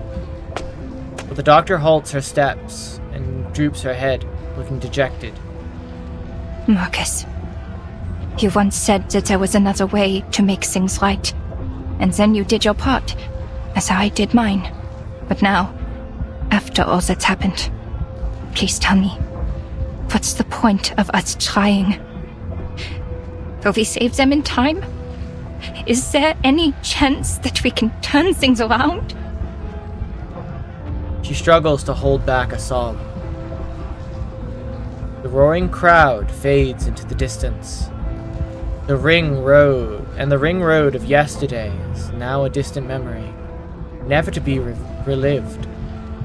The ritual you acquired, the one you said could save everyone. Is it working now? Not at the moment. It's too late for these people. Let me in. No, we're back to Laplace. The floor in Laplace's corridor has lost its clean silvery sheen. Dawkins, in his slobbering mud, certainly played a major role in the destruction.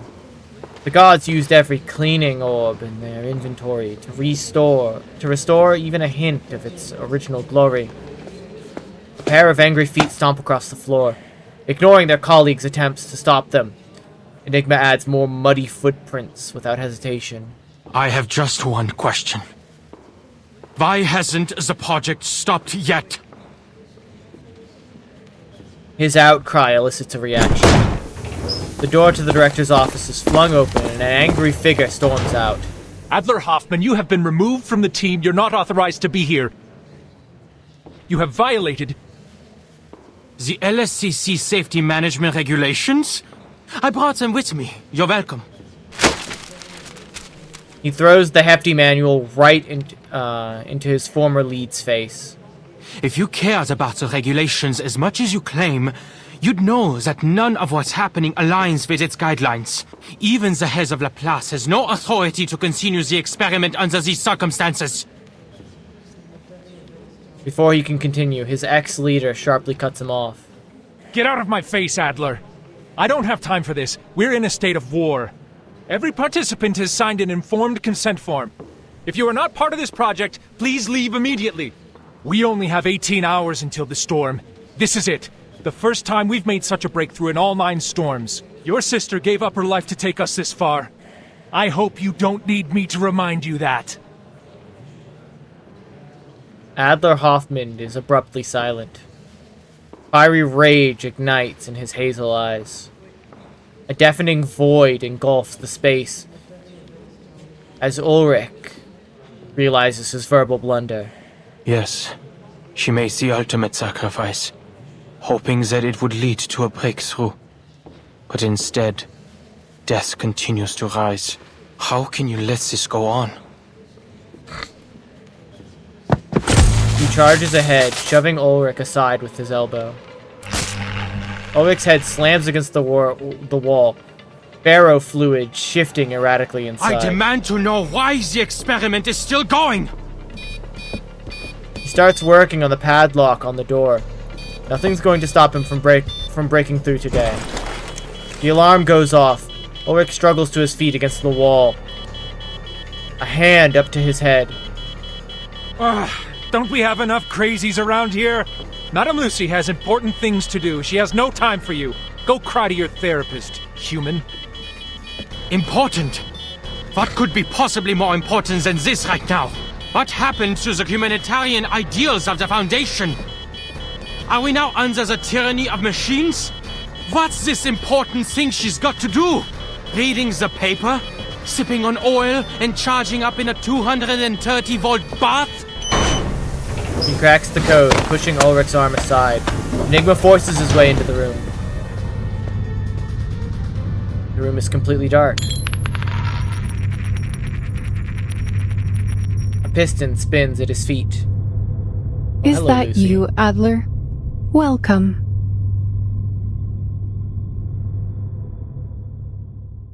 What's going on? Bitch! Oh my god. Okay, well what's going on then? Explain it to me, game. I wanna know. Goddamn, man. Oh, look at this mirror, dear. There's a sizable stain on it. Look closer, dear. You can no longer see the part that has broken off, but you can see where it once was. Right there. A sizable stain. The owner thought the stain would be removed if she smashed the mirror. Now she has a collection of little mirrors, and the stain has gone into hiding. A lady with great ambitions and an unconscious charm. A lady who wishes to make the rest of the world accept who she is, and has suggested that many others join her way of thinking. Interesting. Her brother, on the contrary, hopes to be taken in. In his attempt to act like everyone else, he lost an arm in a duel. If you ask me, dear, I'd say they're very alike. Equally lonely.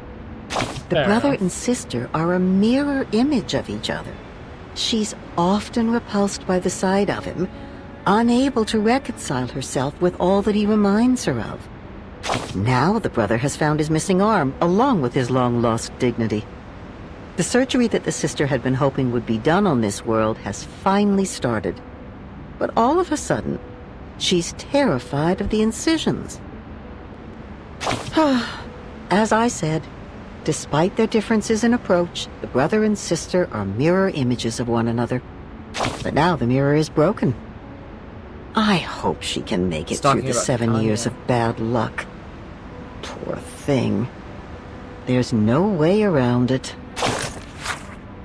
It's sad.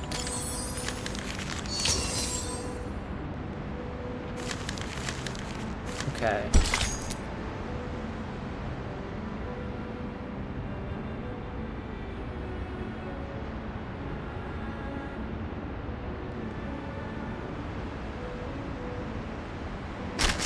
Let's continue.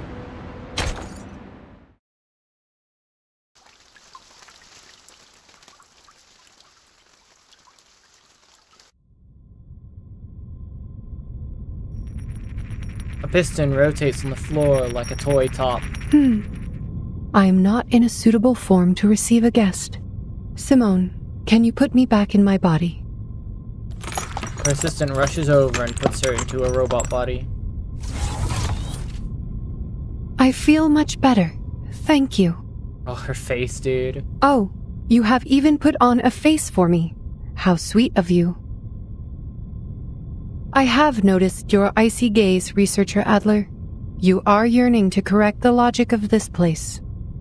Well, I only said that to Simone out of courtesy. In reality, whichever body I am put into makes no difference to me. Her ill-timed explanation annoys him even more. The experiment, ma'am. Why hasn't it stopped? Are you going to pretend that nothing's happened? That no one died? Could it be that you and Ulrich, the awakened, being the tin cans you are, have no regard for actual lives? Kinda fucked up. Adler Hoffman, I will not warn you again. Ulrich storms back into the room with 2 guards, ready to throw him out at any moment. Relax, Adler. You are led by a biased opinion because you lack critical information. A common defect in all cognitive processes. Okay. I believe you will shift to a more rational perspective once you receive sufficient information on the subject. A more rational perspective? The human, known for his logical thinking, responds with an overwhelming amount of feeling. We are humans, not machines. We are not expendable parts. I have plenty of reasons to question your decisions.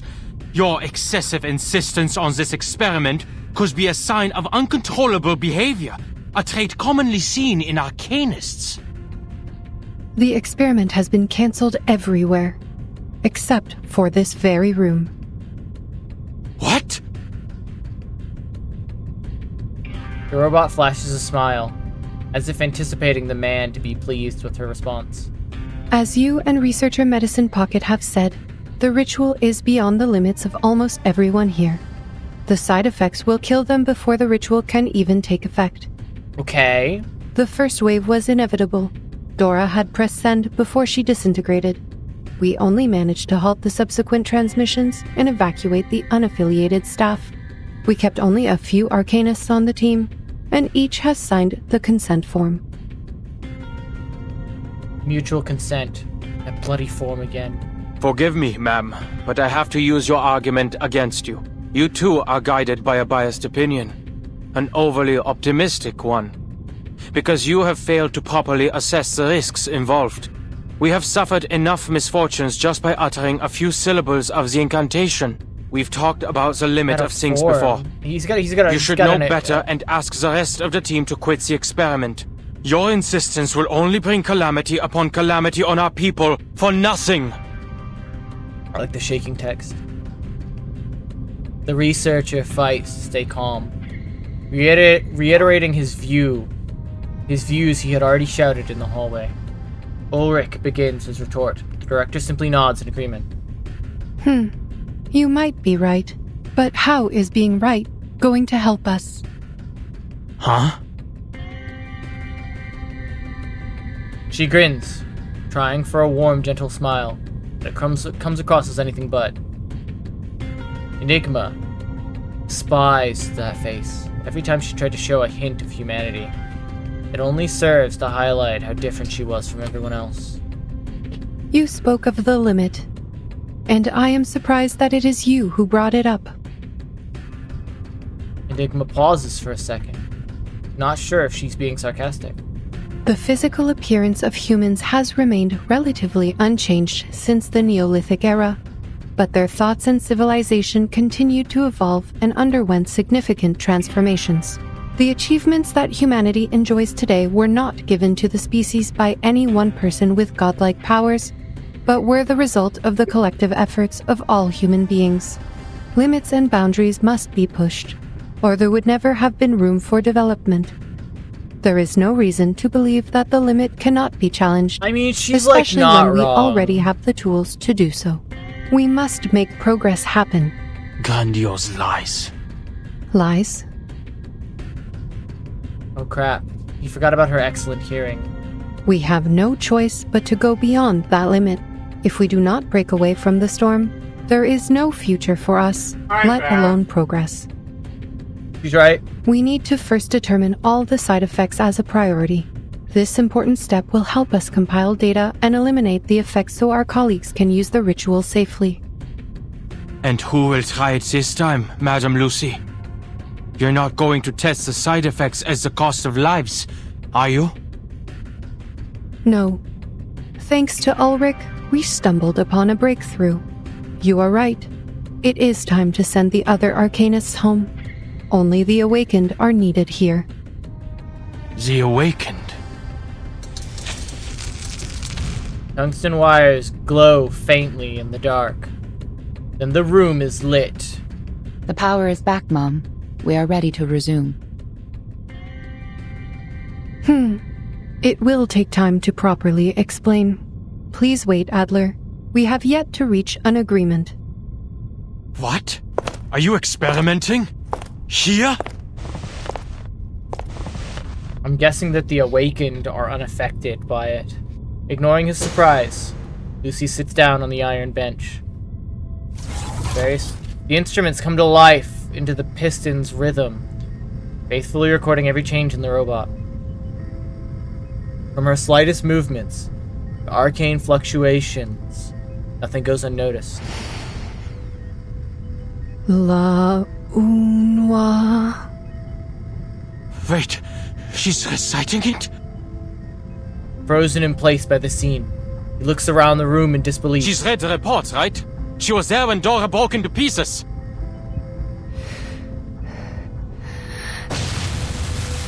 Rarely does her back curl up. The usual cheerful expression on her face has changed into one of unease, suggesting that something is amiss. The hunk of metal should not feel pain. They have no flesh, nor no nerves. But if she is in agony, what could be the cause of such torment? Will she break apart too, like those people? The ominous curse has set its sight on its prey. It watches, almost like Zeus on a mountaintop, ready to unleash lightning on the mortals who dare to steal fire. No. Simone, I cannot continue.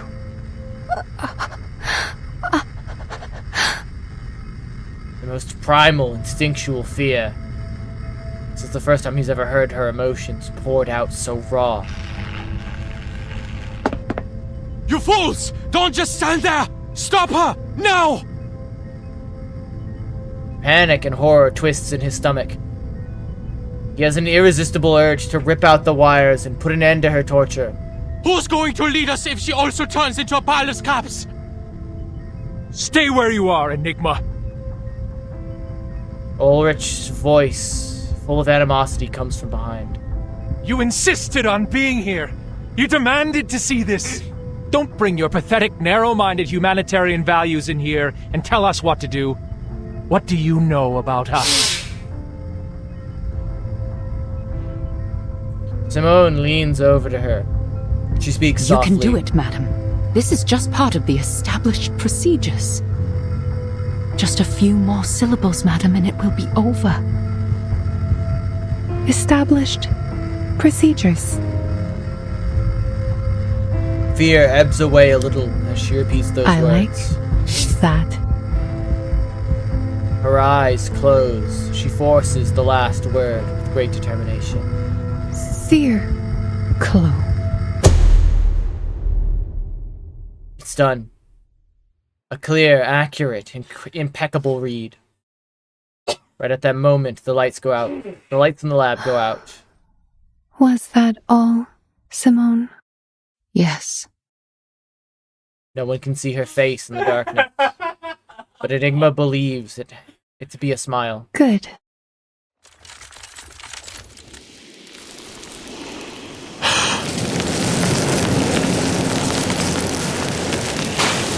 A gust of sand rises in the room. Without warning, out of nowhere, it screams through the enclosed darkness. The raging storm engulfs the robot's cold metal body, carrying her away with great force. When the sand subsides, all that remains is an old piston clattering to the ground. Copy. Okay. Rain? Rain.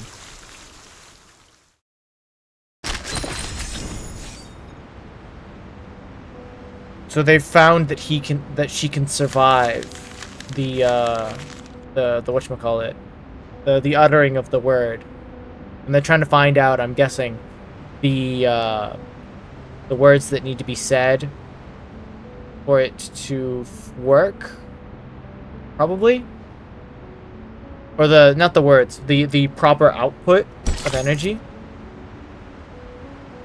Even if there is no path. Even if there is no destination. Pioneers.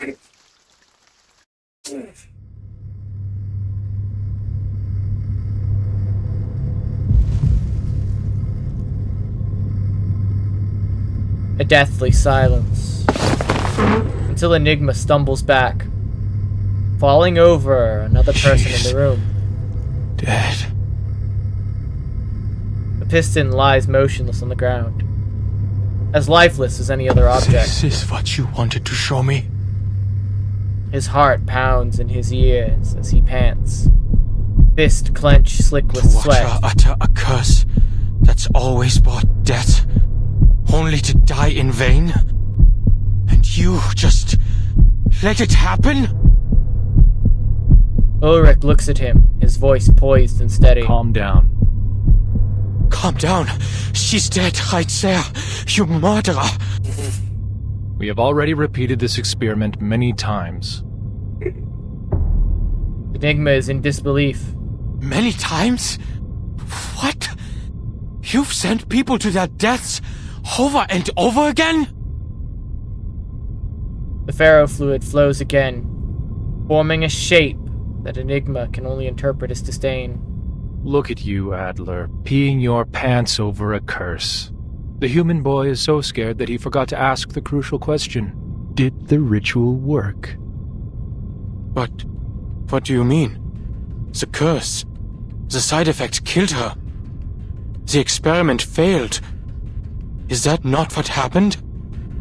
No. Triggering the curse and failure are two separate things. I was the first one to recite the incantation, way before Dora. When I read it aloud, it worked. I felt the warmth of a miraculous blessing on my head. Soft, light as a feather.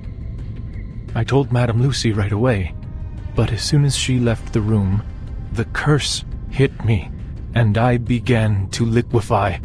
There was no one else in the room. My liquid form had become too insubstantial to push the help button. A long darkness followed. After that, I woke up again in my original primitive form, the way I first came into this world. Original primitive form? The ferrofluid pulsates, which in Ulrich's body language is an odd. Unlike humans, the awakened have neither flesh nor nerves. We are pieces of consciousness, echoes of a primordial melody that just happen to reside in material objects by chance. With a mind and a body combined, we could talk, learn, think like you do, and perform the experiment and endure the side effects. And this curse, for some reason, cannot affect the primal consciousness that caused our awakening in the first place. While human minds dissipate when their tangible bodies are destroyed, our minds reawaken regardless of the changes and destruction of our external bodies. Of course, this was an assumption based on idealized circumstances, and I needed another awakened being who could awaken in different bodies to confirm my theory. That is why I sought out Madame Lucy for cross-verification. The results? Yes, it was an assumption! You said it yourself! You came back to life this time! But what about the next? Nothing is for sure in Arcanum! What if she never wakes up again? What if she dies for good? He swats Enigma's hand away. We know what we are doing, human. Stay out of this. Only the awakened can carry out the experiment. So we must proceed. This has nothing to do with race. It is a sense of duty that every researcher should have possessed when they chose this path. We have to go beyond the limit. Not out of madness, but out of rationality. Silence fills the room like the beginning of time. When there was no sound to be heard. Then slowly, the piston starts to spin. We seem to have replicated effect number 2. And 117 of the Coleman Lab's protective rituals were proven ineffective. Write it down, Simone. This is the 4th time we have seen it. Also, number 45 and 69 are related to it. Okay. We need to speed up. This is too slow. Of course she survived. I'm not surprised at all. The lights were back on again. Being prepared for all possible outcomes requires a significant amount of metal material. But it is essential for data collection and analysis. The soft hum, the robot turns her head and looks at Enigma, surprised. Adler, what are you doing here? I am glad to see you out of your room and working with us again. No, he's not on the team, Mum. He forced his way in here. Oh? My apologies. I seem to lose a small amount of data when I reawaken. She smiles at him, as she always does. Still, I am glad that you are showing initiative, Adler. Were we supposed to talk? No. We have nothing more to discuss, ma'am. Ulrich has filled me in on everything, but I still worry whether the experiment's risks were properly assessed. Assessments will only be assessments. Much is beyond measure when it comes to Arcanum. That's true. Perhaps faith plays a more important role here. Enigma is caught off guard by her words. I'm surprised it is you talking about faith, ma'am. It seems we both have the ability to surprise each other.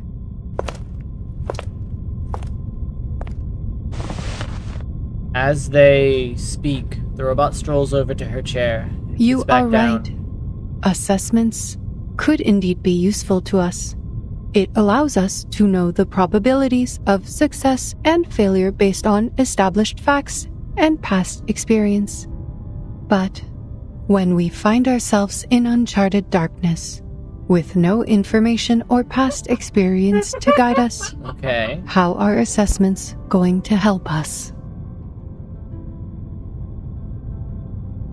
She ponders and stares into the void. Perhaps the experiment did fry some circuits. It's more sentimental than usual. The only thing we have in such darkness is the unwavering faith to move forward.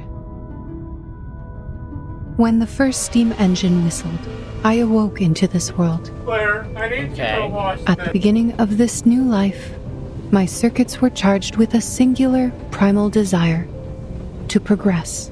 In the midst of that never-ending whistle, I have watched man build the towers of science and knowledge, and I have watched them unleash chaos and destruction. You too have been lost and deterred, but your engines of progress have never stopped churning. Always move forward, no matter the destination you told yourselves, until the storm brought everything to a standstill. But this is just a small setback. We are only back to the beginning where we stumble blindly.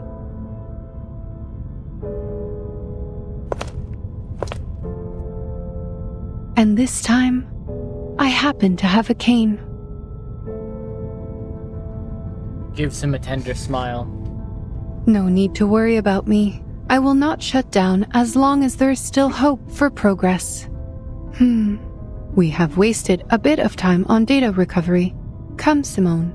Let us begin the next experiment. I hope to dissolve into paste this time, so we can easily handle it with a Coleman's ritual of transformation. The human researcher knows that it'd be inappropriate for him to stay here any longer. Gritting his teeth, he moves forward towards the door, trying his best to leave the horrific scene behind him. Someone is waiting for him by the door. Seen enough? We know what we are doing, and you are of no help here. It's been the same old story in this place for the past 8 years. When your faith crumbled during the storm, it was us who took over the place and cleaned up after you. It was us who got things back up and running, put coals in the hearth, and blazed a trail when everyone was lost in the dark. I know you may not understand the intricacies of the Arcanum, but please, show some basic respect for our efforts. Will you do the experiments yourself, Ulrich? Of course. I am not some emotional, unhelpful little punk.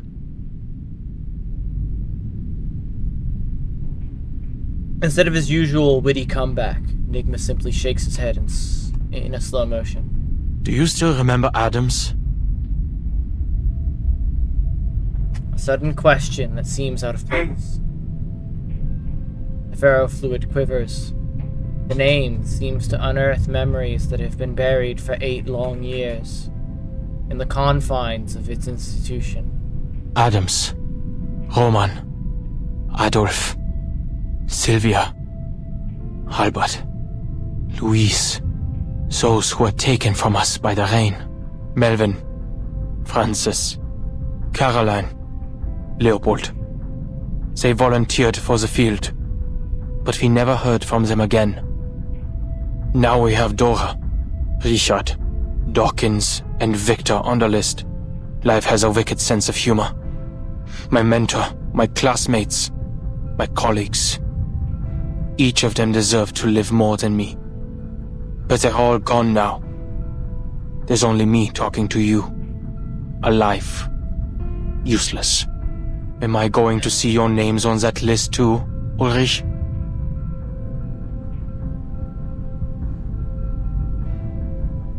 In this rare moment, he lowers his head. But soon he raises his arm and slaps the metal man hard on the back. Spare me the feelings, human. Though I will take back my sarcastic jabs at you, it is not something a leader should do. Madame Lucy talked to me about the importance of teamwork. He awkwardly pats the human on the shoulder, a clumsy attempt at friendliness. Go back to your room, Adler. The Arcanists will take over from here. Until we get the results, you won't be needed here. Enigma heaves a breath. I will say this, Ulrich. If you survive the experiments... Alarmed by the opening words, Ulrich instinctively turns down his receiver to avoid hearing anything too warm. It would be more painful than suffering through 100 experimental side effects. I will submit the sincerest application to never be on the same team as you again. So neither of us will have to worry about teamwork. How's that sound? Haha. A curve that almost resembles a smile appears on his face. I will wait for that application, Adler.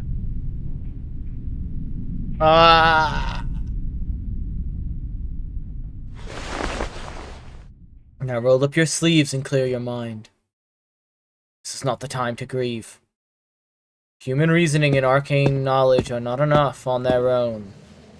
Perhaps the combination of the two can solve this problem.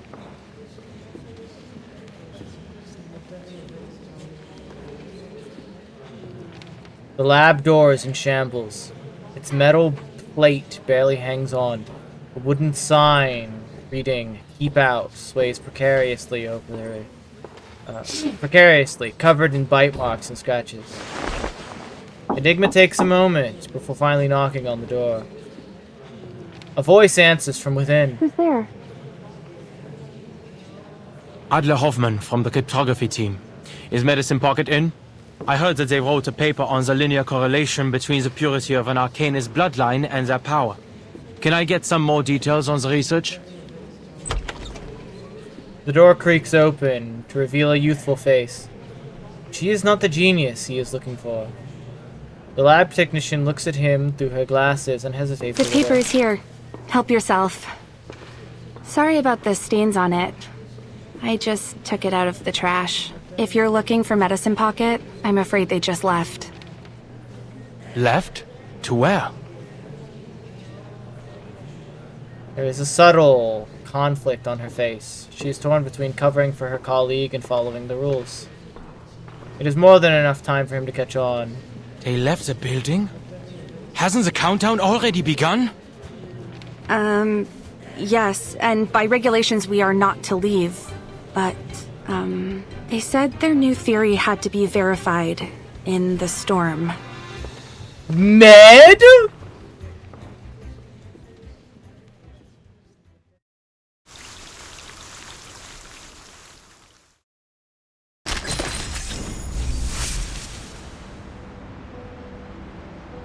Medicine Pocket, what are you doing? Why are you out in the storm?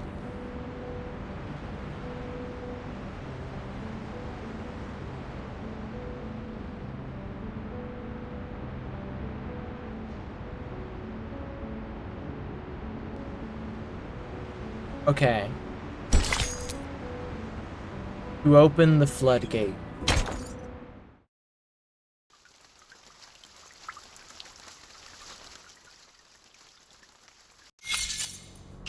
Fuck. 17 hours? Ha! Fresh air, green grass, the dew, the mud. This is what I'm talking about. A better world. They kick the muddy ground with their boots in ecstasy. The mud splatters on the Foundation staff member's jacket, but he remains professional and does not bat an eye. Researcher Medicine Pocket, I must remind you that we are at the edge of the immunity zone to the storm. Once we cross the line, we will not only catch the storm syndrome, but also be taken by the storm at the end of the countdown.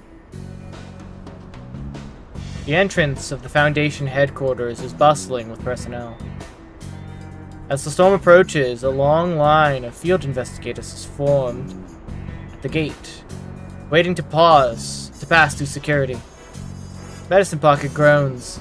They spread their hands in frustration, really unhappy with how skilled the staff member is at avoiding confrontation. I know that. How stupid do you think I am? Hey, isn't that Rudolph? The poor guy sent to Tunguska? Hey man, how was Siberia? Welcome back. Did you bring me any new research materials? Oh, you don't recognize me? You're breaking my heart. It's me, your best friend that you just met, Medicine Pocket. Oh, I love this creature. Oh, I love this creature so. I love them so much. Medicine Pocket's attempt to approach the line is quickly thwarted. The staff member has to practically yank them back by their arms and legs. Researcher, I must make clear that you only applied for 15 minutes outside for research purposes. Your countdown starts from the moment when you cross this line. Okay, safety first, I know. Get off me, you're hurting my arms. Medicine Pocket struggles desperately. Finally manages to plant all 4 limbs back on the ground. I'll bounce as soon as the storm syndrome hits. Even if I catch it, look at the syndromes of this era. Distorted faces, murderous intentions, obsession with war, rampage. What's got you so worried? They aren't that bad. Well, the melting faces part is kind of gross. A staff member responds with a blank expression. Medicine Pocket struggles. They kneel down and open up a leather case. 1 week is more than enough for a genius like them to upgrade an old apparatus. This is the second version of the sampling device for asymmetrical nuclide R, boasting improved sensitivity compared to its predecessor. I really wanted to test this in Vienna. Oh well, better than nothing. Alright, now, I'm gonna walk a little further from the immunity zone so the samples are easier to gather. The ideal distance is 1,500 kilometers, but, oh, don't worry, not gonna do that. Even I can't run that fast. Okay, they hold the sampling device in their hands, stepping across the boundary. Behind them, the staff member starts his timer, a skeptical look on his face. Now behold, the important moment, when I prove the dorks in Laplace wrong about asymmetrical nuclide R.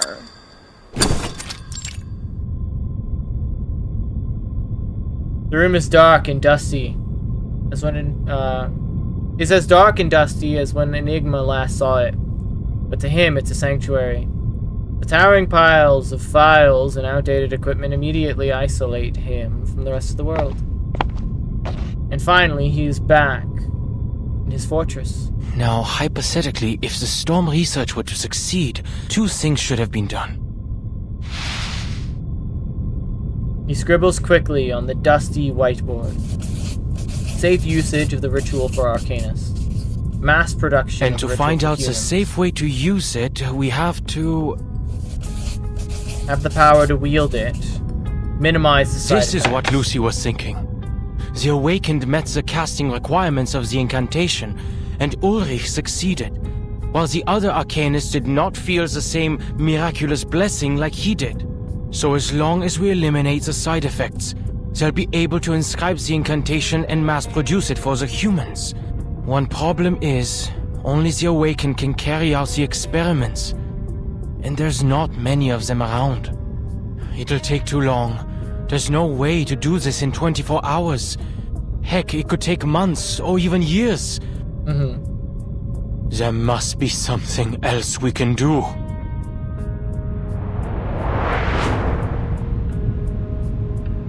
But you are not an Arcanist. Why should you play by their rules?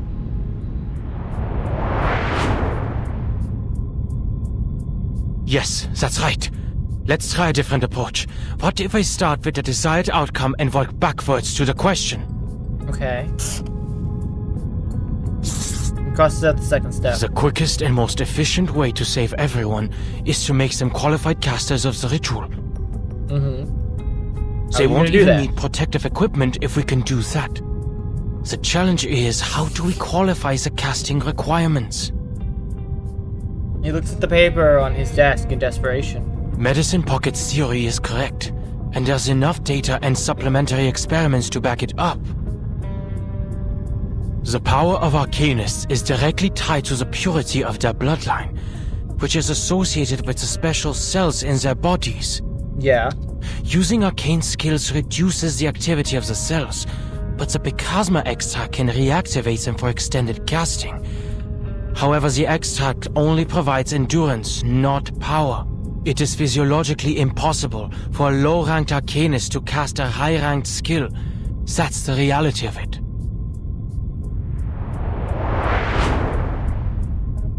If we were to compare the power of Arcanists to household appliances, let's say their normal voltage is 230 volts, and if the storm immunity ritual were a high-voltage source of 1,000 volts, no, millions of volts, like lightning, the household appliances would be destroyed in an instant. He's used to simplifying complicated arcane jargon into relatable examples for practical application. As for the humans, they're not even in the picture. We cannot cast to begin with. And I personally didn't feel any blessing or curse when I recited half of... Oops, skip the last bit of it. He falls back into his chair, rubbing at his temple. The researcher struggles against his defeatist mindset, but the hopelessness is hard to ignore. Think, how can I get everyone to meet the casting requirements of the ritual? Forget what's theoretically impossible. The Arcanum never gave a damn about certainties. I've been reminded plenty that logic does not apply to things like this. Irritated, he pushes the paper aside. It's a book of Arcanum from the mount. Pulls a book of Arcanum from the mountain of the clutter. The mountain of clutter. What about shortcuts? Are there records of transcendental rites? Significant celestial events? Sacrificial offerings? Or even pneuma emanating ingredients that could boost the user's casting abilities? Wait. Pneuma emanating. The thought flashes across his mind. Where have I seen that word before? The island. He rushes towards the bookshelf and starts rummaging through dusty volumes. It was in the files Ulrich told me to read. The Timekeeper's report from the Aegean Sea. Those islanders call the storm the emanation. Why? The emanation. Emanation. Just what is emanating out? The door swings open with a loud bang, causing him to jump in surprise. Towering stacks of books next to the door tumble over, as if nudged by an invisible force. And he hears a familiar sound. Shuffling footsteps from the hallway outside, sticky and wet. What the? Dawkins, I hope you know this is not the time to catch up. That is if you're able to talk at all. No! Let go! I've just come up with an idea! Leave me alone! He braces himself against the desk, straining to resist being thrown out of the room. He squirms across, stretching his fingers until he reaches the red button. Somebody! Help! What the fuck happened? How did Dawkins get here?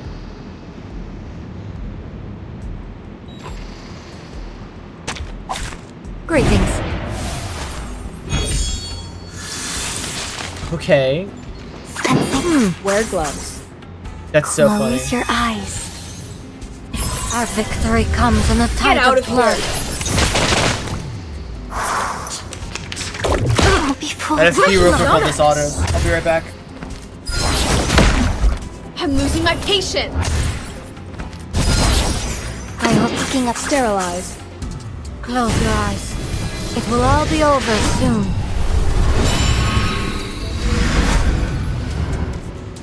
Though it may come with pain. Oh, hi.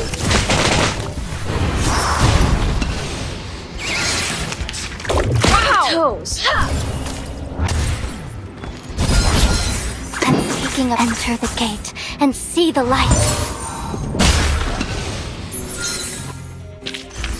Huh? It's already over?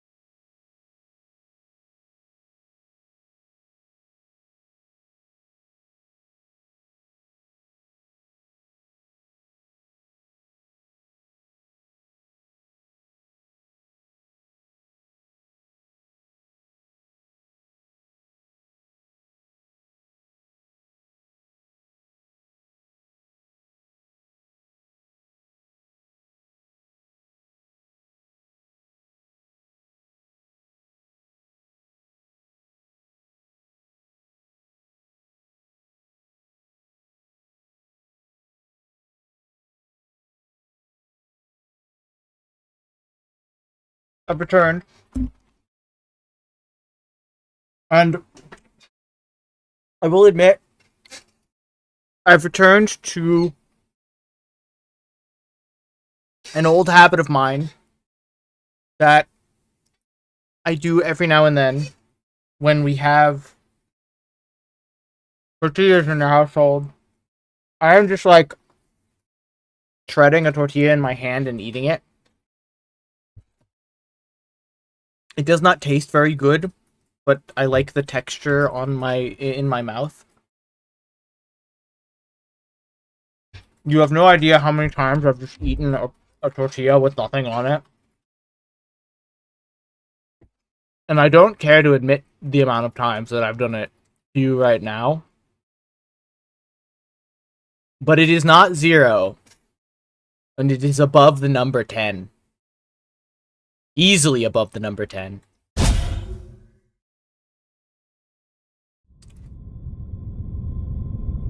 You're not really here for revenge. The texture of and a it tortilla. wasn't you who pushed away the books and opened the door. The invisible ghost. Victor, did you do that?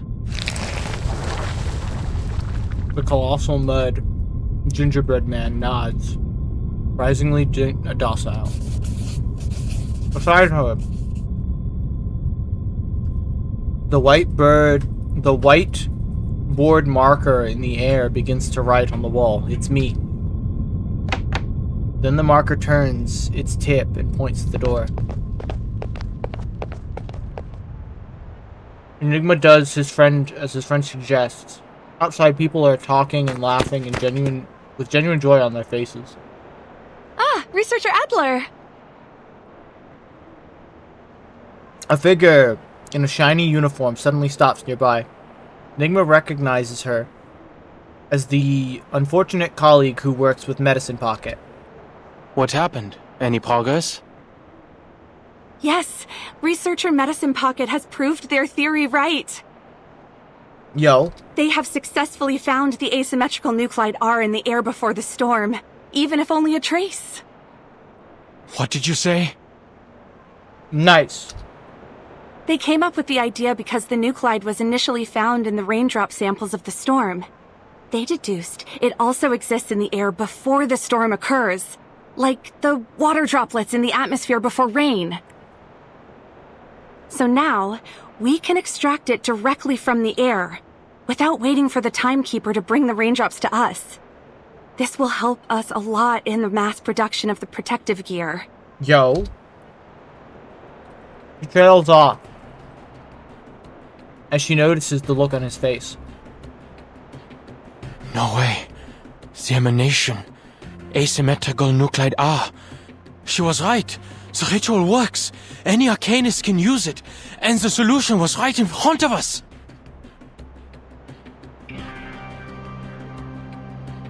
The storm is made out of Pneuma.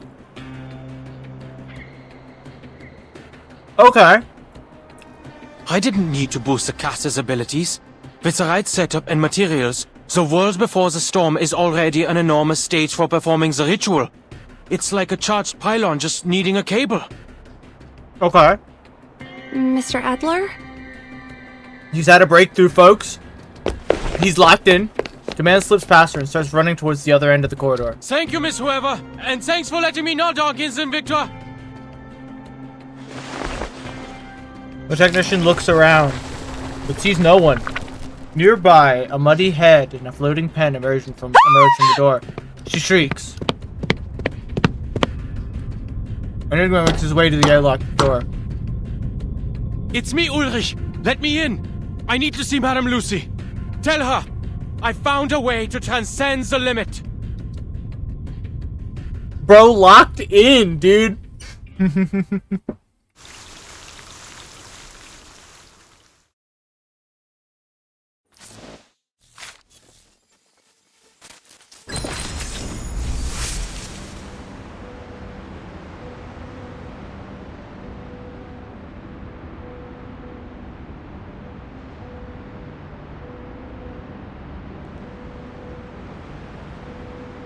A lot of R. Can we use it?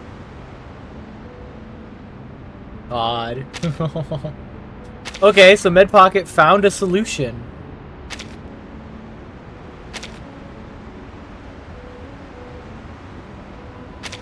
What? We're getting there. I don't know where there is, but we are certainly getting there. Alright, just a quick one. Just to reiterate, you have a full-size mattress, right? Okay. Your mattress size is full.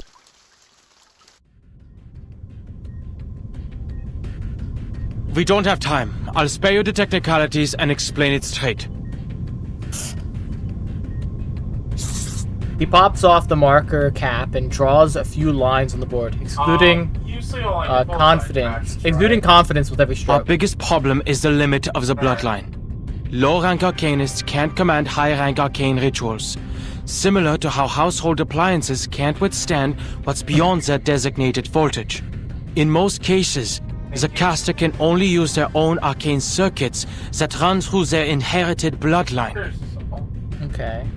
But what if the caster were in a special electric field?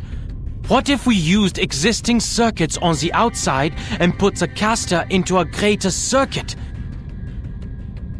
What if we factored in the entire planet and used the atmosphere to split the current flowing through us by adding more appliances to the circuit?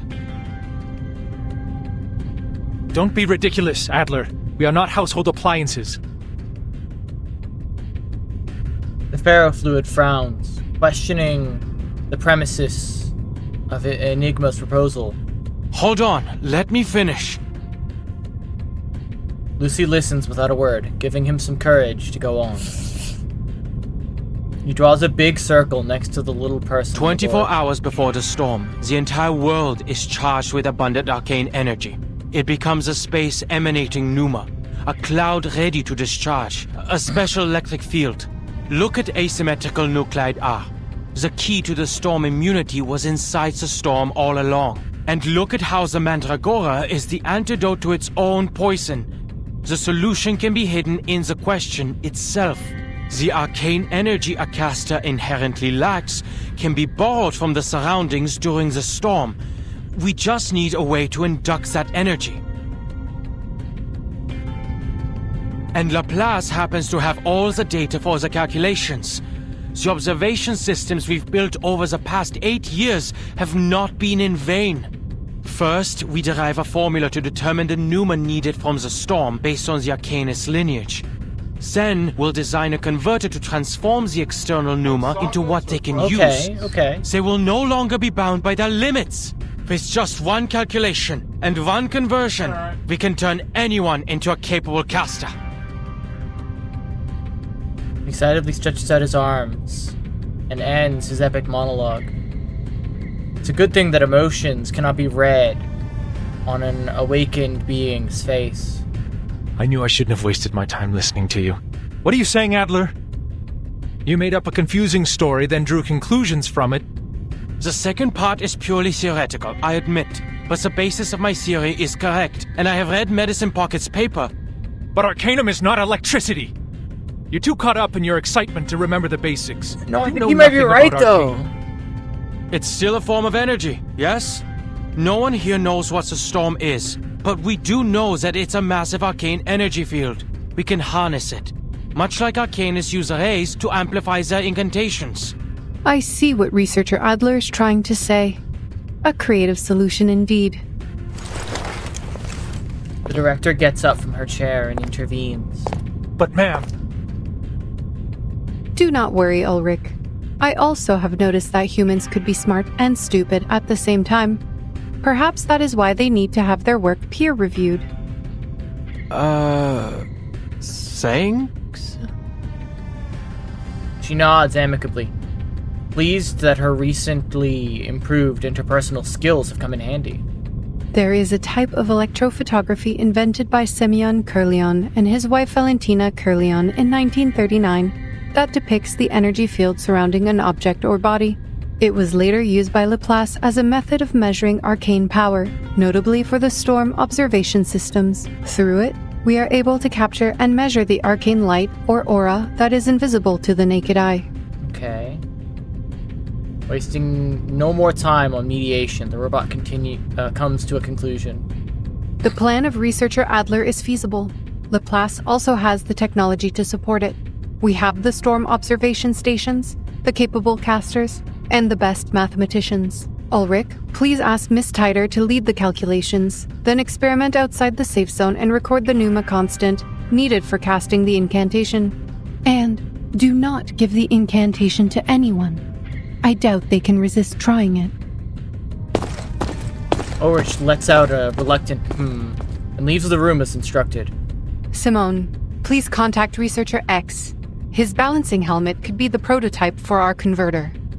That helmet balances the energy field in and out of our bodies, and was once used to protect researchers working with dangerous arcane skills. We could boost its power and use it as a substitute for Adler's converter. But we should postpone their testing request until we have completed our experiments on the side effects. Her assistant gives a quick nod and begins drafting the notice. The tasks are quickly assigned to the right people in less than a minute. Only one person seems to have been left out. What about me, ma'am? Should I go with the calculations team or help with the converter? He takes a tentative step forward, curious about his role in this endeavor. Right. I wanted to talk about that. You have proven to us the value of human thoughts and perspectives. I am glad that your struggles with the bottle did not damage your brain, Adler. I am confident that your discoveries will save many lives in the storm once implemented. The bottle? But it's been 7 years. She just keeps on smiling. But you overlooked one thing in your plan. What about your people? The humans who can never cast incantations. An apt question. They were not included in the plan. I just came up with something that took the least steps to reach the desired outcome. To save humans, they'll have to rely on equipment. Only when we have better control over the ritual can we store it on arcane devices for mass production. Then you should go perfect it. Huh? We only have 16 hours and 30 minutes until the storm. There's not enough time to... The feasible part of your plan is in motion, and all of Laplace will provide the help we need. We will make it work.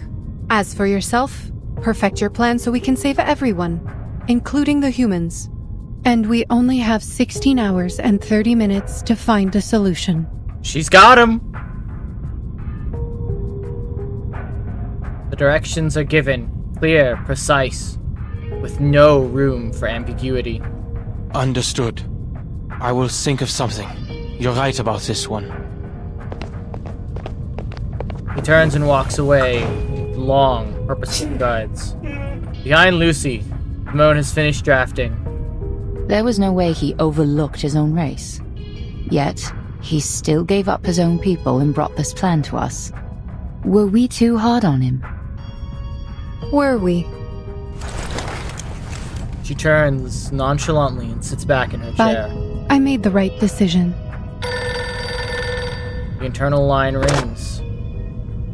The assistant pulls down the list of side effects and grabs the phone. Yes. Yes. We will provide the tech support. She ends the call with a grave expression on her face. It was Xeno, Mom. They lost contact with Team Timekeeper 3 hours ago. They're asking us for tech support. They have to make contact with the island immediately. God, what's going on the island, dude? So much is happening! The mind sinks and floats in an ocean of lethargy. A piece of driftwood would be well timed. Don't worry, Sophia. It is just a game. I won't be in there for long. You can wait for me on the beach if you want, okay? The wood dissolves into foam. No! 37! Don't!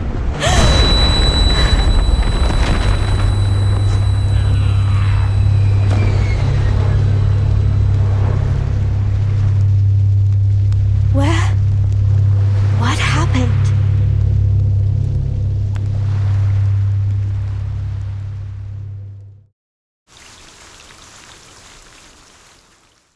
god.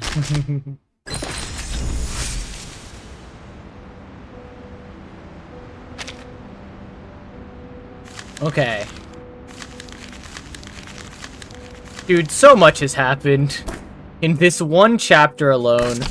And I feel like so much more is gonna happen. Look, isn't the sun in the sky shining It's like fucking a crazy. record? I think I might call it for today and continue this again later. Perhaps like Friday or Saturday? I think Saturday. So I think I have something to do tomorrow. I'm playing, let me make sure what I'm doing this week. Yes, okay, so Friday and Wednesday, I'm doing Baldur's Gate with my friends. So I think we wrap things up for today. Let's see who's live that I can send you all off to while I'm doing this little speech. And then we'll continue on Saturday. Oh man, I'm gonna have to continue on Saturday way late. I don't want to continue on Monday. I'll figure it out. I'll figure it out. Perhaps I'll continue it on another day and just like get through as much of it as I can. That would be a good idea. It's just a matter of how am I gonna do that, and I'm gonna have to figure it out.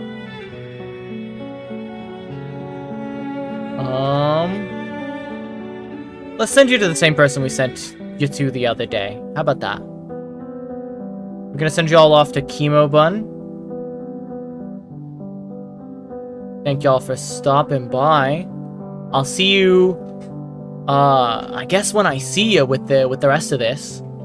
With the rest of the Vereinsamt.